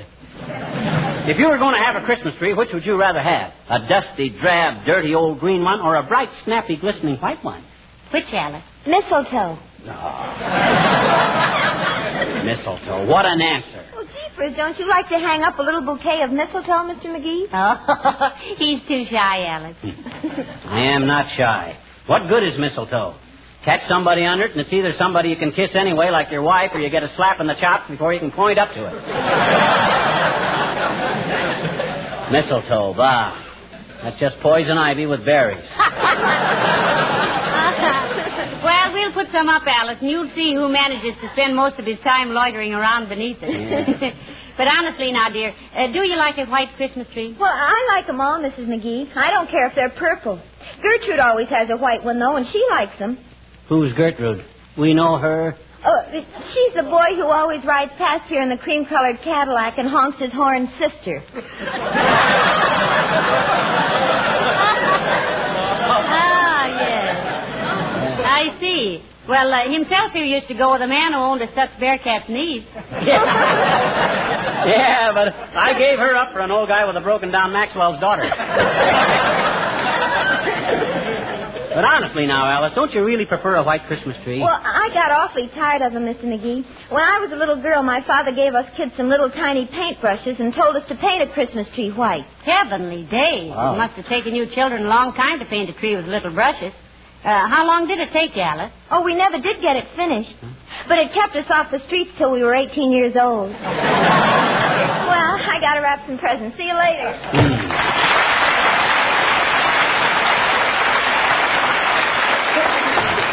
Right, kid. How all that lovely golden hair can grow out of that solid bone, I'll never know. Oh, she's awfully sweet, though, McGee. There isn't a mean thought in Alice's head. No, nor any other kind. Well, this ain't getting my tree sprayed. Where'd you leave the tree, dearie? Out in front. I can attach the vacuum cleaner cord from the porch light. Now, let me see if I get the... Come in. Oh, hello there, Dr. Gamble. Hello, Molly. How are you today, pantry paunch? Fine, Jumbo, fine. You out spreading a little Christmas cheer, telling your patients you're going to retire? Oh. He's not going to retire for years yet, are you, Doctor? My dear, I will retire on that far distant day when I can write a personal check for $400 and not have the hired help at the Fourth National Bank burst into hysterical laughter. Why, go on, you old miser. You got that much buried under a loose brick in the fireplace right now. Trouble with you is you got more affection for $1 than my wife has for a pound of butter. And that's the love match of the year, Fatso. You have no right to say that, though, McGee. Dr. Gamble does more private charity work than anybody in town. Certainly. I'm a very noble character. When I walk down the street, flowers spring into bloom. Oh. Birds burst into song, and taxicabs honk twice before they try to kill me. Well, got to run along now. This is my busy season, you know. I suppose the children keep you pretty busy around Christmas time, Doctor, huh? No, it's the so-called grown-ups, my dear. Huh? This is the silly season, when 200-pound men start climbing 49-cent stepladders to wire dime store angels to the tops of $3 Christmas trees and wind up in a $500 plastic hat. Penny-wise and compound fracture foolish. Don't you want to stick around and watch me trim our Christmas tree, Doc? I'm painting it white. Well, you don't have to do that, Skipwit. Huh? When I put my gift for you under it, it'll turn white.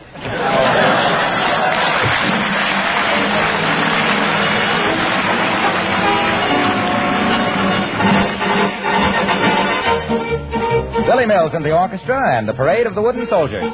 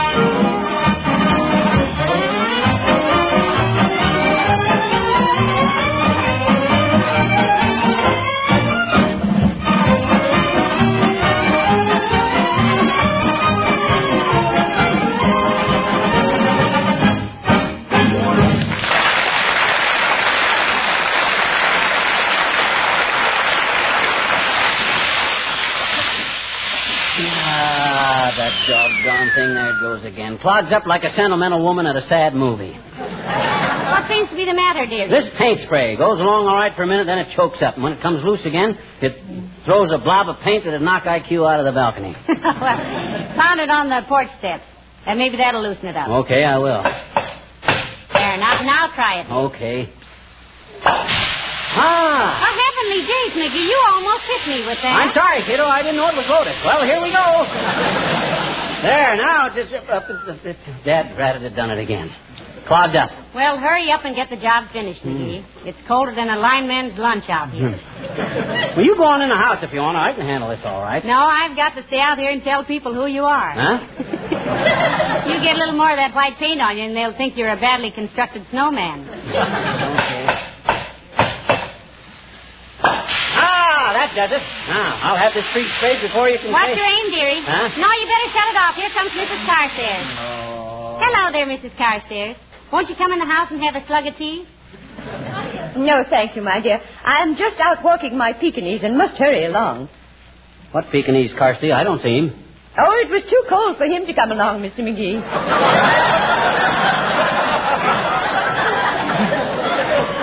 But as long as one of us goes out, he's satisfied. It's really a sweet little dog, Millicent, from what I've seen of him. Personally, I wouldn't have one of them four-legged dust mops as a gift. Give me a man-sized dog. I ever tell you about the hunting dog I had once, Carstairs, by the name of Durante? Durante? Yeah, what a nose that dog had.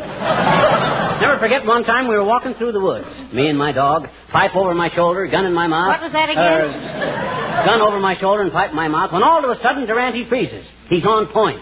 Nose quivering, tail out like a ramrod. 1 foot in the air. I raises my gun, walked slowly forward, and there, not 10 feet away, was a guy sitting on a stump. That was quite a dog, Mr. McGee. Trained to flush game wardens, was he? No, sir. I bawled the dog out, and then I was never so ashamed in my life. It was the smartest thing he'd ever done. Why? Well, sir, I got talking to the guy, and you know what? His name was Partridge. Oh. Henry W. Partridge. Wasn't that wonderful, Carsty? No, I don't think that's so remarkable, Mr. McGee. In the light of what a police dog of mine once did. What was that, Millicent? After all, it's so cold out tonight, the bologna won't spoil. Well, this dog of ours was extremely intelligent. Mm-hmm. One day I had him in the post office, and I noticed he was staring at the police posters on the wall. Suddenly he dashed out the door and was gone. Probably went out to steal an apple off a fruit stand, Carsty. No. When I got home, he was gripping our butler by the vest pocket and was barking into the telephone, which he'd knocked off the table. When the police arrived, it turned out that Jarvis was wanted by the authorities in 3 states. Yes, but why was your dog holding him by the vest pocket, Millicent? That was where our butler kept his fountain pen. You see, he was wanted for forgery. Well, so nice to have seen you. Good evening.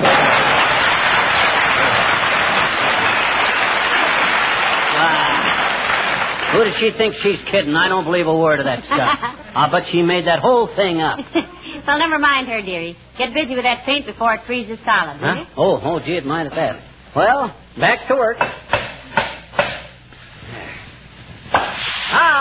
she blows. Yeah. Stopped up again, McGee? Yeah, the doggone thing. I only got about a third of this tree sprayed, too. Maybe if... Hey. What? How could Carstairs' dog be gripping the butler by the vest and barking into the phone at the same time?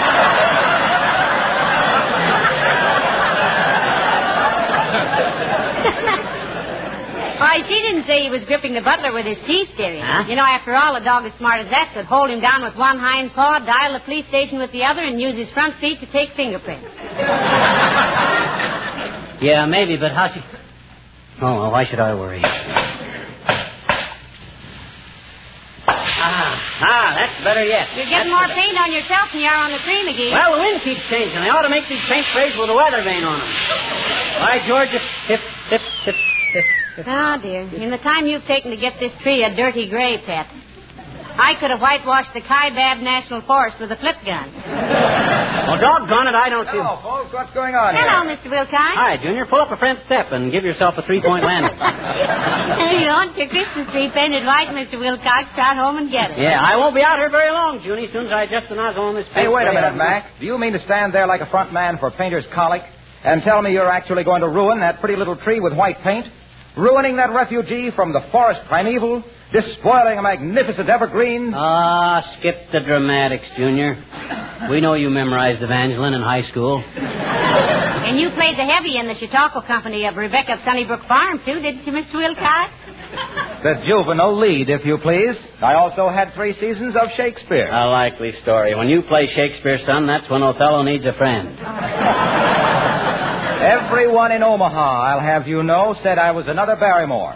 Why, when I came out in my tights and said, "Oh, what a rogue and peasant slave am I." You can say that again. Now, hush, McGee. I love Shakespeare. Go on, Mr. Wilcox. Is it not monstrous that this player here, seeing a lady forced to menial task and seeing such drudgery, would not then dispense a thing called Johnson's glow coat? Forsooth, a goodly fluid, which spread upon the scullery linoleum would thus eliminate the scrub. No rub, no bump. Just pour it on, and in 1/3 the time it takes for our glass to turn, it dry. If Shakespeare ain't in the public domain, this 2-bit Orson Welles is going to be sued for $9 million. Ah, yes, it dries. And so mirror-like it gleams. The porridge spilled, wiped off, leaves not a single spot. The labor saved, the hours gained, the beauty seen. 'Tis glow coat. Beloved by chatelaine and serving wench alike. Your nearest dealer. Hey, now wait a minute, Mr. Wilcox. Is that in Hamlet? My dear girl, it's in every hamlet, every village, every town, city, and metropolis. Every place where a housewife takes pride in the appearance of her kitchen. And if I don't get back to the office in the next 10 minutes, I'll find myself back in Chautauqua. So long, kid.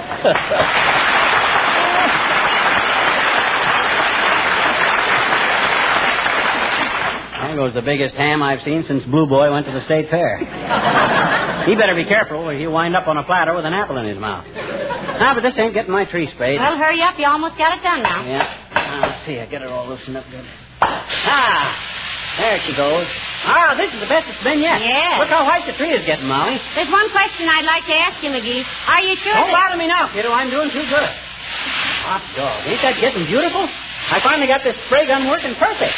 I know, but look, McGee, I've been wanting to ask you if... Later, Tootsie, later. I'm just about finished now. Just up there a little bit.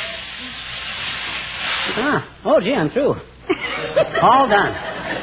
And believe me, that's the whitest white Christmas tree you'll ever see. Now, won't you admit this is a mighty pretty effect, baby? Yes, if you like that sort of thing. Mm-hmm. Well, I'll go and make some hot coffee, dearie. Okay. McGee, Huh? whose Christmas tree is this on the front porch? Oh, that's the one I bought this morning that I'm going to paint white. What? Oh, my gosh, what tree did I paint? The one that's been growing there in the yard all these years.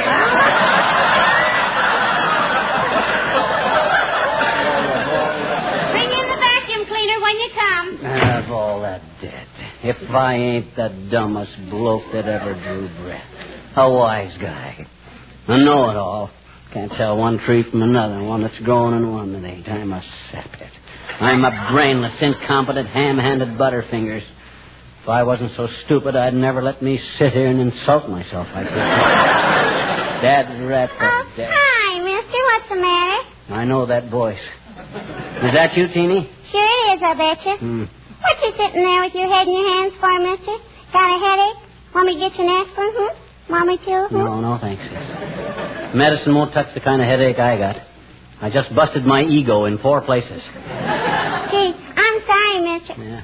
Oh, boy. Who did that? Huh? Who did what? Who painted that tree white? Gee, is that ever beautiful? Yeah, but that ain't the one. And it's growing right there in your yard. Yeah, you see, I got a little confused. And Oh, Mr. McGee, you're wonderful. Huh? I am? You're the nicest man in town, I bet you. You put your Christmas tree right out in the front yard where everybody can share it with you, didn't you? Oh, well, I didn't exactly. Gee, all the kids in the neighborhood are going to love you for this, mister. Boy, I can hardly wait till you get it all lighted up. You can't, eh? I said you can't, eh? Can't what? You can't wait till I get it all lighted up. Gee, neither can I. And you know what, mister? What? When it's growing in the ground like that, it can't wobble and fall over either. Our Christmas tree at home is always wobbly. Yeah, lots of people make that mistake, sis. They don't stop to think if they were a tree and got all lit up and then came into a warm room, they'd wobble a little too.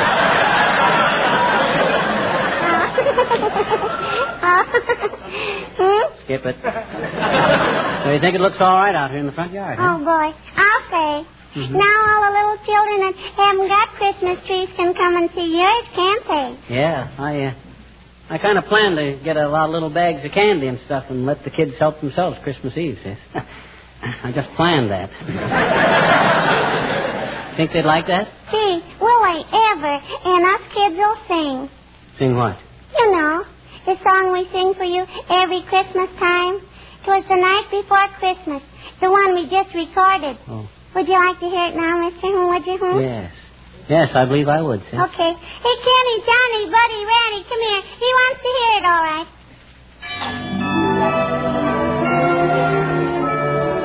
A wonderful bunch of kids going around the neighborhood with a 30-piece orchestra.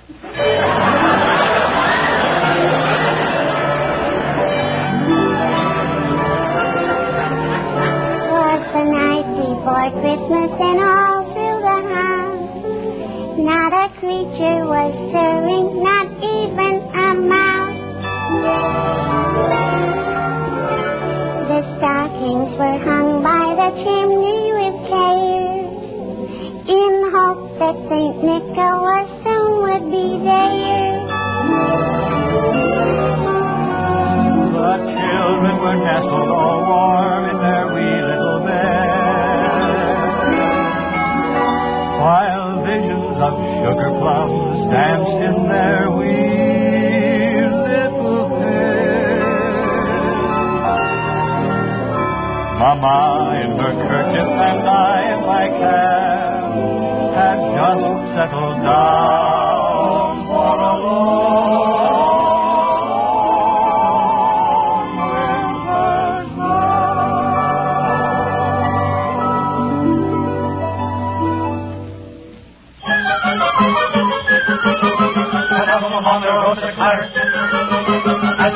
to see what was the matter. Away to the window I flew like a flash, tore open the shutters, threw open the sash.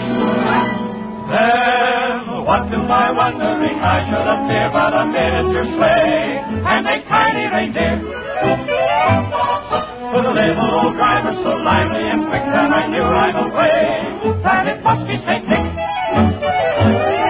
Oh, bundled in fur from his head to his foot, old Santa was covered with ashes and soot. I drew in my head and was turning around, when down the chimney he came with a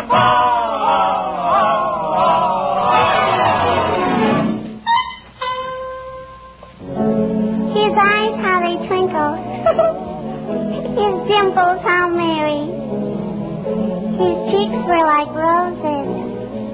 His nose like a cherry. His droll little mouth was drawn up like a bow. The beard on his chin was as white as the snow. The stump of a little old pipe he held tight in his teeth, and the smoke went around and around and around his head like a wreath. He was a chubby and plump, a right jolly old elf. Then I laughed when I saw him in spite of myself. He had a broad face, and a little round belly, that shook when he laughed, like a ball full of jelly. He gave me a wink of his eye, and a twist of his head, a chuckle and a smile I knew all the while I had nothing to dread. He spoke not a word, but went straight to his work, and filled all the stockings. Oh, boy. Then turned with a jerk, and laying a finger aside of his nose, and giving a nod up the chimney he goes. He sprang to his sleigh to speed, gave a whistle, and away they all flew like the down of a thistle.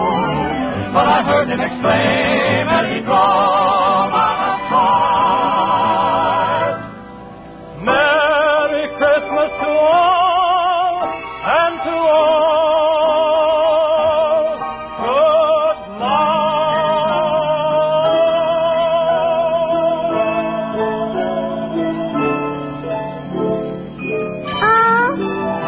Is he gone?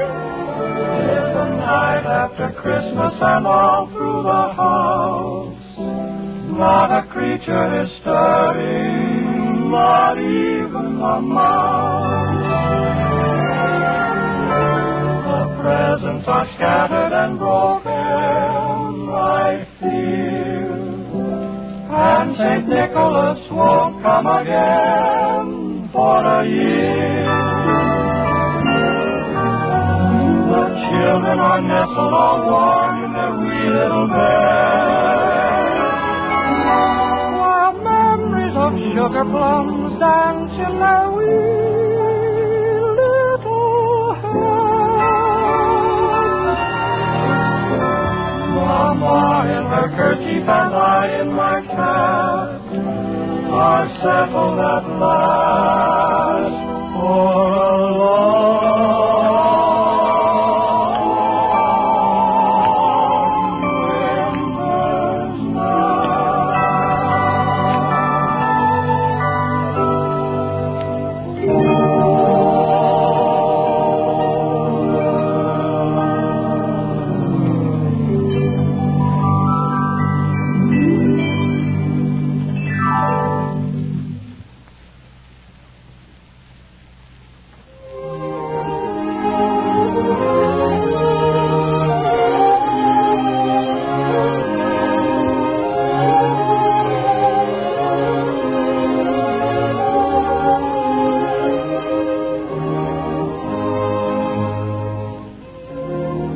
This is the National Broadcasting Company.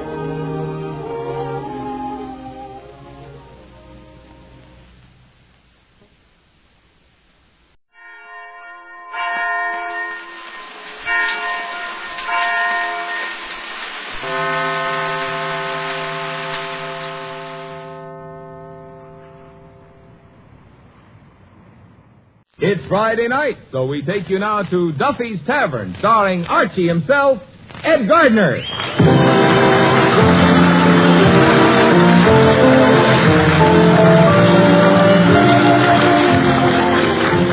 Duffys Tavern is brought to you by Bristol Myers, makers of Vitalis and Minute Rub, two products that will pay you to remember. Minute Rub, modern chest rub, Vitalis for well-groomed hair. Minute Rub, Vitalis.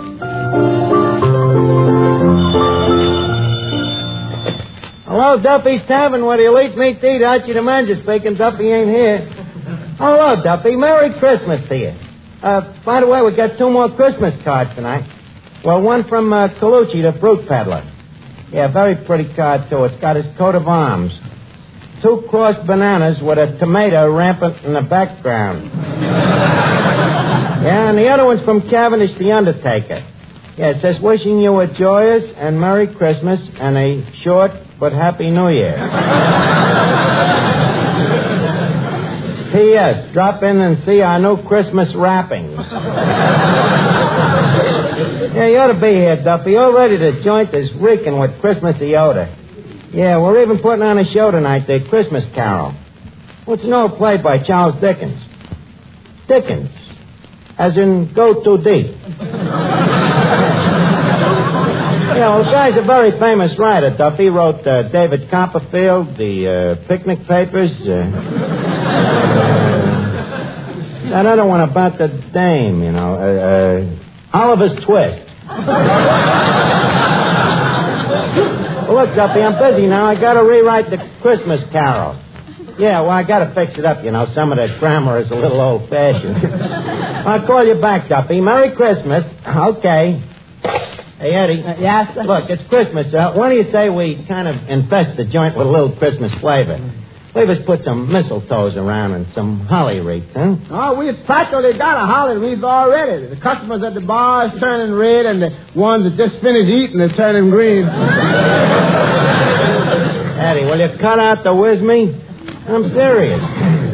Now, what could we do to make the joint a little more Christmassy? We could get a nice snow effect by whitewashing the sawdust. Yeah, that's a good idea. Sure, and I could trot around under the table with a little cask of brandy tied around my neck. Yeah, that'd be cute, like one of them St. Bernstein dogs. Good old Christmas.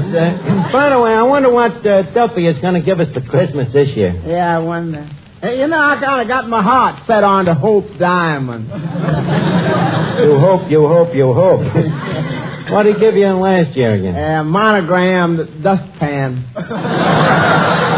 Yeah, that's right. I remember that. Yeah. It makes a nice set with the monogram broom he gave me the year before. Now, look, Eddie, don't be bitter. After all, Duffy ain't really such a bad guy. No, he ain't such a bad guy. No. Well, so long. This is where I get off. Eddie, you're bitter. Remember that Christmas dinner he gave us last year? The celery and the chestnuts and the cranberries. And the cover charge?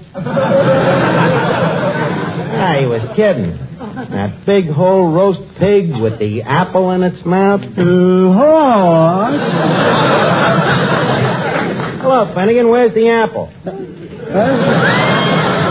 What apple? Skip, it's just a little picture you happened to conjure into my mind. Anyways, Merry Christmas to you, Finnegan. Merry Christmas to you, Arch. By the way, that brings up a subject. What? Arch, I'd like to ask you a question. What's the question? Well, Arch, promise me you'll tell me the truth. I promise. Okay. Arch, is there a Santa Claus? Well, bless your heart, Finnegan. What brought this on? I was over to Macy's this morning, and on the 5th floor there was a tall, skinny Santa Claus, and I get down to the 3rd floor, and there's a short, fat Santa Claus. Frankly, Arch, I'm beginning to smell a rat. Now, tell me, will you? Look, I don't want to be no stool pigeon. I'd rather you'd ask somebody else. So, well, who am I going to ask, Arch? You asked me little brother Wilford, and he says there ain't no Santa Claus, but what does he know? He's He's only a child. Look, you put me in a very bad position. Well, you gotta tell me, Arch. I'm old enough to know. And I'm gonna find out sooner or later anyway. Finnegan, please, I'd rather that somebody else. Oh, come on, Arch. You told me about the stork, didn't you?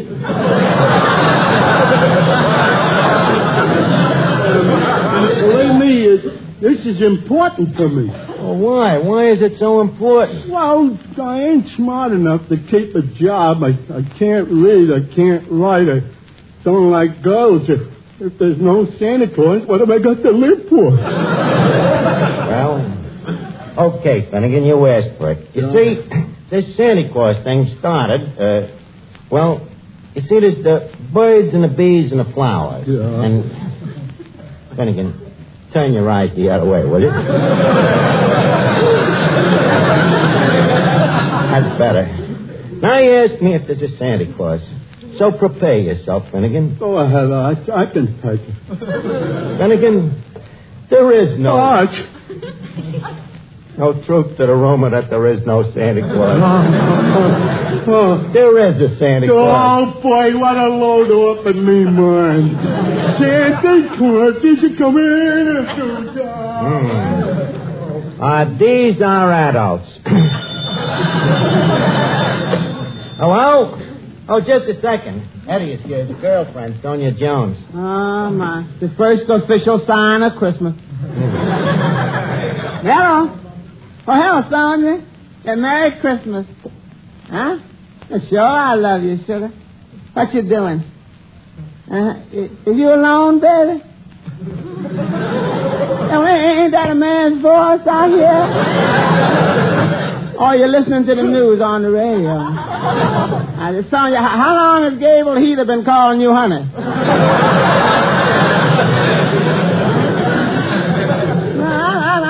I'm just suspicious. Yeah, baby. I know I'm always in your heart. Yeah. But, honey, who's that that's always in your apartment?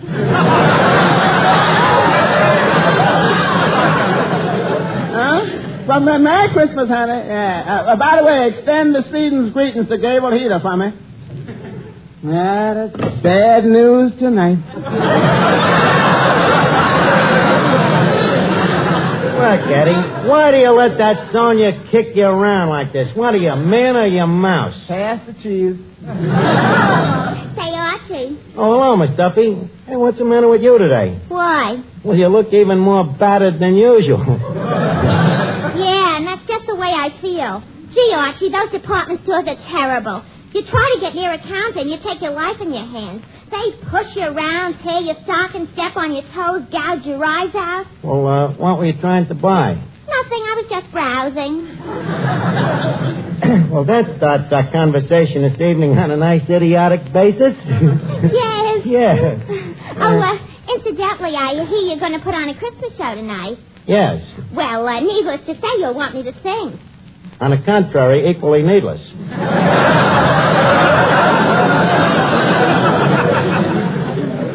You and that foghorn falsetto. That off-coloratura. You are not going Now to... listen here, you big dope. Look, Miss Duffy, leave us not fight tonight. It's the Christmas season, and I'm in too good a mood. In fact, I'm so happy, I'd like to kiss you. Blindfolded, of course. Okay, you can sing in the show. Mr. Melnick. Yeah, Look, we're going to need some Christmassy background music for the show tonight. Are you equipped? We're loaded, Jackson. In what way, Phil? How are you loaded? I got a kid named Robert Maxwell that's murder on this Christmas stuff. A harp player. Harp player, huh? Good idea. Duffy will love it. It's his native music. Okay, we'll put the kid in the show. Hey, Archie. Yes, Mr. Miller? Can you use me in the Christmas show? Well, yeah, maybe you could announce it. Give me a sample, for instance. What would you say? Well, I don't know. Maybe something like this. Ladies and gentlemen, Duffy's Tavern takes great pleasure in presenting its Christmas show, starring that famous hair grooming preparation, Vitalis. Very good. Very good. Then I suppose you had in mind a ballet, maybe, where 4 men with tight, dry scalps dance around a bottle of Vitalis? While the band plays Hair, the gang's all here? Well, no, Archie. The orchestra would play Here, Here, Vitalis is Almost Here. Very sharp. Pull up your podium and pray continue.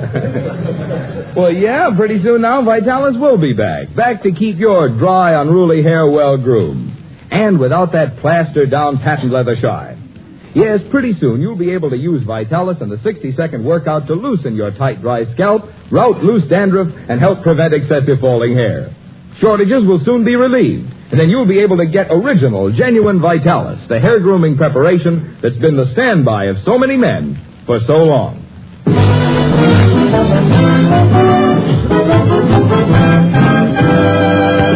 Okay, Eddie, we're all set. Now give me that bung starter. Thank you.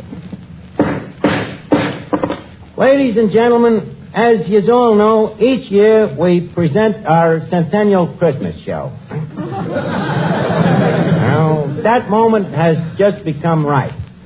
So, I want you all to enjoy the show. Applaud when you like. Be merry. Have laughs. In other words, feel free to vent your spleen in any way you wish. So, without no further ado, leave us on with the show. Carry on, Mr. Miller.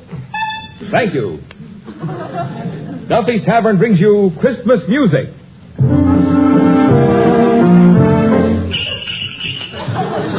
Christmas drama. But Santa Claus, suppose my husband comes home and finds you here.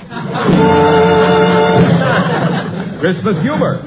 Do you think we will have a white Christmas, darling? Well, it will if it don't rain, dear. And now on with the show. For our first act this evening, we give you that beloved little entertainer, your waiter and mine, Eddie Green. To know him is to tip him. Take it, Eddie. You better watch out. Better not cry. Better not pout. I'm telling you why.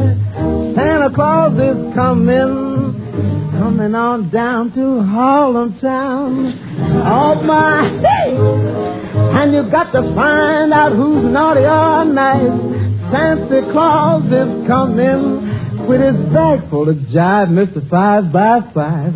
Sees you when you're sleeping, and he knows how good you've been.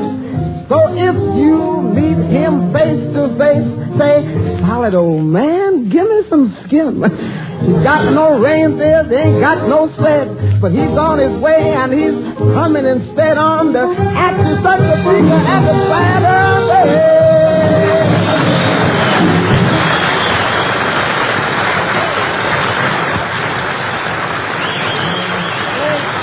Thank you very much, Eddie Green. Now, for our next act, we reach into our Christmas grab bag, and what do we pull out? None other than Mr. Robert Maxwell's The World's Greatest Harpist. Okay, Robert, take us on a Miller side with a reach feet hubcap and send us solid with that old riff-raff sad sack, kid. Okay, take it away, Robert Maxwell.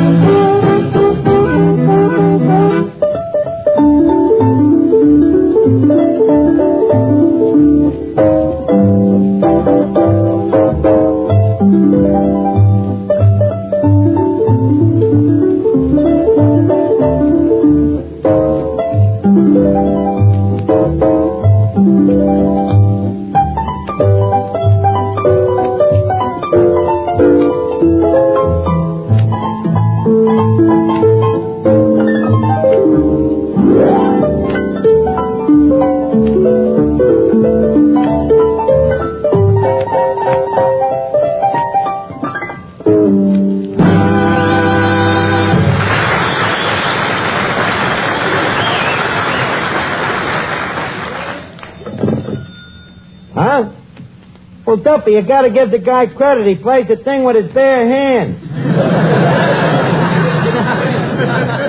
What? Mrs. Duffy says she would like to have a little more Christmas schmaltz, huh? Okay, boys.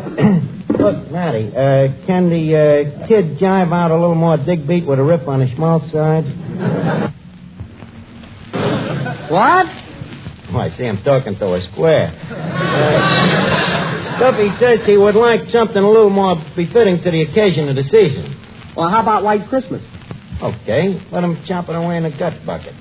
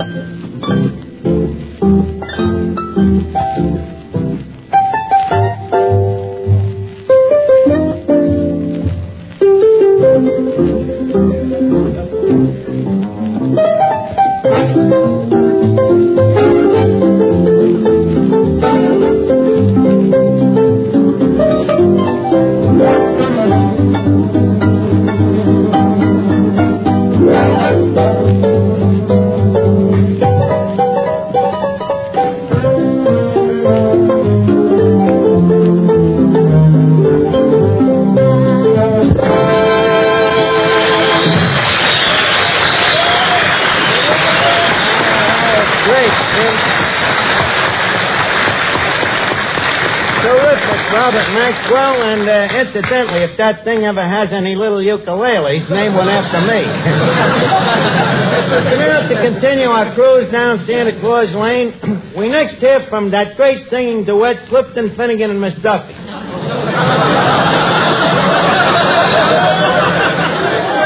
Better known as half a wit and a near miss.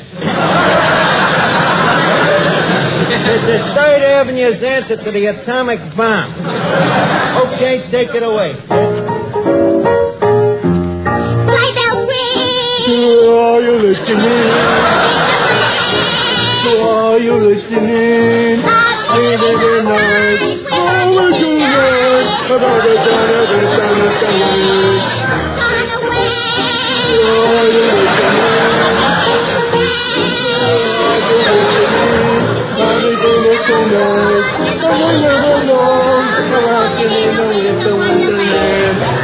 Later on, Christmas fire.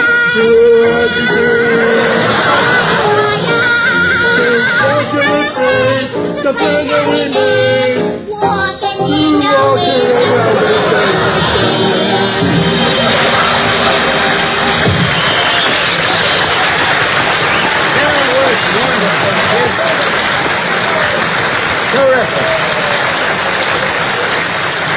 Terrific. Clifton Finnegan and Miss Duffy.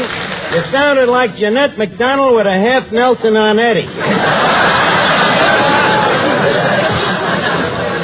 And now, we have a surprise act for you. Mr. Marvin Miller, our genial master of ceremonies, will beleaguer us with a poem. Go right ahead, Mr. Miller. 'Twas the night before Christmas, and all through the nation, people had chest colds and that stuffed-up sensation. Just a second. Wait a minute. I think I can finish that for you. With his sleigh full of minute rub over housetops and spires came Santa Claus shouting, "On, Bristol, on, Myers."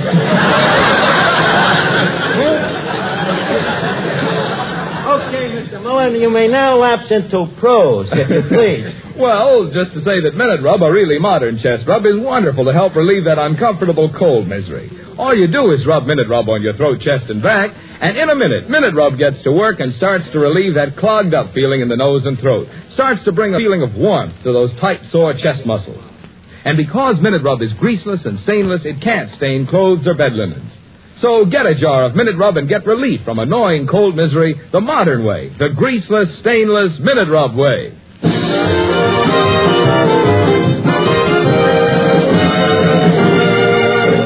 Okay, Mr. Miller, you may now announce the big piece of resistance. Right. Ladies and gentlemen, we now present The Christmas Carol, written by the Dickens boys, Charles and Archie.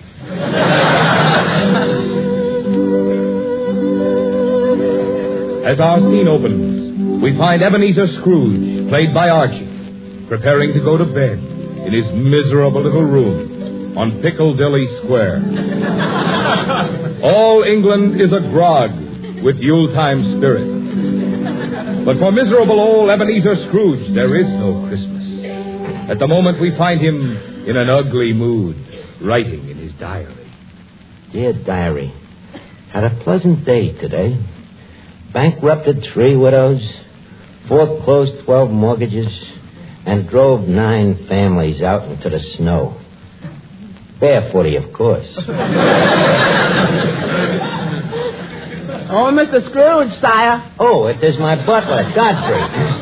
What do you want, my man Godfrey? It's getting mighty cold in here. Do you think we can afford to throw another twig on the fire? Heavens to Betsy, man, you threw one on last Friday. Do you think these twigs grow on trees? I know, but it's getting cold in here. There's icicles on the window. So what, ain't you never seen icicles on a window before? Not on the inside, sire. Oh, before I forget, the widow Scratchit called this morning. Scratchit. Is, she the widow of Willie Scratchit? I mean, Willie Scratchit? Yeah. She's the one you work to death squeezing limes in your lime house. She says you promised to pay her a pension of 2 pence a week. Well, get rid of it, Godfrey. If I have to go around paying 2 pence a week to every widow in Wessex, I wouldn't have a pair of pence to me name. Besides, it ain't my fault that husband of hers didn't save nothing out of what I gave him every week. But, sire, how much can one say about a 10 lashes a week? Bah, humbug. But the widow's downstairs starving, sire. Can't we at least give her a piece of bread? Oh, leave her starved. Them poor people is all alike. Greedy, huh, boss? Yeah. Give them bread today, and tomorrow they're back asking for water. Yeah, but, sire, this is Christmas. Christmas. How I hate it. Christmas trees, presents, happy people, goodwill. I hate Christmas. Yeah, but why do you feel this way, sire? I'll tell you why, Knabe. Because I am a black-hearted, tight-fisted, bitter, stingy old skinflint. Oh, Duffy, not you, me.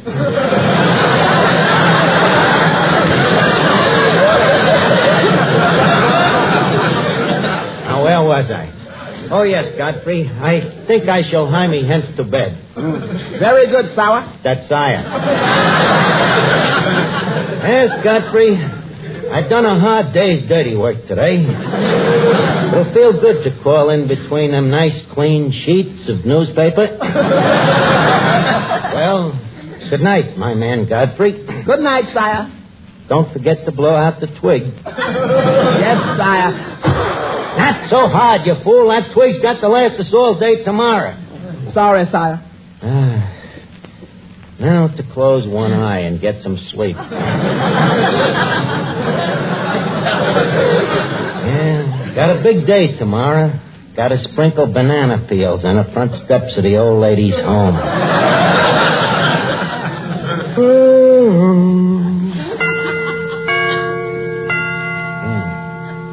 Got to remember to get them chimes made softer. No sense in letting the neighbors hear the time for nothing.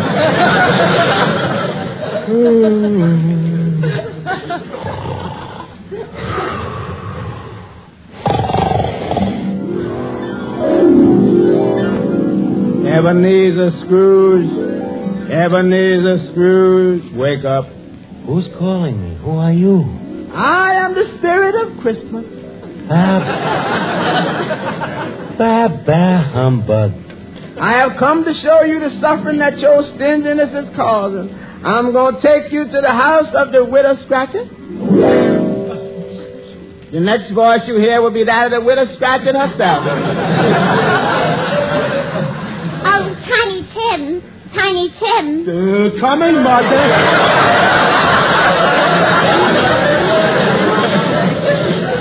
Close the door, Tim. The flies are coming in, and we haven't got enough to eat ourselves.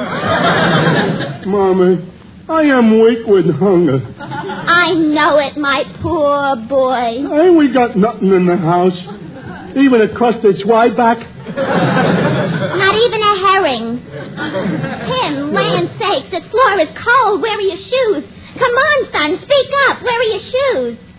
Tim, stop picking that leather out of your teeth and tell me, where are your shoes?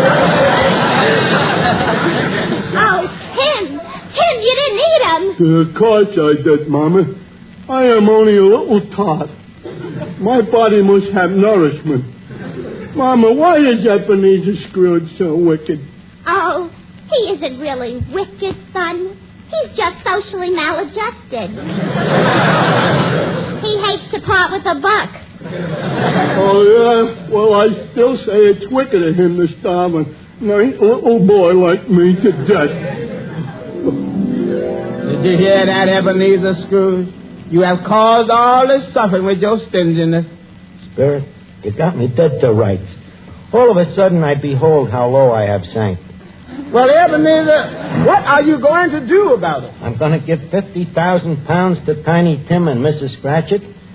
And the rest of my money, I will give to nothing but orphan asylums. Every one of them, from Essex to Wessex, from Wessex to Sussex, and as far north as Norsex. And I want to thank you, Spirit of Christmas. You have lighted up the way for me. You have learned me that it is better to give than to receive. Hello? Mrs. Duffy? Huh? He's over in the corner crying like a baby? I'll get him over to the phone. We'll try to cheer him up. Come on, let's sing him a song, huh? Yeah. Hello, Duffy. What? Stop crying, will you?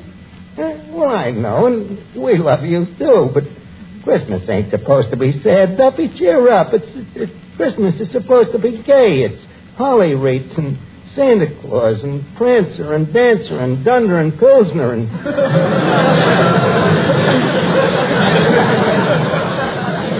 and Jingle Bells. Jingle bells, jingle bells, jingle all the way.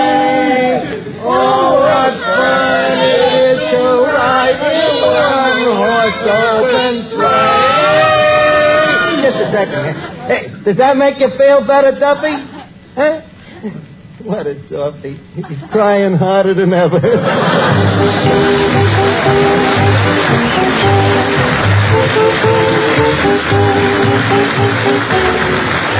And now, ladies and gentlemen, it's time to leave Duffy's Tavern for this evening, but let's meet here again at this same time next Friday night. In the meantime, if you have a cold, remember Minute Rub. And for well-groomed hair, remember Vitalis.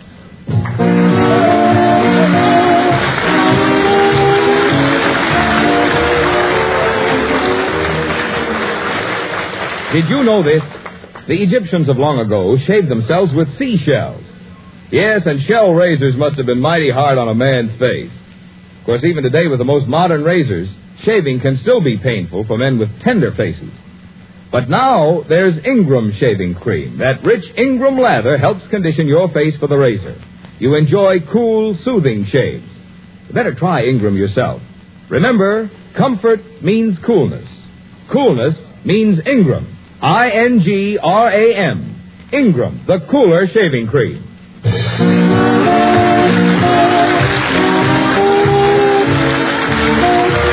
National Broadcasting Company.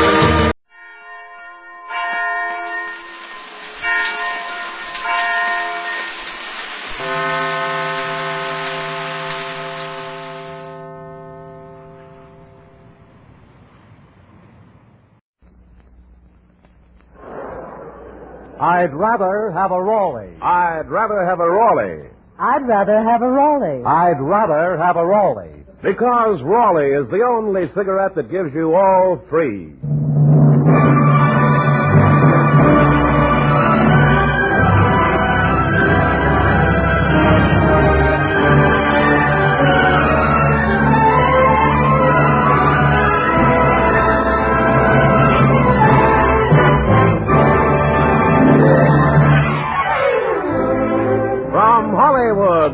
Raleigh Cigarette Program starring Red Skelton with Gigi Pearson, Verna Felton, our tiny singer Anita Ellis, Arthur Q. Bryan, our guest, David Forrester and his orchestra, and yours truly, Rod O'Connor.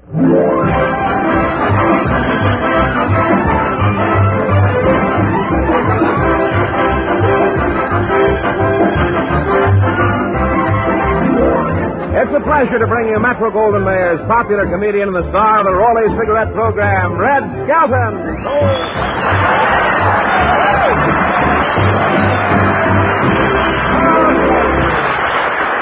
Thank you very much. Too bad Wonderful Smith's not here with us tonight. Sure. Thank you very much. Good evening, ladies and gentlemen, and Merry Christmas to all of you. Well, tell me, Red, what did Santa bring you? Well, socks from my mother, shoes from my father, and shoestrings from my brother. My feet had a very Merry Christmas. Well, speaking of gifts, here's mine to you. Oh. Did anyone give you an electric toaster? Well, not that I know of. Well, in case they do, this will come in handy. Gee, a loaf of bread. Gosh, you shouldn't have done it, really. That's something. Red, in the middle of the loaf, you'll find 3 slices buttered. No kidding. Why did you say it? How will I get it home now? My wife won't be worth a nickel. Well, here's my gift to you. Oh, gee, Red, that's swell. And it's so beautifully wrapped, too. Yeah, well, in case you missed the news yesterday, that newspaper will come in handy. I hope you like them, Rod. I'm a little nervous tonight. Yesterday I went to Itchy's funeral.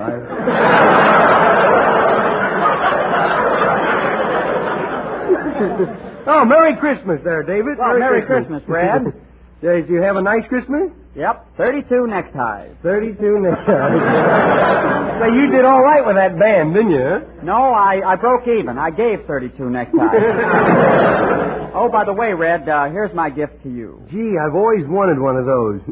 What is it? Well, I don't know, but the price was right, so I bought it. Isn't that wonderful? I saw Fibber, McGee, and Molly in the hall, and they got the same thing. You know. Hey, here's a little something for you, David. It's an antique. Oh, a baton. Yeah, and it belonged to a famous bandmaster. His name's on it there. Gee whiz. Spike Jones. Oh, Anita Ellis, here's something for you, too. Oh, Red, they're beautiful. Oh, they're not very practical. They can't be washed, you know. Oh, but they're lovely. Where on earth did you ever get the idea of putting initials on Kleenex? In my spare time, I did it. I ruined 3 of them, tried to burn the initials. Red, I don't want to rush things, but I've heard a rumor that you're giving everyone in the cast a down payment on a new automobile for Christmas. That I am. Here's a fat little package for everyone. Oh, boy, money. Money? Who said anything about money? It's Raleigh cigarette wrappers. Well, Red, it isn't such a bad idea after all, because with Raleigh cigarette wrappers, everyone has a chance in Raleigh's Car a Day contest. Yes, friends, every day you have the opportunity of winning a new Chevrolet, because the makers of Raleigh's are giving cars away at the rate of 1 each and every day. 7 cars a week. You'll never have a better opportunity to win a car, folks, so don't put it off. This is all you have to do. Complete this sentence in 25 words or less. We should all buy victory bonds because. Send your entry to Raleigh Cigarettes, Box 1200, that's Box 1200, Chicago, Illinois, with 2 complete wrappers from 2 packs of Raleigh's. If you got any small apartments, then we send that address in, too. No, Red, the 2 Raleigh wrappers are enough. Now, how about hearing the name of the winner for December 21st? Okay, Merry Christmas and a Happy New Chevrolet to me. I won it.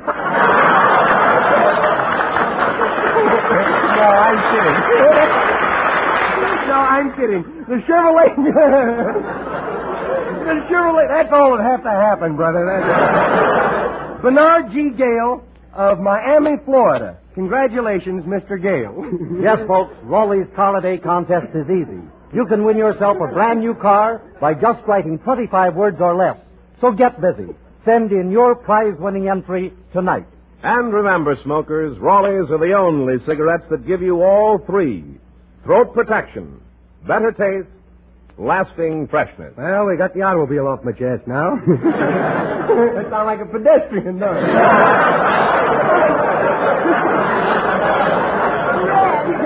Red, you haven't received my gift yet. Oh, so I haven't. What is it, One Dance at the Palladium? No, Red. It's a recording of my latest song, Toyland. Well, swell, Anita. Let's put it on this new RCA Victrola, and we'll play it, huh?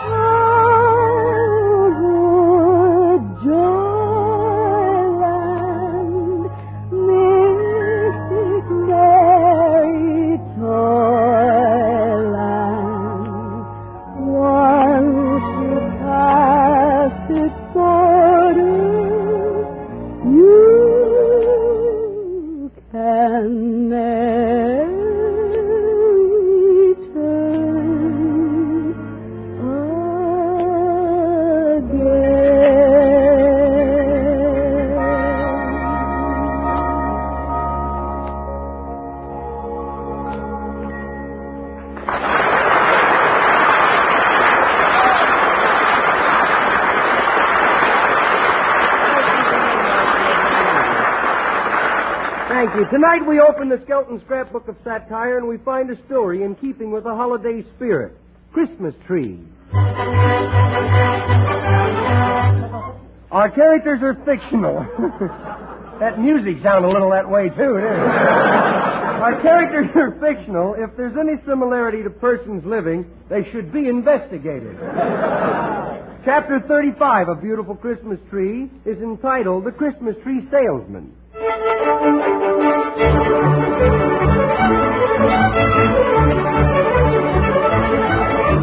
When Christmas holiday rolls around the corner in Saudyville, you'll find Clem Cadiddlehopper selling Christmas trees on the same corner.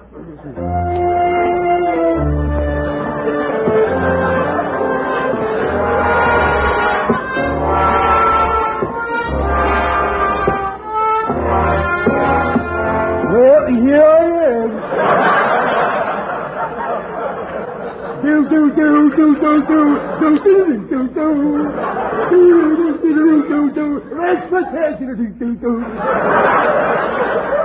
Well, here I am selling Christmas trees, and business ain't too good either. And I got a strange feeling that after today, business is going to fall off, too.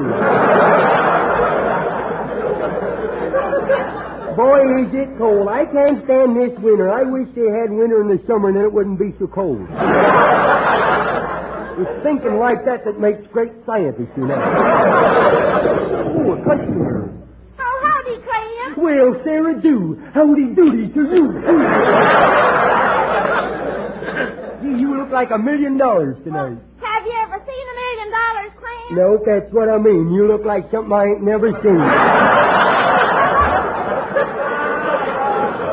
She didn't get it. It's too fast for her.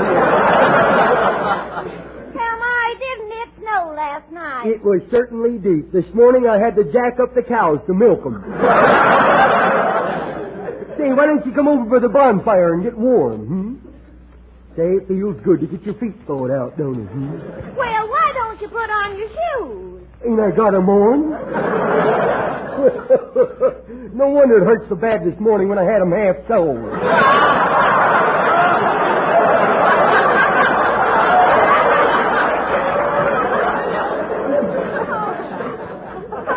Clem, you are a moron. And it took me years to make the grade. What are you going to do about this fire, Clem? It's a dying out. Well, I'll just get that big log over there and throw it on the fire. Well, you can't lift that log, can you? Who can? All that military training, you can? Yeah, just feel that arm. Go ahead. What an arm. Looks like macaroni with veins. Well, I have never been so insulted in all my life. I'll show you I can lift that log.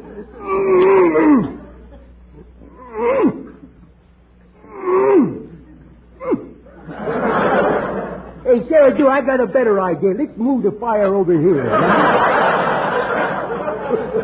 Say, what did Santa Claus going to bring you? Did you tell him what you wanted yet? I did. Oh, Clem, aren't you just a little bit too big for Santa Claus? You are an adult. No, just a minute. Let's not spread that around. May mean what I think it does. Well, what did you ask her? Page 30 of Esquire in person. Boy, oh boy. Finest picture of a bird dog I've ever seen. Beautiful girls, too. Clem, don't talk like an idiot. You know them girls, they're models, they're just a dime a dozen. Dime a dozen? For them models? Yep. Gee, I've been buying licorice all this time.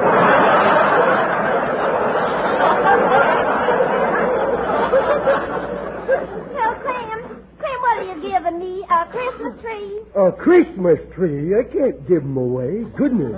What do you think they are, Chevrolet? Well, then I'll just buy you a tree. Okay. What do they sell for? $1,000 apiece. Why, Clem, there ain't a chance in a million that anybody's going to pay that. Well, in case the chance does come along, I'm going to be a rich man. No, I'm kidding. They're 50 and 75 cents. Well, what you got for a dime? A dime? Well, over there's an old hairy broomstick I can let you have. Hey, here's a nice one already decorated. Clem, that's an orange tree. It is? I thought them light bulbs were a little juicy. Well,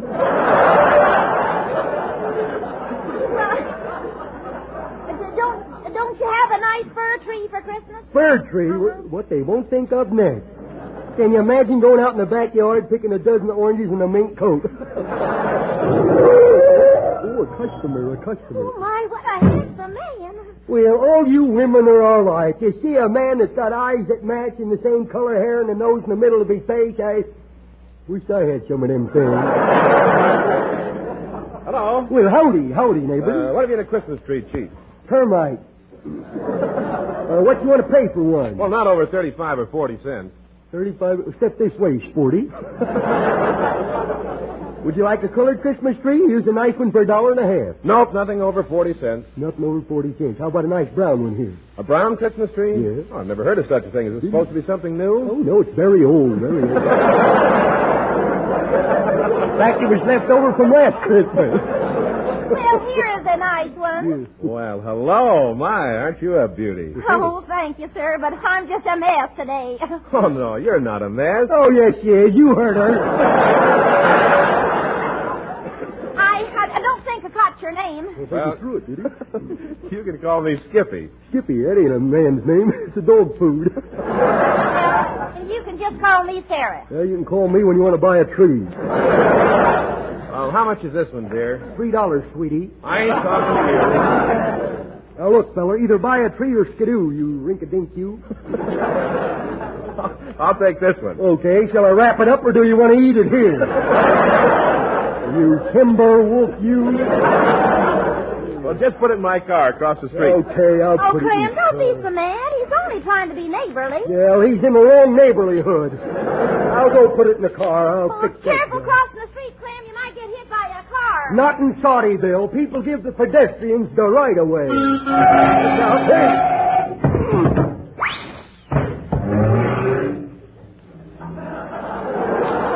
How do you like that? He stole my Christmas tree, too.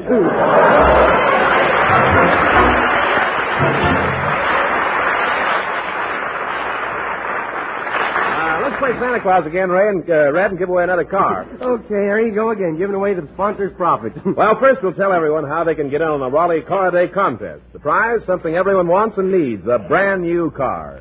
Yes, each and every day, a new Chevrolet is given away. That's 7 cars every week. And here's how you can win one. Complete this sentence in 25 additional words or less. We should all buy victory bonds because. Now, you know lots of good reasons, so send in your entries tonight. Mail them to Raleigh Cigarettes, Box 1200, Chicago, Illinois, with 2 complete wrappers from 2 packs of Raleigh cigarettes. You have plenty of chances to win because there's a new contest every day. Yes, winners are chosen from entries received each day. Entries are judged on uniqueness, originality, and most convincing statements. Judge's decision final. Duplicate prices in case of ties. Entries become property of Raleigh Cigarettes. Contest limited to United States and members of the armed forces abroad. Oh, details. Go ahead, tell us who won. All right, the winner of December 22nd. The winner is Miss Patricia Folks of Park Merced, San Francisco, California. You've won a brand new Chevrolet. Congratulations. Now get busy. Win yourself a magnificent new Chevrolet.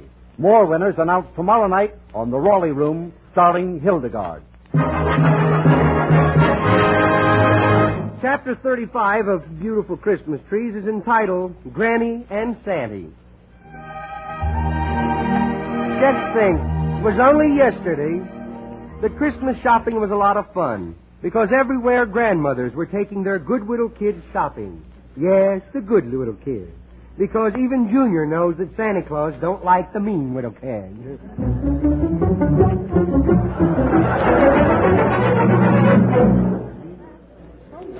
Goodness, this store is really crowded. Ain't it crowded, going? What an inspiration. Boy, what a spot to yell fire in, huh? Junior, you wouldn't do anything naughty like that now, would you? You're kidding me. Yeah, you just keep laughing, kiddo, that's all. You take these handcuffs off me. I'll show you, boy. Junior, now stay with Grandma. Yes, ma'am. I won't run away because if I got lost, you would worry. Yes, I would, Yes, Junior. you would. I'd be afraid I might find you again. Yes, Boy, you sure does love me, don't you, huh? I can't figure out why you're so good all of a sudden. It's the night before Christmas and all through the house. Nothing this stirring, not even this loud. This good behavior just before Christmas won't get you anything. Well, what has I done wrong this year? I'll tell you. No, never mind. I know, and you know.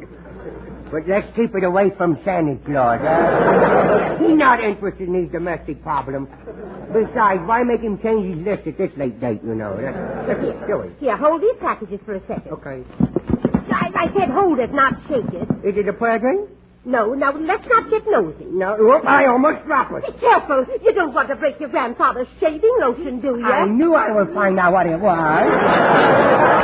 Junior, let's go this way. Oh, no, you don't, kiddo. I see it. Look at that. I never see so much candy in all my life. Oh, gumdrop jawbreakers. I do believe I died and gone to heaven. Goodness. Oh, I was tired. I think I will stretch me with a worm. Junior, stop that stretching. I see you reaching for those gumdrops. She knows me pretty well, don't she? Yes, I do. And for touching that candy, you must be punished. No. Hold out your hand. Okay. Oh, you broke my arm. You broke my arm. Well, louder, Junior. You broke my arm. So Santa Claus will hear you. You broke my... Oh, well, I guess I can hold me feelings until after the holiday. I hope Santa Claus brings me a Christmas tree this year. When are we going to see old Santa, Junior, stop asking questions. But why? When I was your age, I never asked questions. Maybe that's why you can't answer mine. But we will give you a box of Snickers anyway. I know what. Would you like Santa to bring you a brand new suit of clothes? Does you mean with patch pockets and brass buttons? Yes. The coat with little belt in the back? Yes. Short pants with a night crease in them? That's right. Wouldn't bother opening it, sir.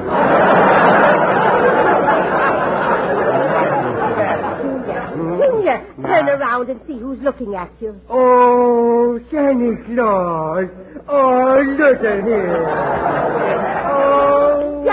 look roly-poly in his red velvet suit. Yeah, he looks just like a bloodshot blimp, don't he? Look, Right. he's motioning for you to come sit on his lap. You mean he's not mad at me? I mean, I've been pretty bad this year. He'll overlook a few things. A few things? Boy, I can close my eyes and see the things I've wrecked. You know, I give an inferiority complex to an atomic bomb. You know that. Go on over to Santy. He's busy, you know. Okay, I will run right over. Oh, I fall down. Did you hurt I yourself? hurt myself. Oh, bless your little heart. God bless me with a heart. Here, let old Santa help you out. There. Now, come sit on my lap. There, are you comfortable? Gee, ain't you soft, huh? Who built you, Simmons Mattress or somebody? My, look at that nice long beard you had. It's so soft, it looked like 5 o'clock shadow with snow in it, don't it? Boy, if I only had a pair of scissors. Not kidding. I wouldn't touch it. Tell me, what would you like more than anything else? Well, a pair of scissors, I guess. Yeah. Well, let's talk about you. Have you been a good boy? Now, let's talk about you, huh? You're really a nice old man, you know. I have been a pretty good boy. You wouldn't be trying to flatter me, would you? You trusting old soul, ain't you? Have you been a good boy? Well, for the past week, I will admit I has been pretty good, but it makes me sick to think about it, you know. Well, what about the other 358 days? What can Santa bring you this year? Well, I tell you, bring me a great big Christmas tree with real lights on it, because last year we had to use candles. You did? Yes, the insurance company was awful nice, though. They rebuilt the house for it. Well, tell me, don't you want something under it? Under the tree? Well, there's a few things I would like, Santa Claus. I would like a book on how not to be prejudiced. So when I grow up, I won't have to go to war. Just because I hate someone whose skin's a little different color, or because their beliefs are a little different from mine. And bring me the will to see my own mistakes instead of others. I'd like for you to bring me Grandma a nice book on post-war planning. Because like most people, she got a little money now, and she might be tempted to, well, pay just a little above the regular price for something that she really don't need. And don't let them get rid of the OPA, because we want our country to stay our country. We don't want it to have inflation. And if you can, I wish you could bring all the little kiddies back home from overseas. If you can, make all the people remember how much these little kids have done for us. And give them good health. Give them a good place to work. Give them good homes. And give them all transportation so that they can get to those things. I guess that's about all.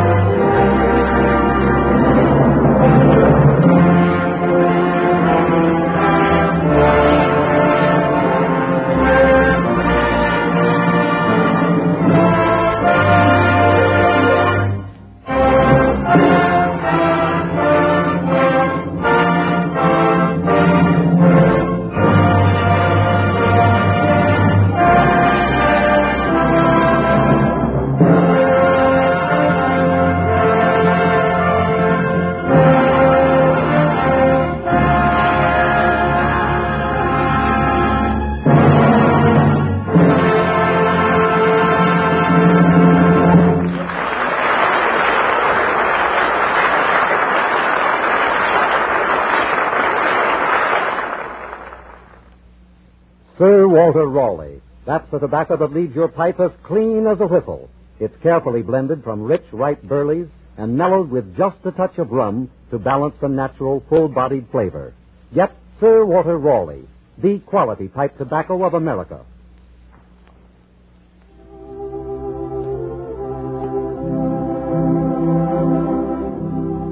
And remember, we'll all be with you on every Tuesday night at this same time. Red Skelton, David Forrester and his orchestra, Anita Ellis, Verna Felton, Gigi Pearson, Arthur Q. Bryan, and yours truly, Rod O'Connor. Until next Tuesday, then. This is Red Skelton saying goodbye now, and thanks for listening, and Merry Christmas to you all. God bless you. And remember, listen to Hildegard tomorrow night, and the People Are Funny with Art Linkletter Friday night over most of these stations. Red Skelton is heard in this program through the courtesy of Metro Goldwyn Mayer.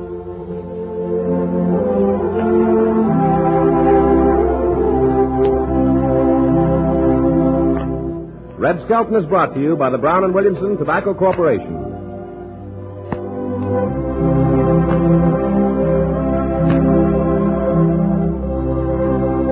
This is the National Broadcasting Company.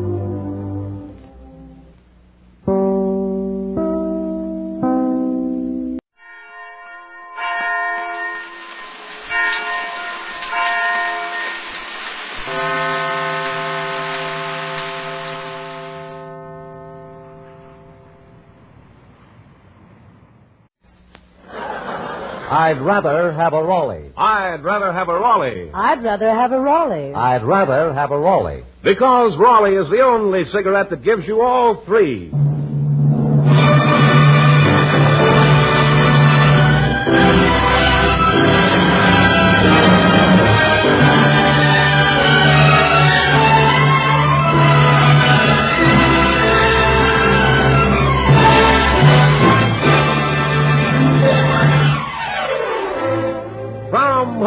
The Raleigh Cigarette Program, starring Red Skelton with David Forrester and his orchestra, Gigi Pearson, Verna Felton, our singing star, Anita Ellis, Pat McGee, and our guest, Wonderful Smith, and yours truly, Rod O'Connor.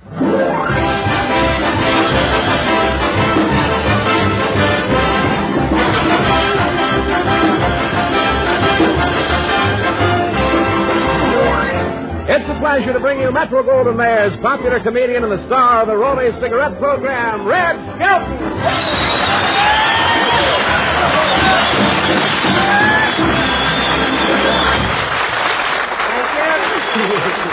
Thank you very much.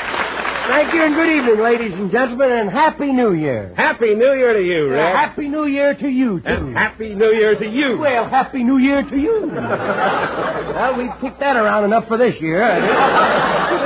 Well, how'd you bring the New Year in? I had nothing to do with it. I woke up this morning and there it was. You know, well, during the last year, a lot of waters passed over the dam. Yeah, in sunny California, too. A lot of people got soaked, you know. Well, it was really an eventful 365 days, you know. The war ended. A lot of the boys came back from overseas. Yeah. Rationing was stopped. Dick Tracy went on a diet.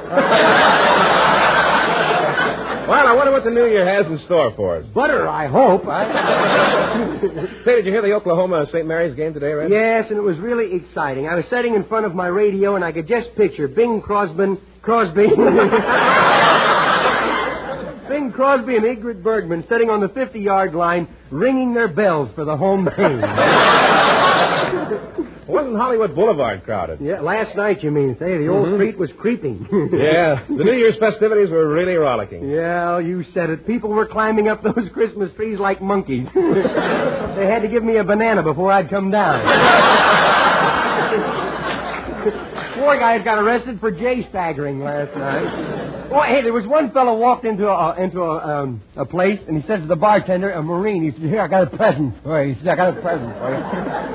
A live lobster, here. A live lobster? So the bartender says, well, thanks a lot. He says, I'll take it home to eat. The guy says, oh, don't do that. Take him to a movie. He's already eaten.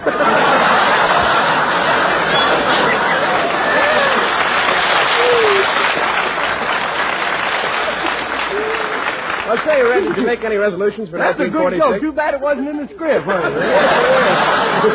Did you make any resolutions for 1946? Yeah, I got a couple I'll sell you. I won't be able to keep them. Well, Happy New Year to you, Anita. Oh, the same to you, Red. Hey, tell me, How did you see the new year in? Oh, I spent the evening with my mother.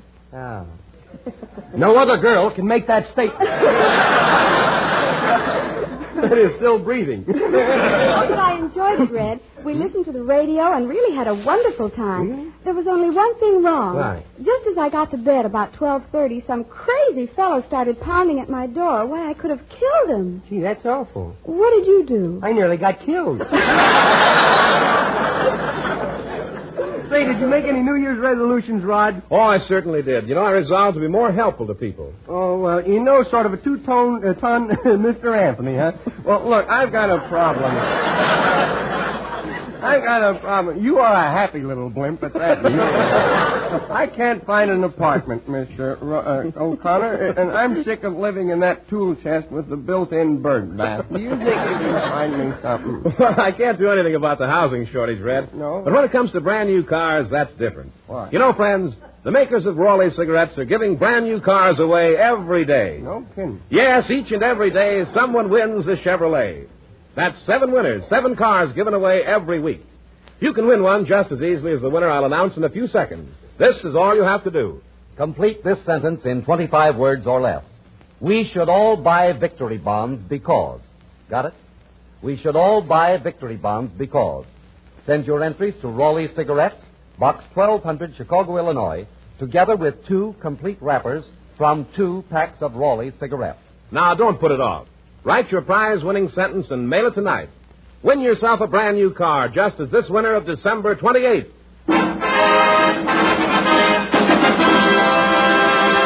The winner of December the 28th was my cousin Joe.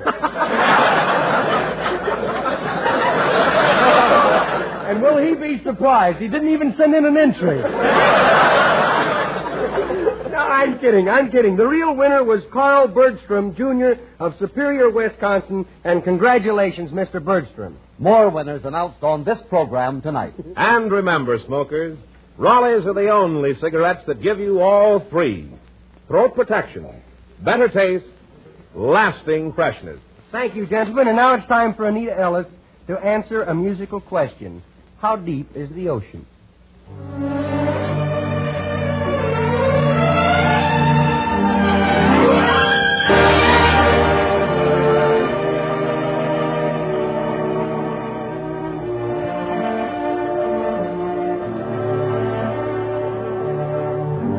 How much do I love you? I'll tell you no lie. How deep is the ocean? How high is the sky? How many times a day do I think of you? How many roses are sprinkled with blue?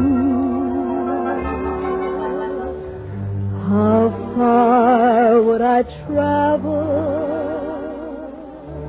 just to be where you are? How far is the journey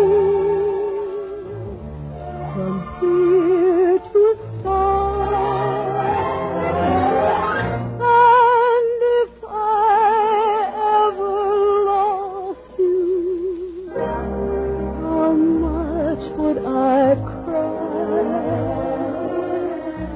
How deep is the ocean?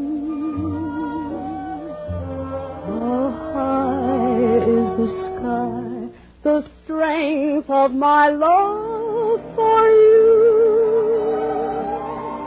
is more than a heart and home. How deep is the ocean?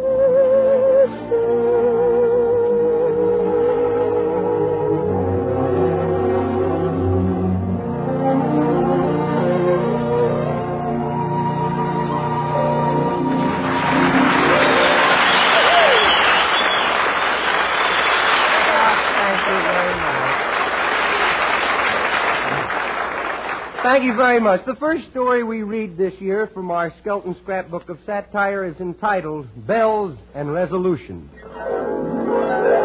Our characters are fictional. If you think there's any similarity to persons living, don't you believe it.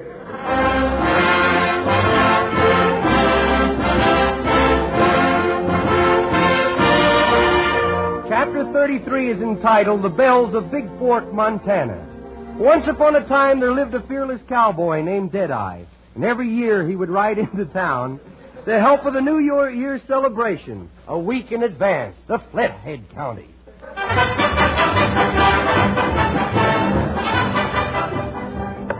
Whoa! Whoa! Oh, come on, horse! Whoa!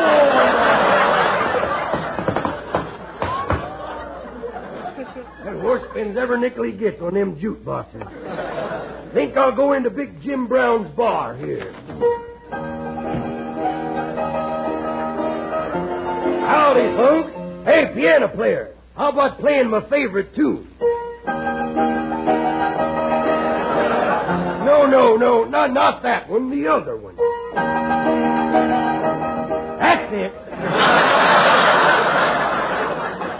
Symphony. I love that. Oh, there's my gal, Margie the Clipper.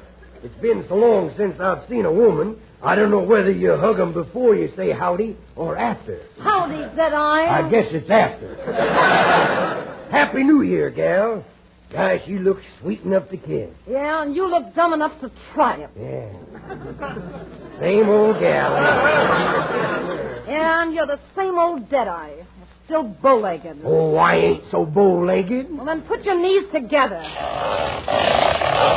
Well, look at that. 4 feet taller. Well, what's new, Deadeye? What's this I heard about you having a pistol duel with a horse thief? Thought you were going to reform. I thought you resolved in 1945 to get a steady job and take home an honest man's living. I did. You show me where the honest man hides it, and I'll take it home in 1946. Did you fight this guy in on a stool? Yeah, even let him shoot first. Then I stepped from behind the tree and plugged him. It was fair and square. I got a fair deal, and he got a square box.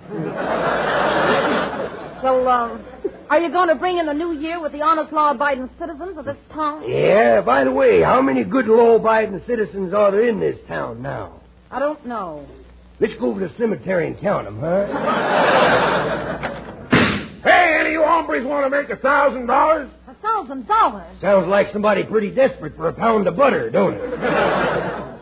4 days for New Year's Eve, and I'll pay $1,000 to anyone who rides to the top of McGregor Mountain and ring that bell in the old Mission Tower at midnight. You got your man there, stranger. I'm the best cowboy in the West. Of course, I don't have a pretty English accent like Errol Flynn. But I am brave, you know. You ring that bell, and $1,000 is yours. Okay. Are you nuts? The Blackfoot Indians say that bell is bad enough to anyone who goes near it. Yeah, that's why I'm hiring somebody that don't know about the so-called superstition of that bell and let him ring it. Gosh, Deadeye, you think of everything, don't you? Nope, just them pictures and Esquire. Who just came in over there? Howdy, neighbors. Howdy. Stranger around here? Yep, I'm from Texas. Panhandle? Only when I can't find work. Say, nice gear you're wearing there. Them boots, they genuine cowhide? They sure is. I'll prove it. I'll rub them together.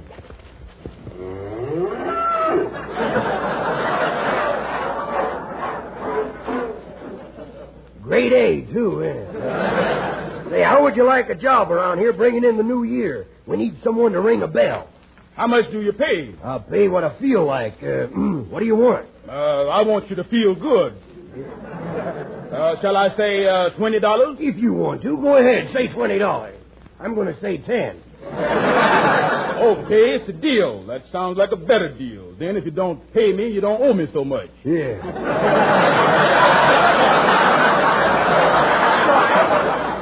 Well, shall we get going? The horses are outside. Okay. I saw your horse. He looks just like that Lone Ranger's horse, Silver. No, this is his brother, Stainless Steel.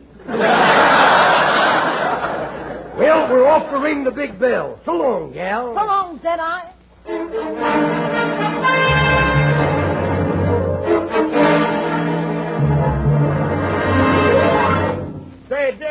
Where is this bell? We've been climbing for 3 days, and I'm mighty hungry. Why, I'm so skinny now I'm holding my pants up with my teeth, and it ain't easy. How come? No teeth. Well, why don't you forget about food? Think about something else. Think about women. I'd rather think about food. Instead of women? Yep. Boy, I hope I never get that hungry.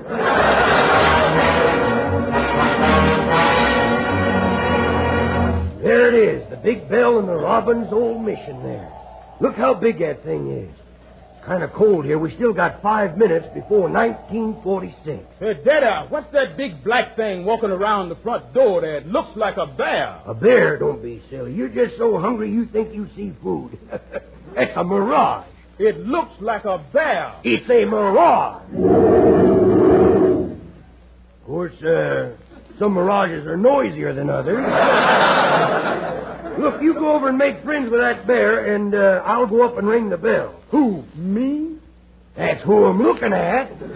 Look, that bear is just as scared of you as you are of him. I don't see no goose pimples on him. Now, look, go on over there. If you were to go over there real fast, that bear would run. Yeah, home and tell the other bears what he's found for dinner.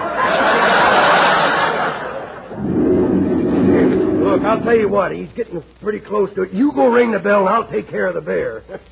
That's funny. I'm going forward, but my feet are going backward. All right, bear, now, none of that stuff. Just come a little closer. Just come a little closer.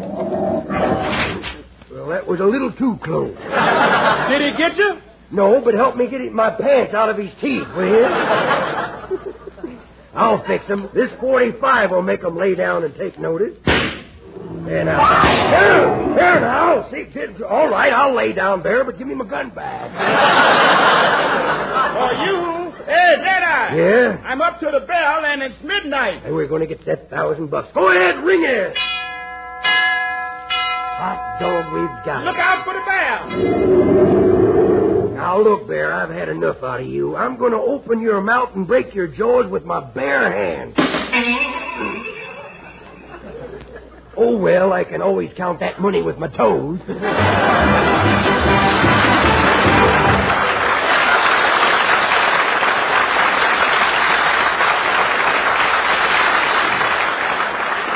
Say, Red, let's start the new year off right for someone by giving them a swell prize. Okay. Mrs. Lou Buttons, you win Van Johnson. No, Red. No? We're going to announce another winner in Raleigh's Car Day contest. You know, friends, each and every day someone wins a brand new car. Every day, mind you, 7 cars each week.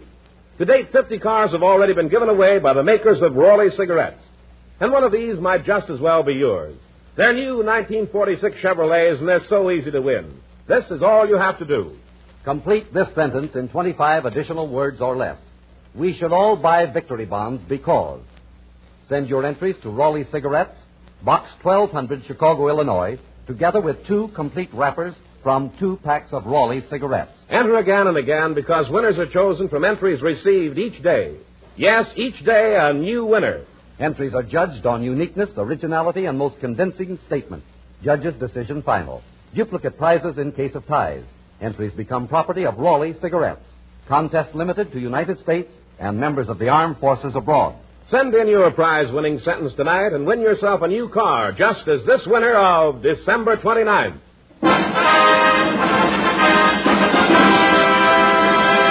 A new Chevrolet goes to Dan Benson of Salt Lake City, Utah.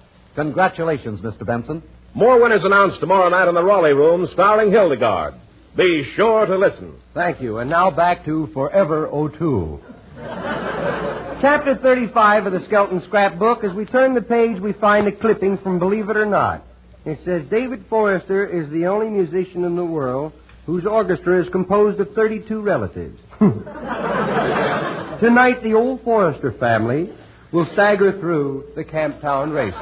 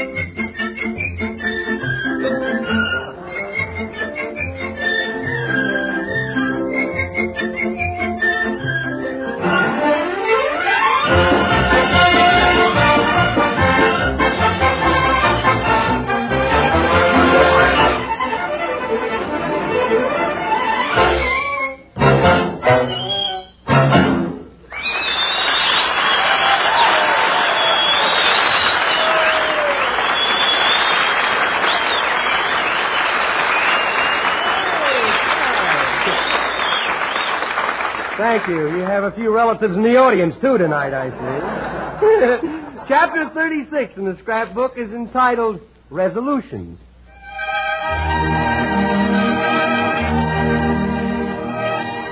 Starting the new year right is a feat for some people, but wrong or right, Junior shows Granny that he is still the mean widow kid.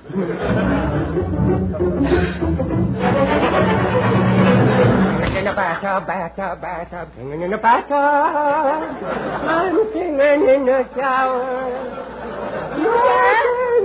Junior! Where are you? Where are you? I'm in here taking a shower. Scrubbing me little toe. That's a good boy. Yeah. Happy New Year. And the same to you, Grandma. Come in. Oh, no, dear. Granny will stay out here while you're taking your shower. No, come on. It's all right. Come on in. I got me clothes on. What? Junior. Oh, dear, and I thought 1946 would be different. In the shower. Look at you. You're soaking wet. I am messing her. When you take a shower, you're supposed to take your clothes off. Now she tells me. Did you wash your face good? Yes, I did. What's all that dirt behind your ear? That's where I wash it to. Junior, do you know what day this is? Certainly I does. I wasn't born yesterday, you know. Well, what day is it? Well, let's see. 30 days has September, and Uncle George for driving while he was... Junior! I asked you what day this is. Does you know? Certainly. Then why should we both waste each other's time discussing something we both know? Boy, women are so exasperating sometimes. Junior. Exasperating. Junior. I'd like to look that word up someday. Yes. This is the first day of the new year. Yes. And it should be full of new possibilities, you know. I hope that you've made a resolution to do bigger and better things. Yes, I had. Yes, I had. If my resolutions work out like I had them planned, this year the fire department should be pretty busy. What do you mean? You'll hear about it later. I had been reading up on the atomic bomb. Not only will you hear about it, the whole town will hear about it. Part of me here, part of me there, part of me there. That will be Junior all over there. Junior, you're only kidding. You just keep laughing, kiddo, that's all. Do you realize what New Year's Day means? Yes, I does. It means that Grandpa won't be able to get out of bed for 2 days, don't it? That's enough. Now, don't you hit me. Now you can hurry and change your clothes. We'll go say Happy New Year to Jim the Harkin. Oh, Jim.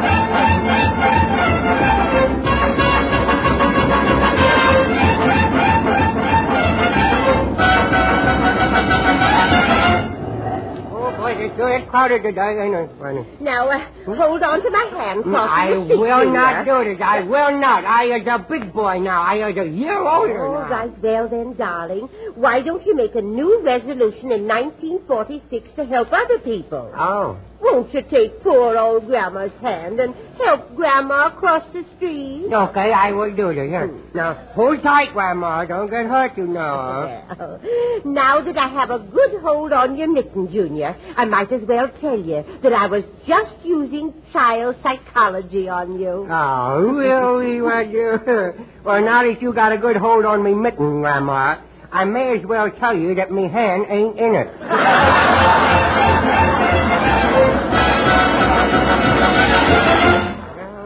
He's got a nice house here, isn't he? Oh, I hope Jim's home. No, Jim? Who's this Jim you talk about? Or... This gentleman is a very dear friend of mine, Junior. Oh. If I'd met him before I'd married your grandfather, well, sometimes I wonder. No, now that's not right, because if you hadn't married Grandpa, then you would never met Mummy.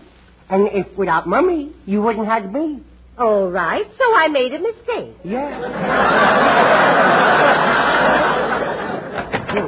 Well, Happy New Year, Vernon. Look at that old My, you look younger every day. Yeah, you know, Benjamin Franklin used to tell her the same thing, you know. No, you don't look a day over 40. Really? No, I'm wrong. You don't look a day over 35. How wrong can you be around here? Oh, I'm sorry. Happy New Year to you. Ah, shut up. Junior. Won't you come in? My Junior, you must be a lot of good company for your grandmother. Trusting old soul, ain't you? You've got a nice house here, you know. Thank you. Verna, remember the first New Year's we met? Yes, you gave me a lift on a bicycle. A bicycle built for two, I hope. Well, no. Well, let's not get sickening about it. Junior. Jim, you must come over to dinner sometime. Oh, thank you. Does you like turkey, Jim? Yes, Well, bring one over. We cook it. Junior! By the way, where is your husband? No, he's home sleeping it off. Junior, at times I can't figure you out. Well, stick around, kiddo. You will. Get over there. Oh, look, you got a kitty cat. No, don't get rough with the kitty. Look at him. Don't get rough with him. He might scratch you and get blood poisoning. Yes, he... Boy, they sure does love me, don't they, huh? Boy, ain't you a dandy cat. Look how fuzzy you is, boy. I'm going to take you home with me, boy. Here, come up and look. Here. Boy, he's fast. Where'd he go? He jumped right out of my arm. There. Oh, there he is up on that shelf. I will climb up there and get him. Come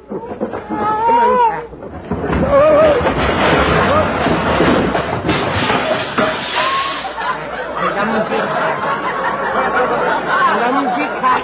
It was the cat's fault he had on his overshoes. Good heavens! What happened in here? Junior, what on earth are you doing? There won't be no inflation now because everything's come down. Junior, for that you have to be punished. I know. I was bad, so you go ahead and spank me. Go ahead. Run your beautiful hands, but spank me. I don't have beautiful hands. Yes, you do. They're so soft, so smooth, so Jergens-like, you know. But go ahead. Well, run along. She's really got these fan hands, but I got my spinal column to worry about.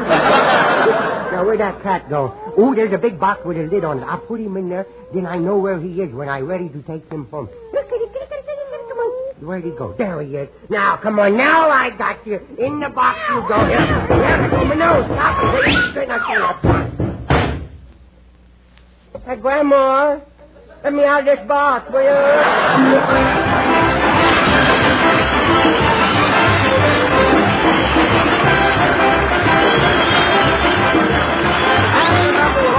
On every Tuesday night at the same time. Red Skelton, David Forrester and his orchestra, Anita Ellis, Verna Felton, Gigi Pearson, Pat McGee, and yours truly, Rod O'Connor. Until next Tuesday, then. This is Red Skelton saying goodbye now. Thanks for listening. And remember, the boy's still overseas. Right. And remember, listen to Hildegard tomorrow night, and The People Are Funny with Art Linkletter Friday night over most of these stations. Red Skelton is heard in this program through the courtesy of Metro Golden Bear.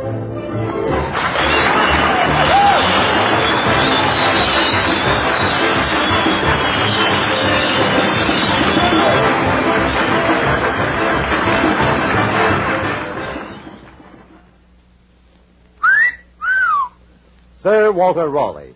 That's the tobacco that leaves your pipe as clean as a whistle.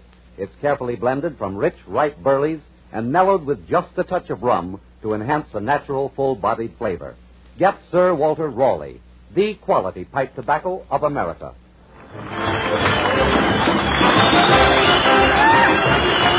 Red Skelton is brought to you by the Brown and Williamson Tobacco Corporation.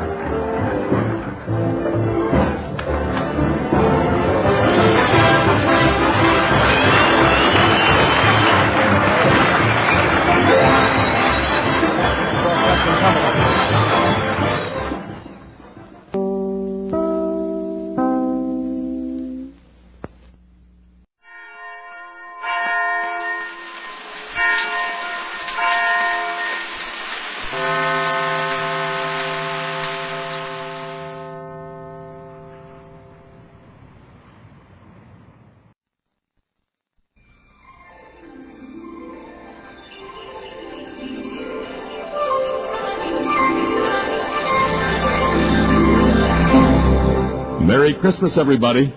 My name is Lee Allen, and the story you're about to hear has become a Christmas tradition. It's been broadcast for over 25 years on radio stations all over America. The story was given to me by Ed Hardy, news director of a radio station much like this one. It was a copy of a letter written by a young Marine named Michael, who was hospitalized after being wounded on a Korean battlefield. The letter was written home to his mother, but it was first seen and read by a Navy chaplain. In the letter, Michael describes what happened to him on that lonely, frozen battlefield. When the chaplain first saw the letter, he talked with the boy's mother, the sergeant in charge of the boys' patrol, and the patrol members themselves. Privately, they will all still tell you that what you're about to hear is a true story. We simply read the letter at Christmas time and let it stand on its own merit. The sergeant, the patrol members, and Michael are real people. The story is the letter, a copy of the original. A letter from Michael.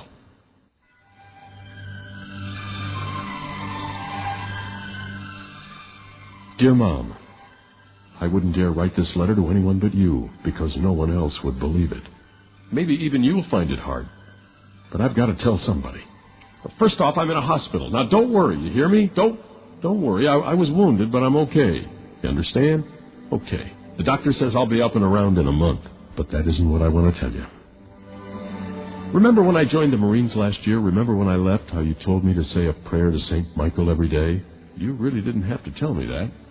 Ever since I can remember, you always told me to pray to St. Michael the Archangel. You even named me after him. Well, I always have. When I got to Korea, I prayed even harder. Remember the prayer you taught me? Michael, Michael of the morning, fresh court of heaven adorning. You know the rest of it. Well, I said it every day. Sometimes when I was marching, sometimes resting. But always before I went to sleep. I even got some of the other fellas to say it. Well, one day I was with an advanced detail way up forward of the front lines. I was plodding along in the bitter cold. My breath was like cigar smoke. I thought I knew every guy in a patrol, when alongside of me comes another Marine I'd never met before. He was bigger than any Marine I'd ever seen. He must have been 6'4" and built in proportion. Gave me a feeling of security to have such a buddy near. Anyway, there we were, trudging along. Rest of the patrol spread out. Just to start a conversation, I said, "Cold, ain't it?" And then I laughed. Here I was with a good chance of getting killed any minute, and I'm talking about the weather. My companion seemed to understand. I heard him laugh softly. I looked at him. "I've never seen you before. I thought I knew every man in the outfit." "I just joined at the last minute," he replied. "The name is Michael." "Is that so?" I said. "That's my name, too." "I know," he said, and then went on, "Michael, Michael of the morning." I was too amazed to say anything for a minute. How did he know my name and the prayer that you had taught me? Then I smiled to myself. Every guy in the outfit knew about me. Hadn't I taught the prayer to anyone who'd listen? Why, now and then they even referred to me as St. Michael. Neither of us spoke for a time, and then he broke the silence. "We're going to have some trouble up ahead." He must have been in fine physical shape, for he was breathing so lightly I couldn't see his breath. Mine poured out in great clouds. There was no smile on his face now. Trouble ahead, I thought to myself. Well, with the enemy all around us, that's no great revelation. Snow began to fall in great thick globs. In a brief moment, the whole countryside was blotted out, and I was marching in a white fog of wet, sticky particles. My companion disappeared. "Michael!" I shouted in sudden alarm. I felt his hand on my arm. His voice was rich and strong. "This will stop shortly." His prophecy proved to be correct.